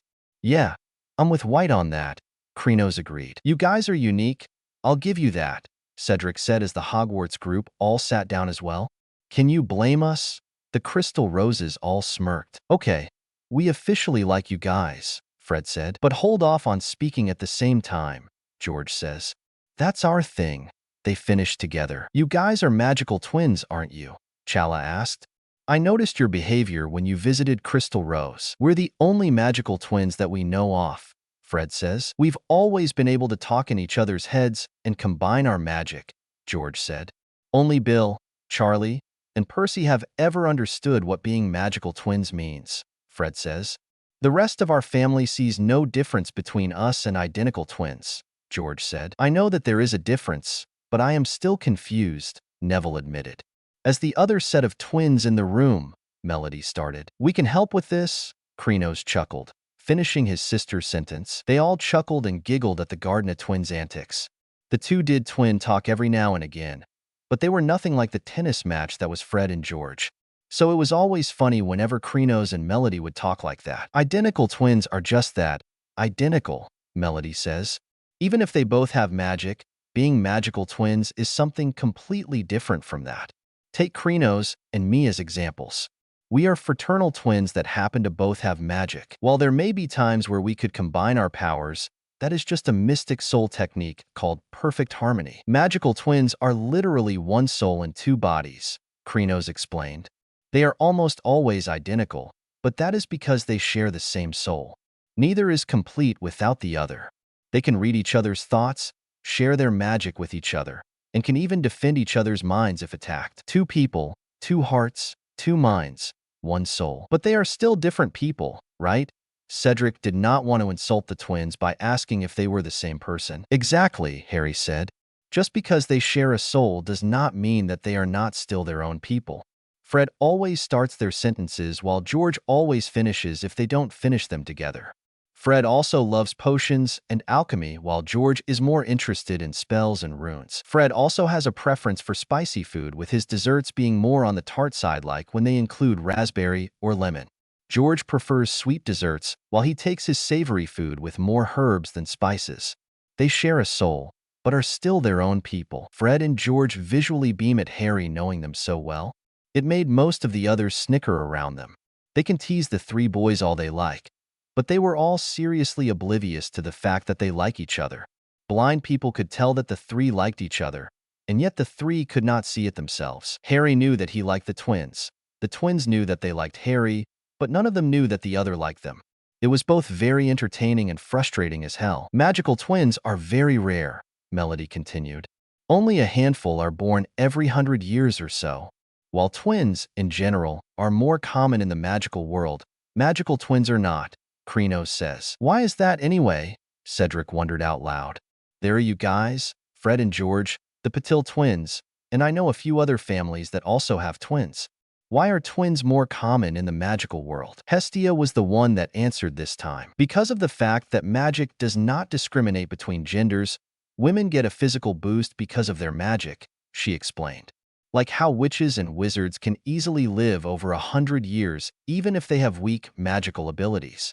It's why there are almost no cases of witches ever dying in childbirth, because our bodies are given strength from our magic.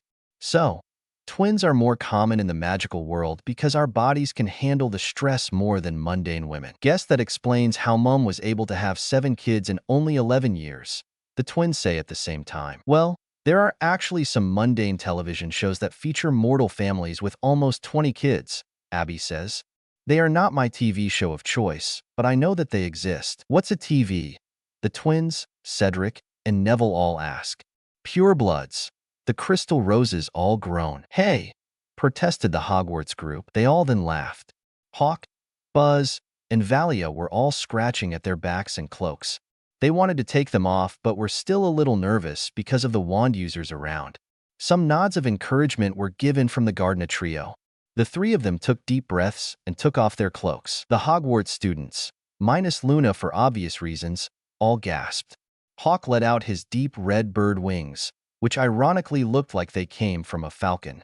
Buzz released his shimmering, almost see-through, bumblebee wings that actually buzzed when they moved. Valia's monarch butterfly wings basically burst out as if they were sentient and sick of being covered up. Wow, Fred gasped. Bloody hell. George was shocked. Cool, was all that Cedric could say. Merlin, Neville's eyes widened. Haley is not the only student at Crystal Rose that is half harpy, Harry said. Hawk is as well. Buzz is a bumblebee mystic soul while Valia is a butterfly witch. There are actually a lot of mystic souls that gain physical changes when we gain access to our powers, Melody says. Some gain claws, some gain shining or animal eyes, some even look like magical creatures. Sometimes it even gets hard to tell the actual creatures from those that simply use their powers. Cryo laughed. Let me tell you that it can be very embarrassing if you mistake a creature for a mystic soul or a mystic soul for a creature, White stated. You guys are most definitely different from those around here, Cedric said. Most of Crystal Rose just shrugged. They expected as much.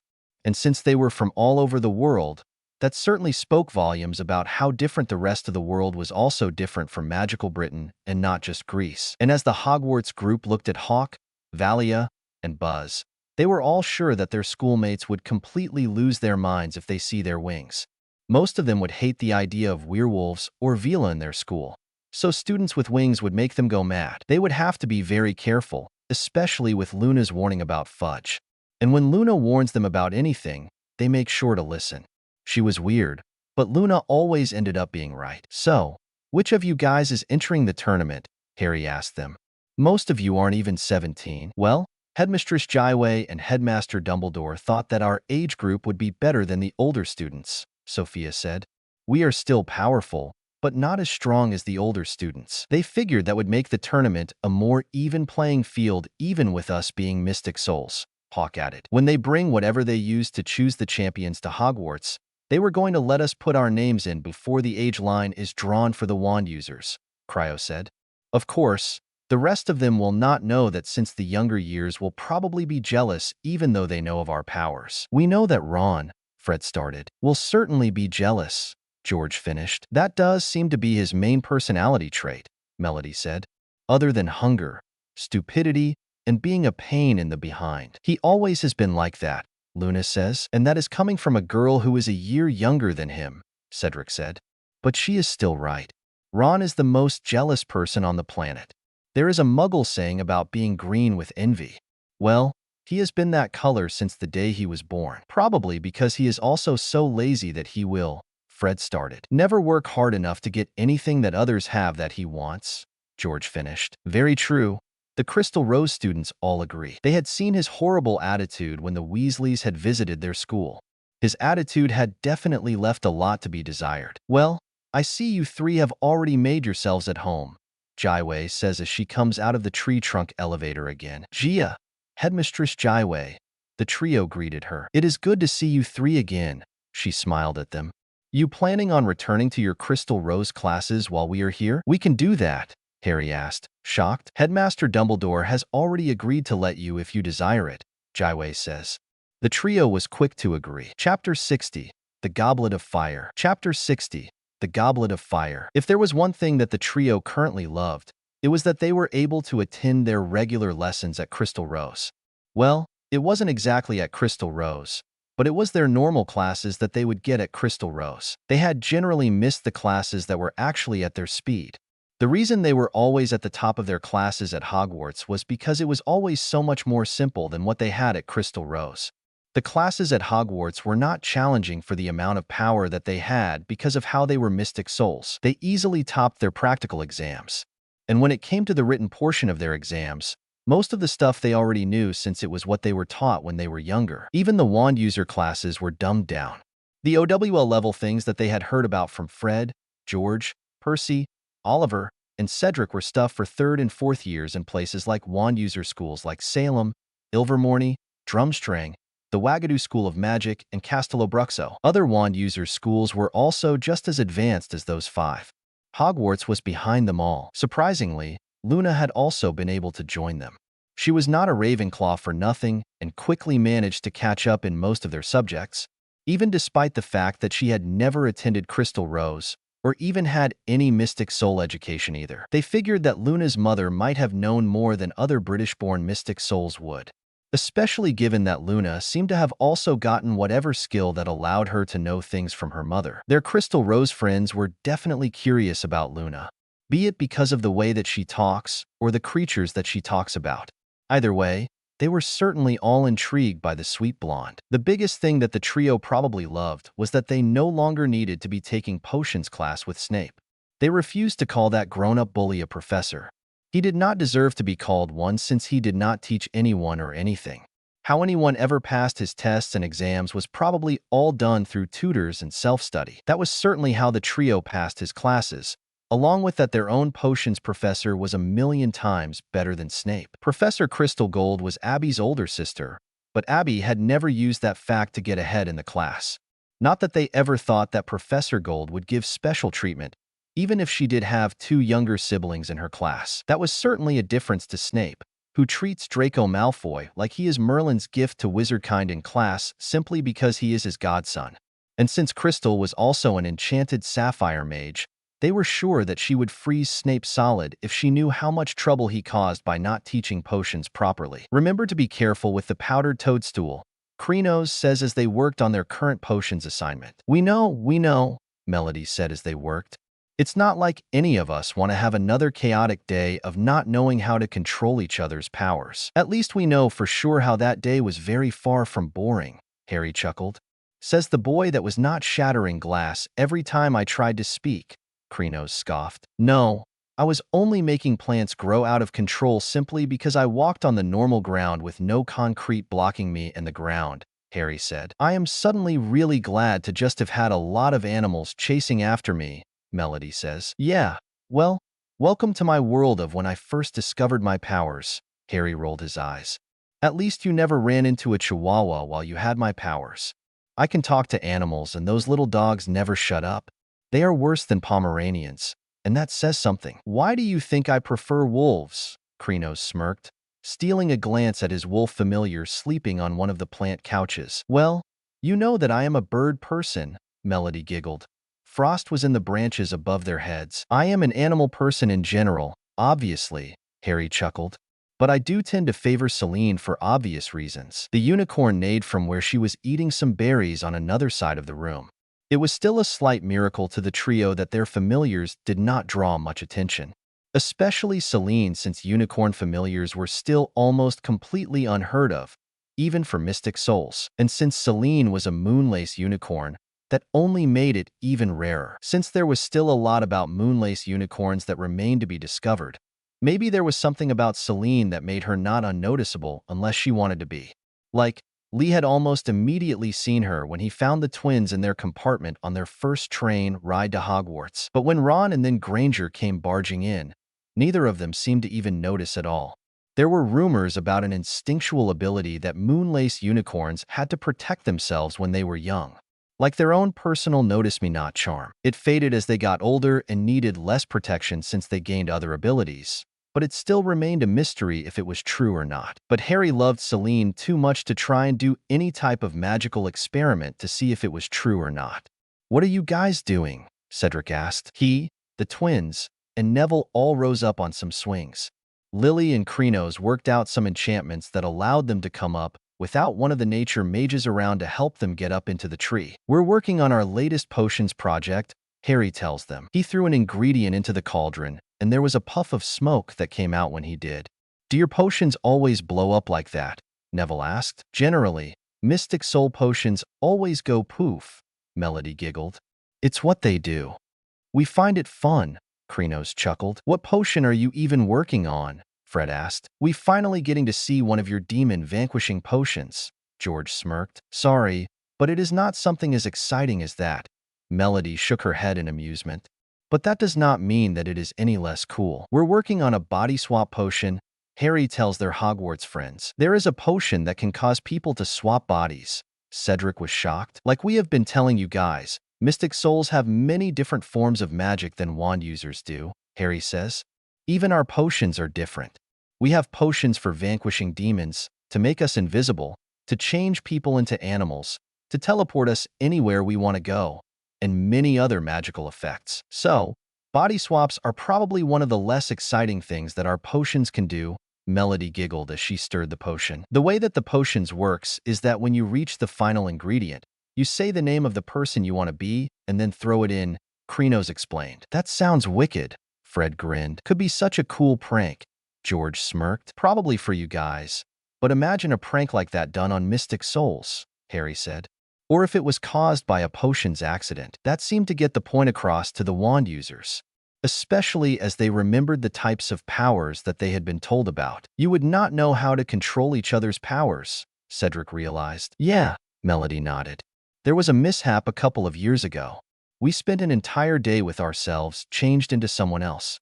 The three of us were all switched as well as everyone else in the classroom. You all became each other. Neville raised an eyebrow. Krenos was in Melody's body, Melody was in my body, and I was in Krenos's body, Harry said.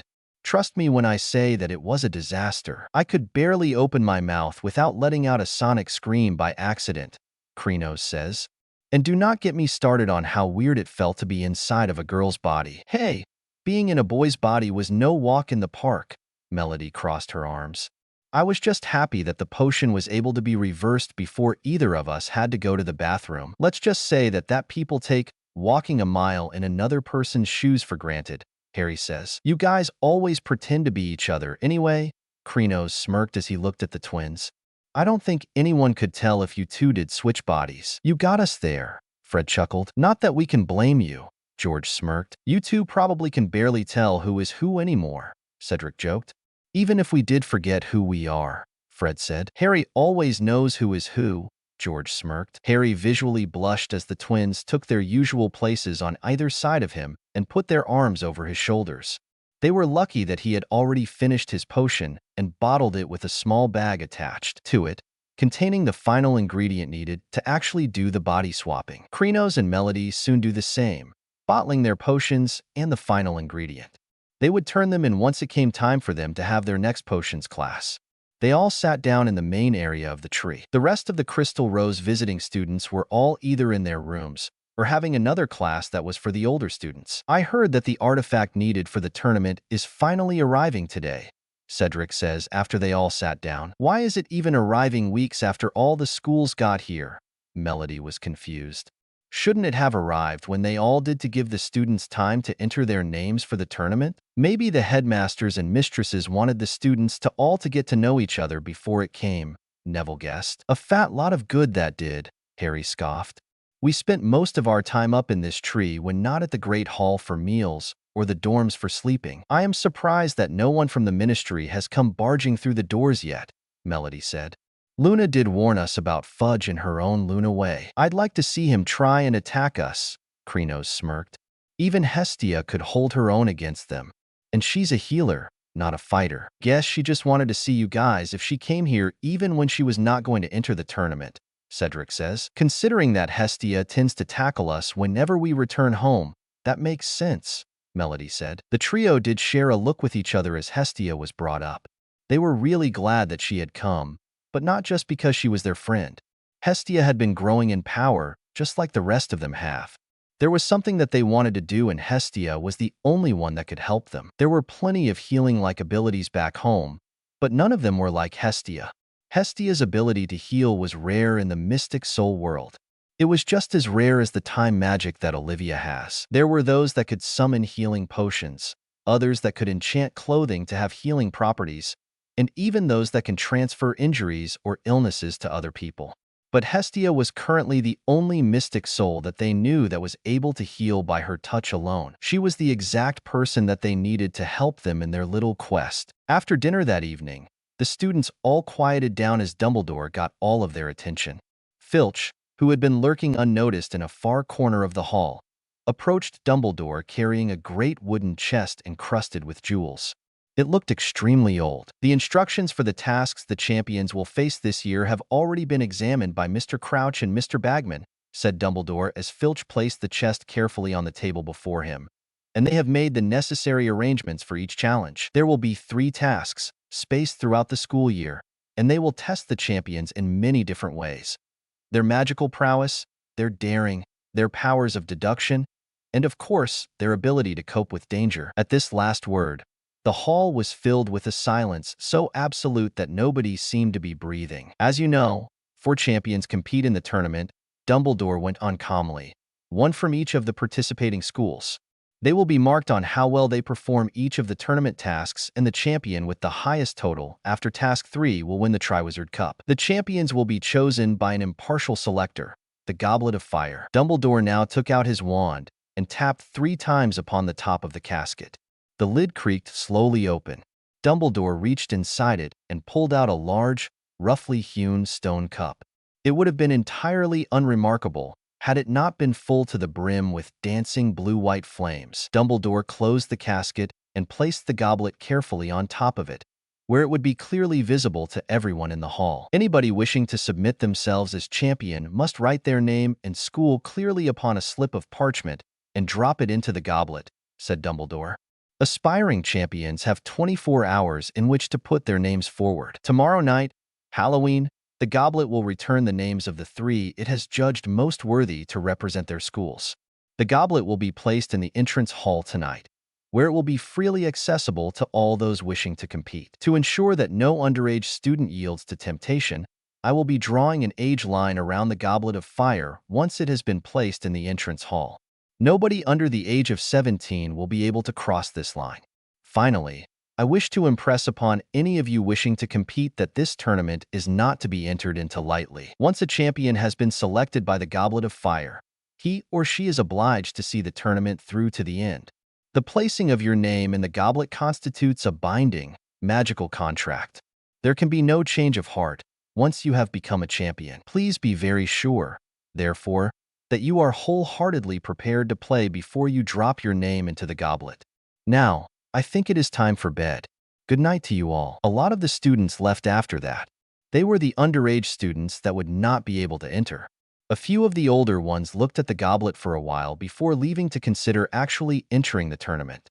Soon, it was only the mystic souls left along with the Hogwarts students that actually liked them. Blue fire. Mason stares at the flames. Not that is a fire I can get behind. Oh, Mason. Abby shook her head. Not like we can expect anything less than this from a Ruby, Harry chuckled. Fire magic is literally who they are. How you two are together is beyond me. Cryo crossed his arms as he glared a little at Mason. You already gave him the big brother talk, Cryo. Abby rolled her eyes. Give it a rest. Oh, so you two finally stopped being so stubborn and realized that you liked each other, Melody giggled. Abby blushed at Melody's teasing. I will freeze you solid, she playfully threatened. You can try, Melody smirked. A fire wizard and an ice witch, Krenos thought out loud. Whoever would have thought? Nobody I know, Chala chuckled. But I guess that the saying really is true. Opposites do attract. You planning on entering, Chala? Harry asked him. I might, but it's always a tough decision since the challenges are kept secret until the day that they start, the jungle cat mage responded. Like, do not expect me to get anywhere near water even if I was a champion. You are living proof that cats really do hate water, Krenos laughed. Well, you can't blame me since most cats are not the best swimmers, Chala crossed his arms. The swimming technique is called the doggy paddle, and not the kitty paddle for a reason. Good thing there is still a chance of others being chosen as the champion, Melody says. When it was clear that only those aware of the mystic soul exception to the age line were in the room, Dumbledore gave a nod, and those from Crystal Rose started to put their names into the Goblet of Fire. Cryo, Abby, Adam, Hawk, Lily, Mason, Buzz, and Valia all placed their names into the goblet. Are any of you going to enter? Lily asked the trio after she placed her name in. You are still Crystal Rose students even while attending here. Yeah, but that would not be fair to other Hogwarts students not old enough to enter, Harry said. Plus, they have delusions about me and my fame already. I do not need to add tournament champion to the list of titles that they have given me. There is also that we might expose ourselves if the challenges are too dangerous, Krenos added. We still have another year until we can take our OWLs and then leave this place. We cannot risk being found out before we can give ourselves a fighting chance at leaving with no casualties, Melody said. You guys think you might have to kill in order to escape this country, Hestia gasped. The trio looked at Buzz and Valia, who they knew had to fight their own horrible families in order to escape. We're sure, they answered. Chapter 61. Not just no, but hell no. Chapter 61. Not just no, but hell no. So, are you three also a part of the rule that allows the younger mystic souls to enter? Cedric asked the trio. They had all gone back to the tree after all of the Crystal Rose students that wanted to enter placed their name in the Goblet of Fire. The Hogwarts group was curious about if any of the trio wanted to be in the tournament. Since we are Crystal Rose students, as Mystic Souls, we probably are included, Krenos says. But we have had our lives put in danger at this school enough as it is, Harry added. While we are not crazy about our friends entering a deadly tournament, things could be worse. I'm almost afraid to ask how things could be worse. Neville was almost shaking. They could be worse by the champions being unwilling, Melody said. Imagine if a tournament like this chose its champions just out of the school roster and not by volunteering their name into the fold. It would mean that any student could be chosen even if they did not want to be a part of the tournament. And considering the idiots that run this country, it would not surprise me if a tournament like that had been held at one point, Krenos says. Plus, there is still the chance that an older student could enter a younger one as a prank or on a dare, Harry added. Or that a younger student with a giant ego pays or bribes an older student to enter in their name. That definitely sounds like something, Fred started. That Malfoy would do, George finished. His ego is bigger than the castle, Cedric groaned. I'm surprised that his giant head was able to get through the doors in your first year. That definitely got them all to laugh. Especially when you get a good look at Slytherin House and see just how hated the self-proclaimed Slytherin prince actually was. Is he that boy that looks like he took a bath in bleach and peroxide? Lily asked as the Crystal Rose students all got out of class and sat down in the main area with the rest of them. That caused them to laugh once again. Luna certainly giggled even if she did have the same shade of hair as Malfoy Jr. But hers had always looked a lot more natural than Malfoy Jr.'s did. Hers was not as dye-job looking as the boys' was. He was also the first student to insult you guys after Headmaster Dumbledore informed the schools that you were all Mystic Souls, Melody admitted. We'll watch out for him then, Chalice says. If he causes problems, we'll give him some punishment for being annoying. Crystal Rose style. We are both terrified, Fred started, and also a little intrigued, George finished. Well, we would probably just sick Chala on him, to be honest, Harry chuckled. Never mess with a jungle cat. Chala turned his eyes into emerald cat eyes with his teeth becoming fangs just to prove their point. It certainly made the Hogwarts group nearly jump out of their skin at the sudden change. Especially Neville, even if he had gotten a lot of confidence from being around the trio, and them giving him a new wand that first you'll definitely helped him as well. The Wand of Nature, which he had dubbed the Wand, felt so perfect that he had no idea just how perfect a wand could ever feel. He had thought he would never get his own wand since his gran kept forcing him to use his father's old wand. But the trio helped him get the wand they knew that he deserved. There was a sudden wave over the nature mages. Krenos, Lily, and White all shivered at the same time. What up with you three? Fred asked. You all get chills at the same time, George chuckled. No, Krenos answered. Somebody is just knocking on the trunk of the tree. Must be someone that wants our attention or wants to come up into the tree, Lily says. I'll be right back. White got up from his seat. The nature beast wizard walked over to where the tree swings were. He may not be able to control plants as Krenos and Lily could, but he was able to manipulate the tree since it bent to the will of all nature users around it. So within seconds, the boy dropped through the branches as he rode one of the swings. Maybe some of the other students are finally giving us a chance, Chala says. I doubt that. Hawk crossed his arms. As the mystic soul in the room that is half harpy, I can tell you that people will be scared of us no matter how much as try and prove them wrong. His wings flapped as he said that. Those like Buzz and Valia, who also had extra appendages because of their powers, agreed with him. I think I might have an idea, Harry said. That was when White came shooting back up into the tree. But he was not alone. Look who I found, guys, he said, smiling. Much to the shock of Fred, George, Neville, and Cedric, in walked professional Quidditch player and total hunk, Victor Crumb. Fred and George, in particular, looked somewhere between fainting on the spot and screaming in excitement. Luna was just her usual Luna self, as calm as ever. Abby half expected her to be a secret enchanted sapphire mage with how cool as ice she could be. But they knew Luna's powers, so her calm nature was just who she was. What? Fred started. George said. Bloody, Fred continued. Hell, George finished. The trio certainly had a good laugh as they saw their reactions. It was not like they ever told them that they knew Victor Crumb. But that was more because it just never came up in a conversation, not because they were keeping another secret from their wand user friends. Talk about a priceless reaction, Krenos laughed. A memory worthy of one of those moving pictures this country has, Melody giggled. Way ahead of you guys. Harry had recorded their reactions on his mirror phone. As sassy and cheeky as ever. You three, Victor chuckled as he looked at the trio fondly. That seemed to fully shake the Hogwarts gang out of their shock. You guys know Victor Crumb? Cedric was the first to ask. We have for years, Harry says. We never told you guys because it just never came up before. We have had a lot of other things to do while attending here, such as trying to stay alive. Victor attended Crystal Rose before his parents decided that Drumstrange was a better suit for him, Melody explained. I still do not agree with them, but it's not like I had a choice, Victor shrugged. He attended Crystal Rose. Neville put 2 and 2 together. Doesn't that mean that he is also a? Victor cut him off by lighting both of his hands on fire. Bright flames danced in his hands. The Hogwarts gang were all shocked, but the Mystic Souls acted like it was just a regular event for them. But given who they were, it probably was. Especially given Mason's powers. I am sure that this is what you just figured out, Victor said, then extinguishing his hands. Guess that makes more sense, Fred said. Definitely more so than a wand user attending Crystal Rose, George says. Victor then took his own seat in one of the nature-made chairs.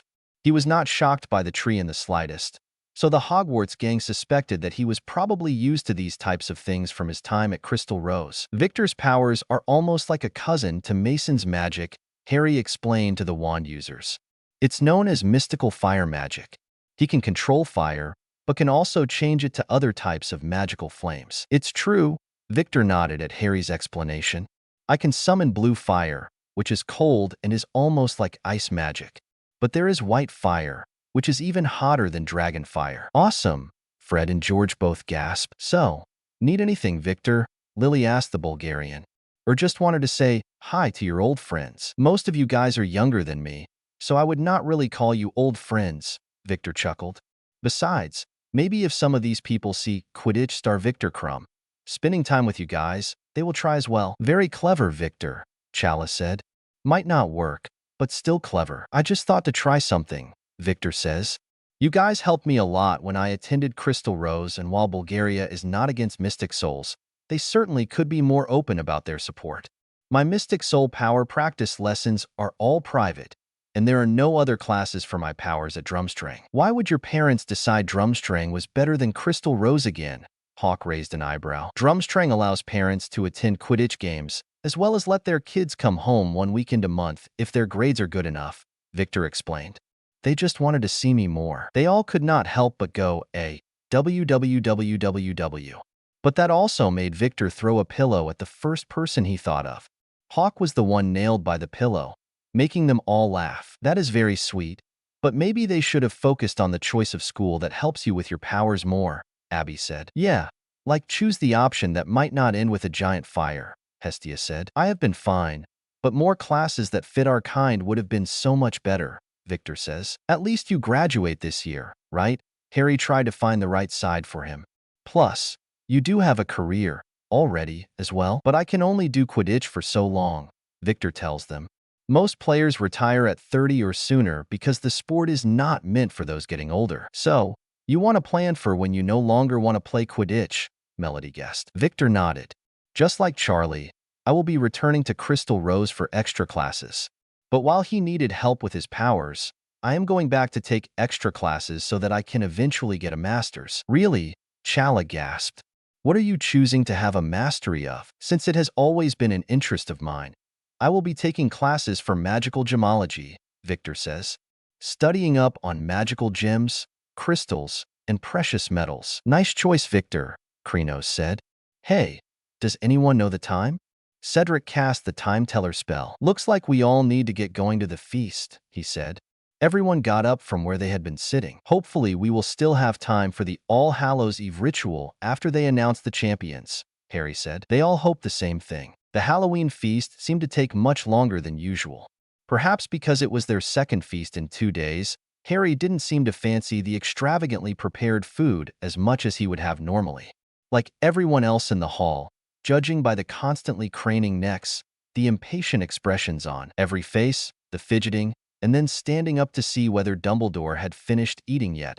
Harry simply wanted the plates to clear, and to hear who had been selected as champions. Durmstrang and Beaxbatons were a little better at hiding it, but they also looked to be nervous about whether their name was going to be chosen as well as anxious about when the names would actually be chosen. Crystal Rose was probably the calmest out of all the students, but that was probably because they had more reasons not to fear for their lives, because of their powers being better than wands. Too bad for the trio that during this feast, they all had to sit at their house tables, especially since they wanted to stay with their Crystal Rose friends to stay together as a united front against the hate that was still very present against the Mystic Souls. But as long as Krenos was near the mashed potatoes, none of the wand user students said anything. At long last, the golden plates returned to their original spotless state. There was a sharp upswing in the level of noise within the hall, which died away almost instantly as Dumbledore got to his feet. On either side of him, Professor Karkaroff and Madame Maxime looked as tense and expectant as anyone. There were also two people that had come at the beginning of the feast. The trio did not recognize them, but Luna filled them in. It was two ministry officials that were sent as two other judges for the tournament. Ludo Bagman was beaming and winking at various students. Mr. Crouch, however, looked quite uninterested, almost bored. The trio was on high alert after Luna told them who they were. That meant there was a larger chance of the ministry coming with Aurors, trying to deal with the Mystic Souls. She had predicted they could be an issue, and they were not stupid enough to ignore their warning. There was a reason why none of them ever made bets against her, because she always wins. Well, the Goblet is almost ready to make its decision, said Dumbledore. I estimate that it requires 1 more minute. Now, when the champions' names are called, I would ask them to please to come up to the top of the hall, walk along the staff table, and go through into the next chamber. He indicated the door behind the staff table, where they will be receiving their first instructions. He took out his wand and gave a great sweeping wave with it. At once, all the candles except those inside the carved pumpkins were extinguished, plunging them into a state of semi-darkness. The goblet of fire now shone more brightly than anything in the whole hall, the sparkling bright, bluey whiteness of the flames almost painful on the eyes. Everyone watched, waiting. A few people kept checking their watches. Any second, Lee Jordan whispered, 2 seats away from Harry. The flames inside the goblet turned suddenly red again. Sparks began to fly from it. The next moment, a tongue of flame shot into the air. A charred piece of parchment fluttered out of it. The whole room gasped. Dumbledore caught the piece of parchment and held it at arm's length so that he could read it by the light of the flames, which had turned back to blue-white. The champion for Durmstrang, he read, in a strong, clear voice, will be Victor Krum. No surprises there, yelled Ron as a storm of applause and cheering swept the hall. Harry saw Victor Krum rise from the Slytherin table and slouch up toward Dumbledore. He turned right, walked along the staff table, and disappeared through the door into the next chamber. "Bravo, Victor!" boomed Karkaroff, so loudly that everyone could hear him, even over all the applause. "Knew you had it in you." It certainly did not surprise any of the Crystal Rose students that one of their kind was chosen for the tournament, even when he was in a different school. Magical artifacts like the goblet could probably tell things about the students that no one else could tell. The clapping and chatting died down. Now everyone's attention was focused again on the goblet, which, seconds later, turned red once more. The second piece of parchment shot out of it, propelled by the flames. "The champion for Beauxbatons," said Dumbledore, "is Fleur Delacour." The girl who a lot of them thought resembled Avila got gracefully to her feet, shook back her sheet of silvery blonde hair, and swept up between the Ravenclaw and Hufflepuff tables. "Oh look, they're all disappointed," Hermione said over the noise, nodding toward the remainder of the Beauxbatons party. Disappointed was a bit of an understatement, Harry thought. 2 of the girls who had not been selected had dissolved into tears and were sobbing with their heads on their arms. When Fleur Delacour too had vanished into the side chamber. But Harry was certainly also annoyed as he saw the smug look on Hermione's face as she looked at the upset French girls. She was probably just upset and angry since none of the French students had ever talked to her. She had bragged a lot about how her family had taken a trip to France over the summer and how she was fluent in French. Guess not even French witches will put up with her awful attitude. She is just as annoying in French as she was in English. The silence came again as it was time for the Crystal Rose champion to be named. Luna held Melody's hand as she saw how nervous the musical witch was. Cedric did the same with Krenos, the nature mage trying hard not to let his blush be seen. The same happens with Harry as Fred and George put their arms over his shoulders to comfort him. The goblet turned red and the flames shot out the third piece of parchment. Dumbledore caught the parchment once again. The Crystal Rose champion, he calls out again. Is Adam Pharaoh? The Crystal Rose students burst into cheers. Up walked one of the older students that had come with the group, but he looked only about 16. The Hogwarts group had not officially met him yet, but they probably were going to get a proper introduction soon since he had been chosen for the school. Adam smiled at his friends and got a few pats on the act before he went up and disappeared into the chamber. And I based him off of Adam/Yami from Yu-Gi-Oh! Duel Monsters. I do not own his name or the UGI. Own monsters that I will use for his powers. Silence soon fell again, but this time it was a silence so stiff with excitement you could almost taste it. The Hogwarts champion next, and the goblet of fire turned red once more. Sparks showered out of it. The tongue of flame shot high into the air, and from its tip, Dumbledore pulled the final piece of parchment. The Hogwarts champion, he called, is Cedric Diggory. No, said Ron loudly, but nobody heard him except Harry, much to his annoyance. The uproar from the next table was too great for anyone else to hear. Every single Hufflepuff had jumped to his or her feet, screaming and stamping, as Cedric got up from his place next to Krenos and made his way past them, grinning broadly, and headed off toward the chamber behind the teacher's table. Indeed, the applause for Cedric went on so long that it was some time before Dumbledore could make himself heard again. Excellent, Dumbledore called happily as at last the tumult died down. Well, we now have our 3 champions.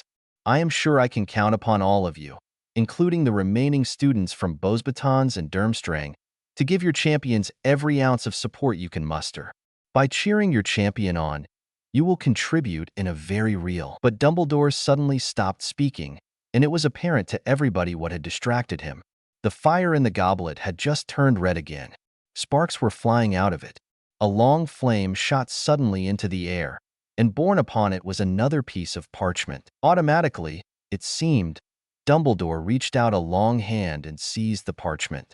He held it out and stared at the name written upon it. There was a long pause, during which Dumbledore stared at the slip in his hands, and everyone in the room stared at Dumbledore. And then Dumbledore cleared his throat and read out, Harry Potter. It's Potter Gardner, the trio yelled, before truly realizing what was happening. Chapter 62. Someone's trying to kill me again. Chapter 62. Someone's trying to kill me again. The entire hall was speechless. For a split second, there were those that thought that Harry had somehow gotten his name into the Goblet of Fire.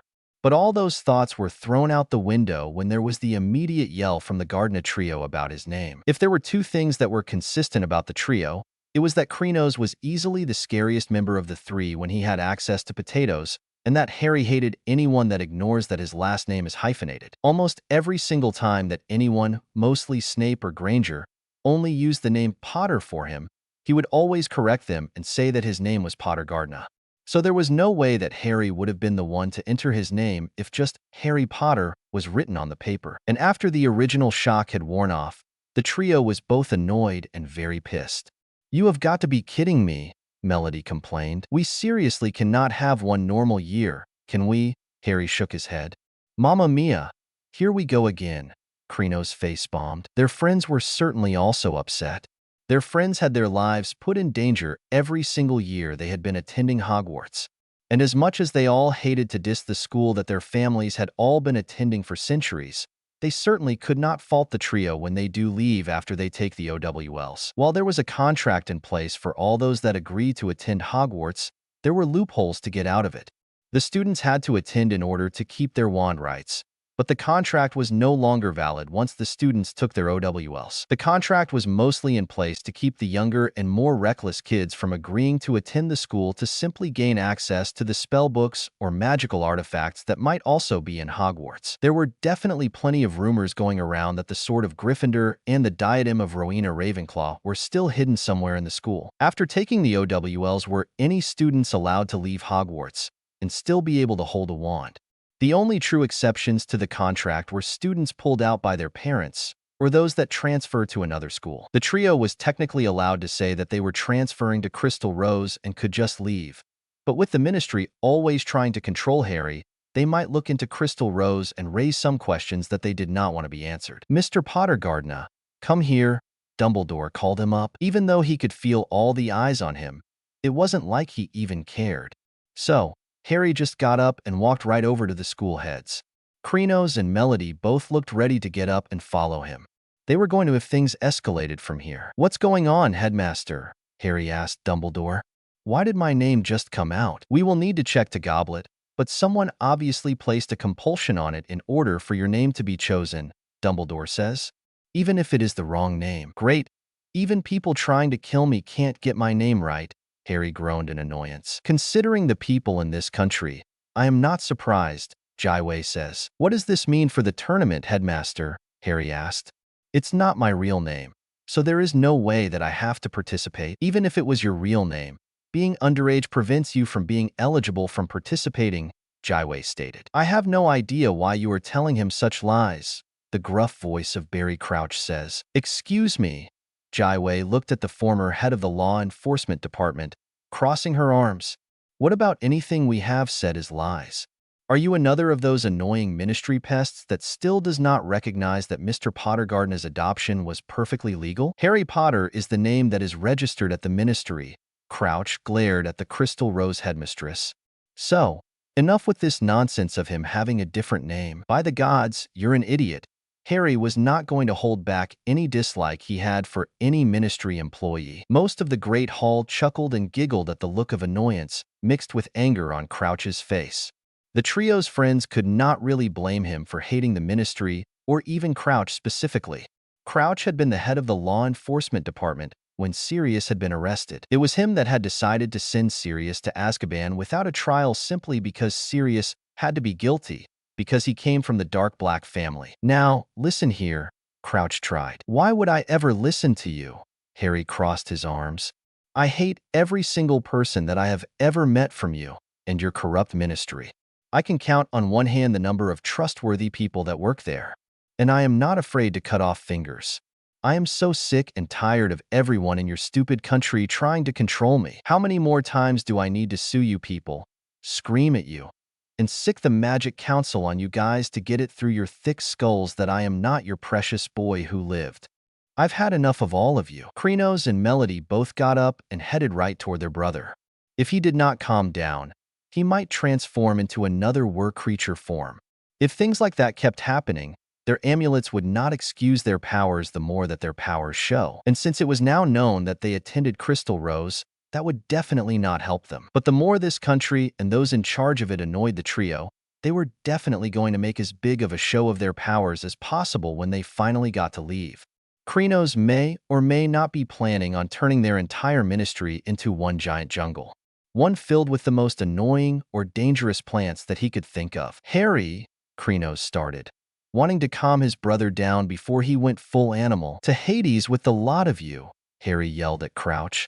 "Especially every single corrupt nutjob that we are unfortunate enough to have to call fellow witches and wizards." If most of Hogwarts and Crystal Rose, plus Bosebatten and Drumstring as well, could all agree on one thing, it was that this was definitely more entertaining for them than scary. Sure, Harry going full cat creature on Ron and then throwing Draco clear down the Slytherin table in their second year was terrifying, to say the least. But there were plenty of workers at the ministry that everyone hated or was just annoyed by. Even the Death Eaters that bribed their way out of Azkaban did not like Fudge, but just simply found him useful because of how easily he was manipulated and used by them. Crouch was also easily one of the most annoying since he was always trying to get into more powerful positions after he was demoted from the head of the law enforcement department. And the less said about Umbridge, the better. Krenos and Melody put their hands onto their brother's shoulders. It calmed him down enough to stop yelling. But that did not mean that Harry was any less pissed. They were probably lucky that Harry has not started to overrun the entire school with animal spirits. And the stronger he got, the more types of spirits he will be able to call. They all started to walk away. So done with corrupt idiots. "Potter is your legal name on file in this country," Crouch said, making the three freeze. which means that your name coming out of the goblet is valid. You either compete in the tournament or you lose your magic. That was definitely a breaking point for Harry. Growling, he growled, his eyes turning into a lion's and his teeth fanged. With a yell, he turned around and grabbed Crouch by the neck. With his other hand, he took hold of Crouch's arm. With a very animal-like growl, Harry picked up the idiot and threw him onto the first table that he saw. Crystal Rose and Hufflepuff students scattered when he crashed onto their table. Wow, was basically the thought of everyone in the hall. They all knew that Harry was strong, especially when he got angry, but they did not know he was that strong. Picking up an adult was a lot different from picking up a kid that was the same age as him. Now, if anyone else wants to mess with me, just try and see if you survive. Harry glared at everyone in the hall. He basically stomped out of the Great Hall. Krenos and Melody quickly ran after him. He was fast even when he was not channeling a cheetah. The rest of Crystal Rose followed after them as well, along with Neville, Luna, and the twins. Not even Snape dared to try and get any of them to stay. Not unless they also wanted to get thrown by Harry. Your ministry is full of idiots just like him and that fudge guy, right? Jaiwei asked Dumbledore. Unfortunately, yes, Headmistress Jaiwei, Dumbledore sighed as he shook his head at the unconscious man on the Hufflepuff table. And Headmistress Valentina from Mistasia in Argentina wonders why foreign magical communities hate this country. Jaiwei face-bombed. She does not know. Dumbledore raised an eyebrow as he looked at the Mystic Soul headmistress. Valentina was born and raised in Rio before she moved to Argentina, Jaiwei tells him. She is very focused in her own school and her own country. While she is a very good headmistress, she is not involved in politics. So that means she does not really know things about foreign places, especially since she does live on the other side of the Atlantic Ocean. Should we check on our students? Dumbledore asked his fellow school head. Only if we want to be cursed, Jaiwei says. Mystic souls tend to be very independent and tend to keep things in their groups of friends, especially when dealing with anger. That certainly explains most of their actions these past few years, Dumbledore said. Those three have always kept a lot of things close to their hearts. It took them years to tell their own friends their secret. It always has been like this with them. Jaiwei then looks at the entrance to the champion chamber. We should probably get down there and inform the real champions. Mr. Diggory will certainly be just as angry as his friends, Dumbledore says. And let's just say that Mr. Crumb's temper shows exactly how much of a fire that is in his eyes, Jaiwei said. I will be asking about that later, Amaya, Dumbledore tells her. Headmistress Jaiwei simply shrugged as the two then walked down to the chamber. They needed to inform the other champions of what had been happening while they had been down there. Coge en apo after ini apolita elige, Harry was yelling in grey. Translation. Each and every single one of them are total idiots. How long has he been ranting this time? Neville asked the room of friends. Lily checked the watch on her wrist that she had made out of an enchanted time flower. Usually, her time flowers were used to either view events of the past for a specific area or to capture another's memories. But this time, it was just used to tell the time. It's been about 25 minutes, she answered him, and he most certainly is not showing any signs of stopping, Chalice said. Not anytime soon, anyway. And Namazan odi the Analevo tinapilai na cheso ti magia mausaplamini, the earthoun cadialo, Harry continued to rant. Translation. If they think I will take the threat of losing my magic lying down, they have another thing coming. He certainly knows how to rant. I'll give him that, White says. I usually just glare at everything and destroy a few training dummies when I get pissed, Sophia said. You guys can actually understand him, Fred raised an eyebrow. Because we're totally lost over here, George agreed with his twin. Aren't you all from different countries? Neville asked them. How can you all attend the same school when you all come from so many different places? Well, Crystal Rose has some special wards around it, Hawk explained. Not only do they keep demons, evil creatures, dark mystic souls, and mundanes away, but there are other layers to the wards at school, such as the ward that allows us all to attend the same school even if we do not speak Greek, Lily said. There is a translation ward around the school. Everything that is said or written in a language others do not understand is immediately translated. We all speak our own languages, but we only hear or see the language that we understand. We may be outside of the wards, but it also works as an enchantment as well, Mason said. The clips on our cloaks have all been enchanted with translation spells, Abby pointed at the clip that kept her crystal rose cloak around her neck. It helps us hear the language that we understand the most, while also translating everything we say for when it reaches your ears.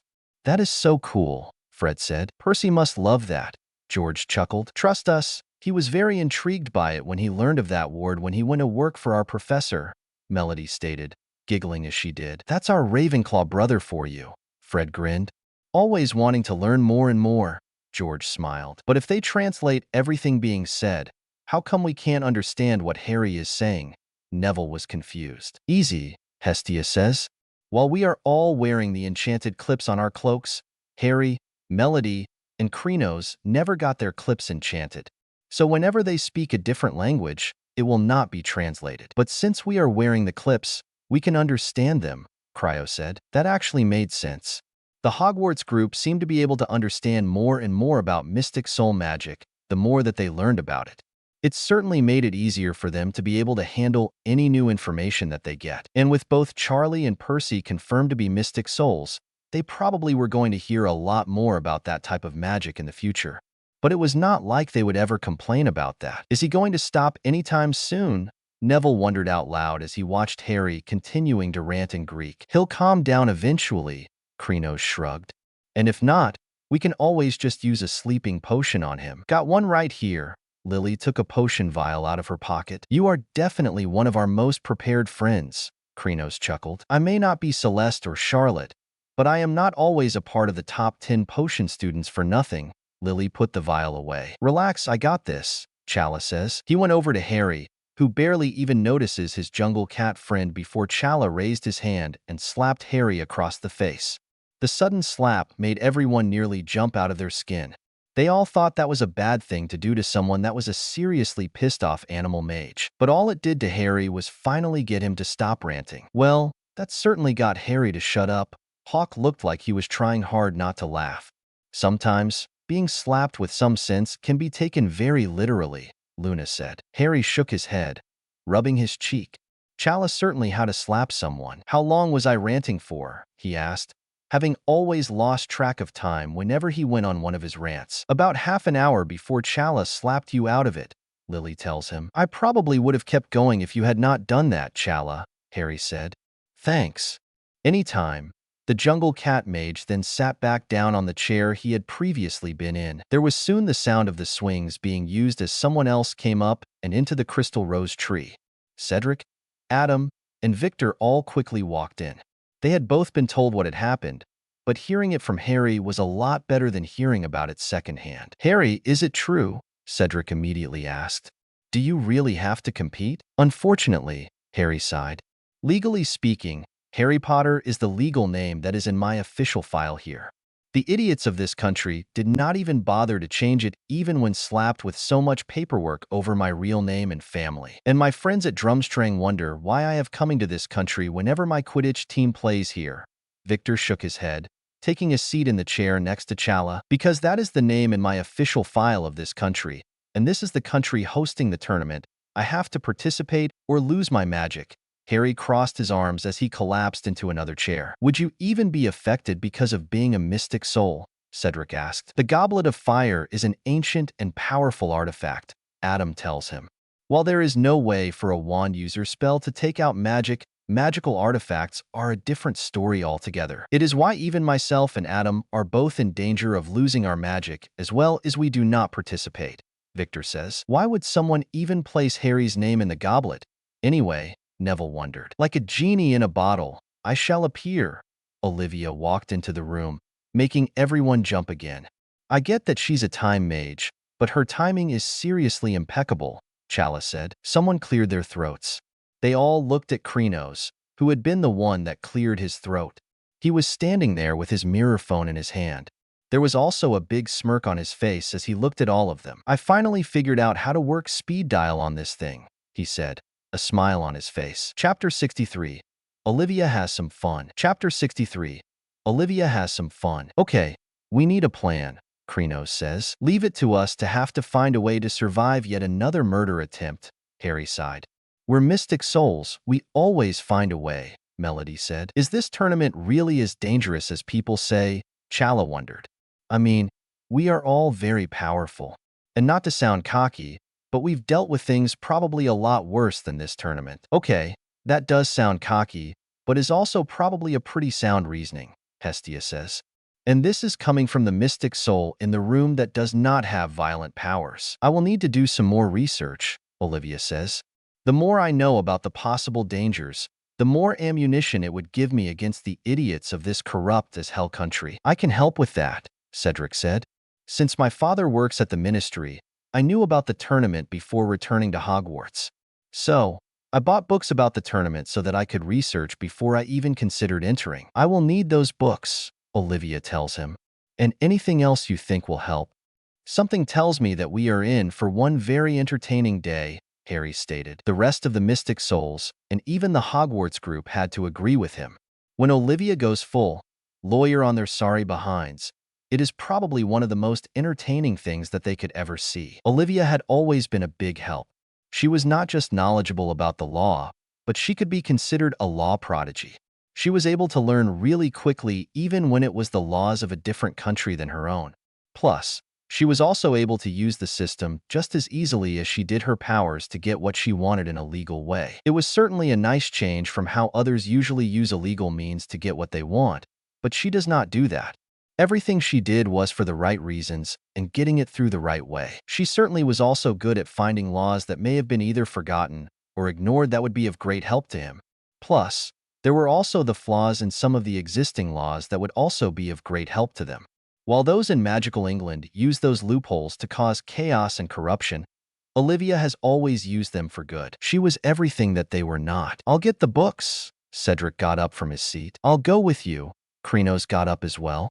With more than one of us, it would be harder for them to corner us to get answers. And if they try and bother you anyway, we'll send a house elf with a bowl of mashed potatoes, Melody giggled. I know you guys told us about that, but I am still wondering how that became a thing, Abby said. Trust me, I wish I knew the answer to that, Krenos sighed. He and Cedric soon both vanished as Krenos bended the vine swings into letting them back down and out of the tree. Everyone else had no choice but to just pull out their homework and try their best to complete it while they waited. There was not much else they could do until the two returned with the books. Then they would all pitch in and find the needed information in order to let Olivia have a good time. And if a few of them were planning on getting some bowls of popcorn to watch as she deals out punishment, that was for them to know and everyone else to find out. Olivia, be happy that you no longer have to do homework, Harry commented to his cousin. Hey, you are not the one involved with politics. Olivia crosses her arms. I can sum up most of my life with one word. Paperwork. Why am I suddenly glad that my family has no title to pass on to me? Abby said. Nobody likes paperwork, Olivia says. Not even the leader of the Magic Council. You have got to be kidding me. Melody nearly threw the book that she was reading. I think I'm gonna be sick. Hestia had her hand over her mouth. Why would they include magical pictures in this book? And especially pictures like that. She basically slammed her book closed as she looked a little green. And since she was a healer and had seen plenty of blood and gore in the past, making her nauseous was a big deal. They seriously put wand users through these things. Chala was shocked and horrified. No wonder this tournament was originally cancelled because of the high death toll. Just goes to show you that when it comes to idiocy, this country ranks at the very top, Krenos said. No doubt there, Hawk says. Listen to what I just found out. The youngest Triwizard champion was 16 years old, and he took part in a tournament about 175 years ago. He died in the first task when the task was to duel against a manticore. A manticore, Harry gasped. Those creatures that have a human head on a lion's body with dragon wings and a scorpion tail. How do people, even wand users, see that as entertainment? Your guess is as good as mine, brother dear. Melody shook her head. I just read about a champion in a tournament held about 230 years ago. She had to face a kraken and was literally ripped in two by it. Better that than how I just saw a previous champion bitten, wrapped up, and then eaten by an arachne. Like creature in this book, Hestia was still looking a bit green. Arachne? Abby raised an eyebrow. That spider woman that thought that she could weave better than Athena? Abby may be from Egypt, but she was still a descendant from Greece and knew about almost every myth and legend that originated there. Plus, since she was the resident expert on all things global at Crystal Rose, she knew a lot of things about a lot of different places. Sometimes, It was scary how much knowledge she managed to save inside of that brain of hers. There is not a single tournament that has been held where all the champions have survived. Olivia just finished reading her third book. There was even a tournament held almost 150 years ago where all 3 of the champions had died. I think the best question to ask is why was this tournament not cancelled long before it reached that point? Harry did not think magical Britain could get any worse, but then it did. Wand users have got to be the most egotistical magical beings on the planet, Mason said. Even more than demons, and that says something. Not every wand user is like them, though, Victor pointed out. While a little more bronze than brains, Bulgarian wand users are a lot more fair than those around here. Victor's right, Hawk says. And I know for a fact that American wand users are also a lot more tolerable as well. There are even a lot of wand users that visit House of Mystery, the Mystic Soul School in New Orleans. It is the same in Africa, Chala added. The wand user school in Uganda even teaches their students to become animagus when they are about 14 or 15. It's impressive for wand user standards. Well, I have all that I need. Olivia closed the book in front of her. A quick mirror conference to the Magic Council, and I will be teaching this ministry yet another lesson. She got up and went to find a private room to have the conference. There might be some private government information talked about, and it was not meant for public ears to hear.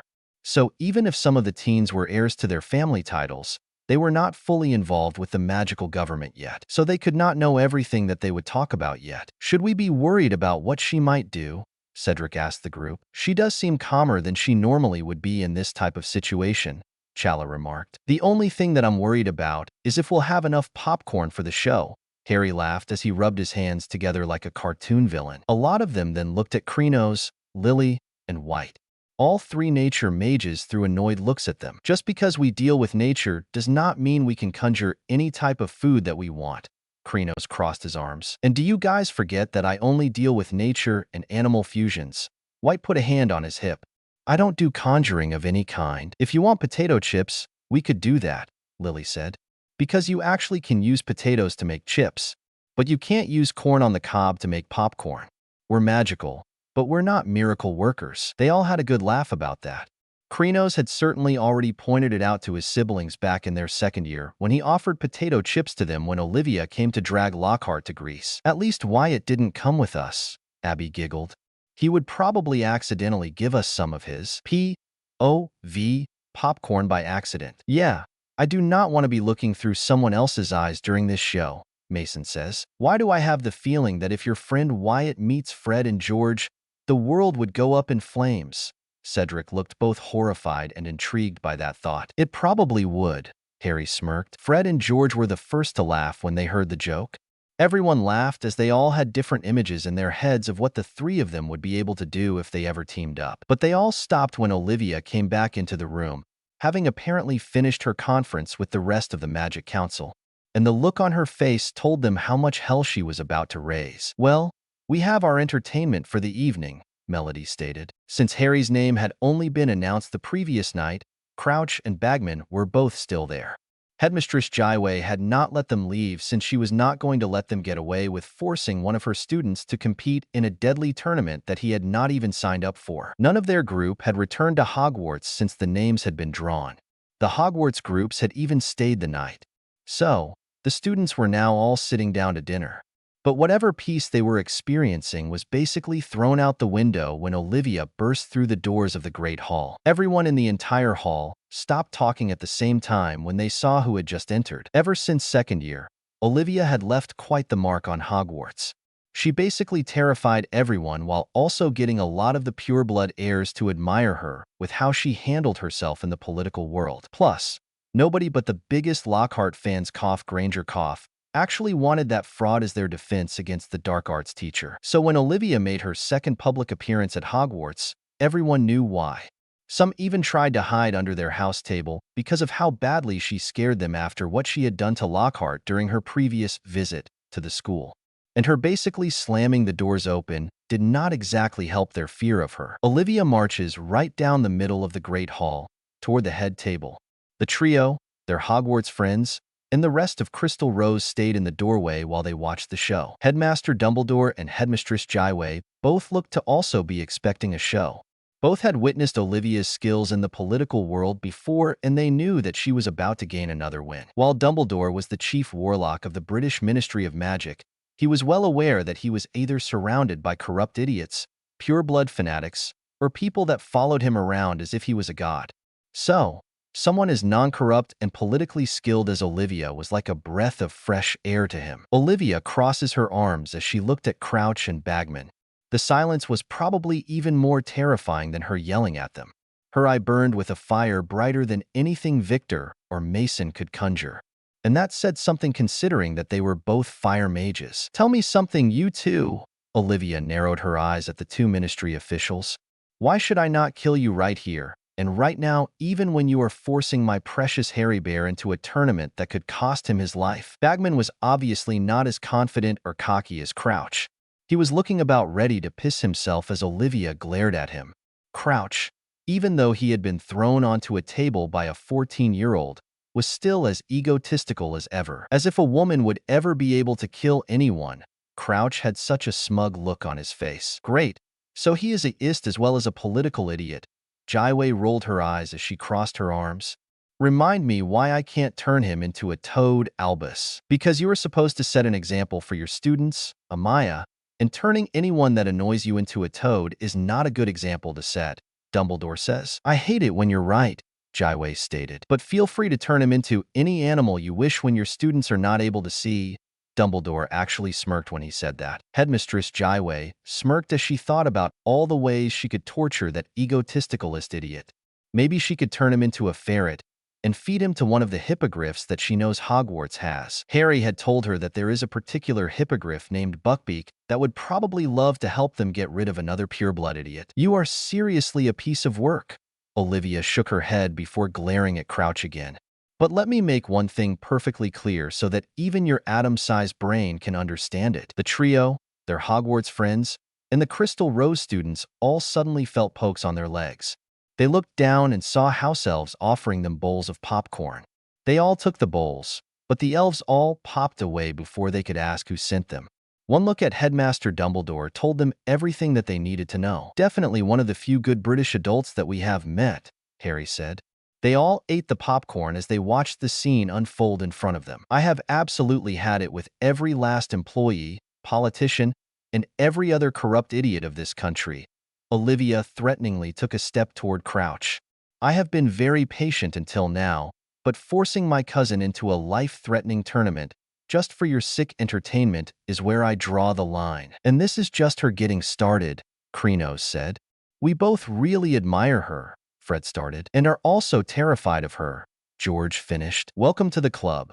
Most of the Crystal Rose students chuckled and giggled. "If there is one thing that myself, Harry, and literally the entire Greek magical government have made clear, it is that Harry is not some object that you can claim as your own," Olivia continued yelling at Crouch.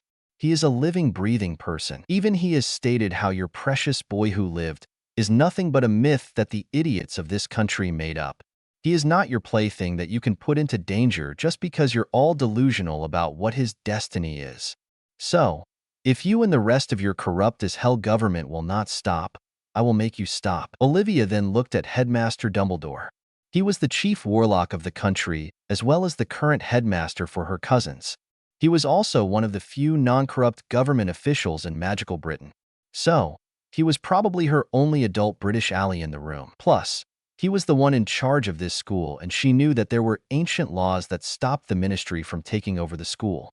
Even if she also knew that those laws did not stop the ministry from trying. "Even under these circumstances, it is always good to see you, Mississippi Gardner," Dumbledore tells her. "Likewise, Headmaster Dumbledore." Olivia nodded back at him. "But it seems that your government has officially crossed the line enough where I have no choice but to do this." She brought out her mirror pad and tapped in a few commands. A file of papers appeared through the use of the magical printer that is a part of all mirror pads and mirror phones. She then handed the folder to Dumbledore. "While I am very sorry to lose such promising and gifted students, I would never keep them if this is what my country continues to do to them," Dumbledore said. Olivia nodded, then turned back to Crouch. "Since you're about as smart as a troll, let me tell you what just happened," she said. "What I just gave Headmaster Dumbledore are the necessary papers to withdraw my cousins from this school the moment that they finished their OWLs next year. That caused almost the entire Hogwarts population to gasp, staff and students both. While they all knew that the trio was not exactly the happiest when it came to the British ministry, this was not something they saw coming. Their friends might have, but definitely not everyone else. "You can't do that," Crouch yelled. "I can, and I already did," Olivia smirked. "I also threw in a magical restraining order that keeps any and all non-approved ministry officials of this country at least 100 feet away from my cousins at all time. I have the approval of the rest of the Magic Council, so it would be useless to even try and fight this. But go ahead and try. I've never vanquished a wizard before." The group in the doorway continued to snack on popcorn the entire time, fully enjoying the situation.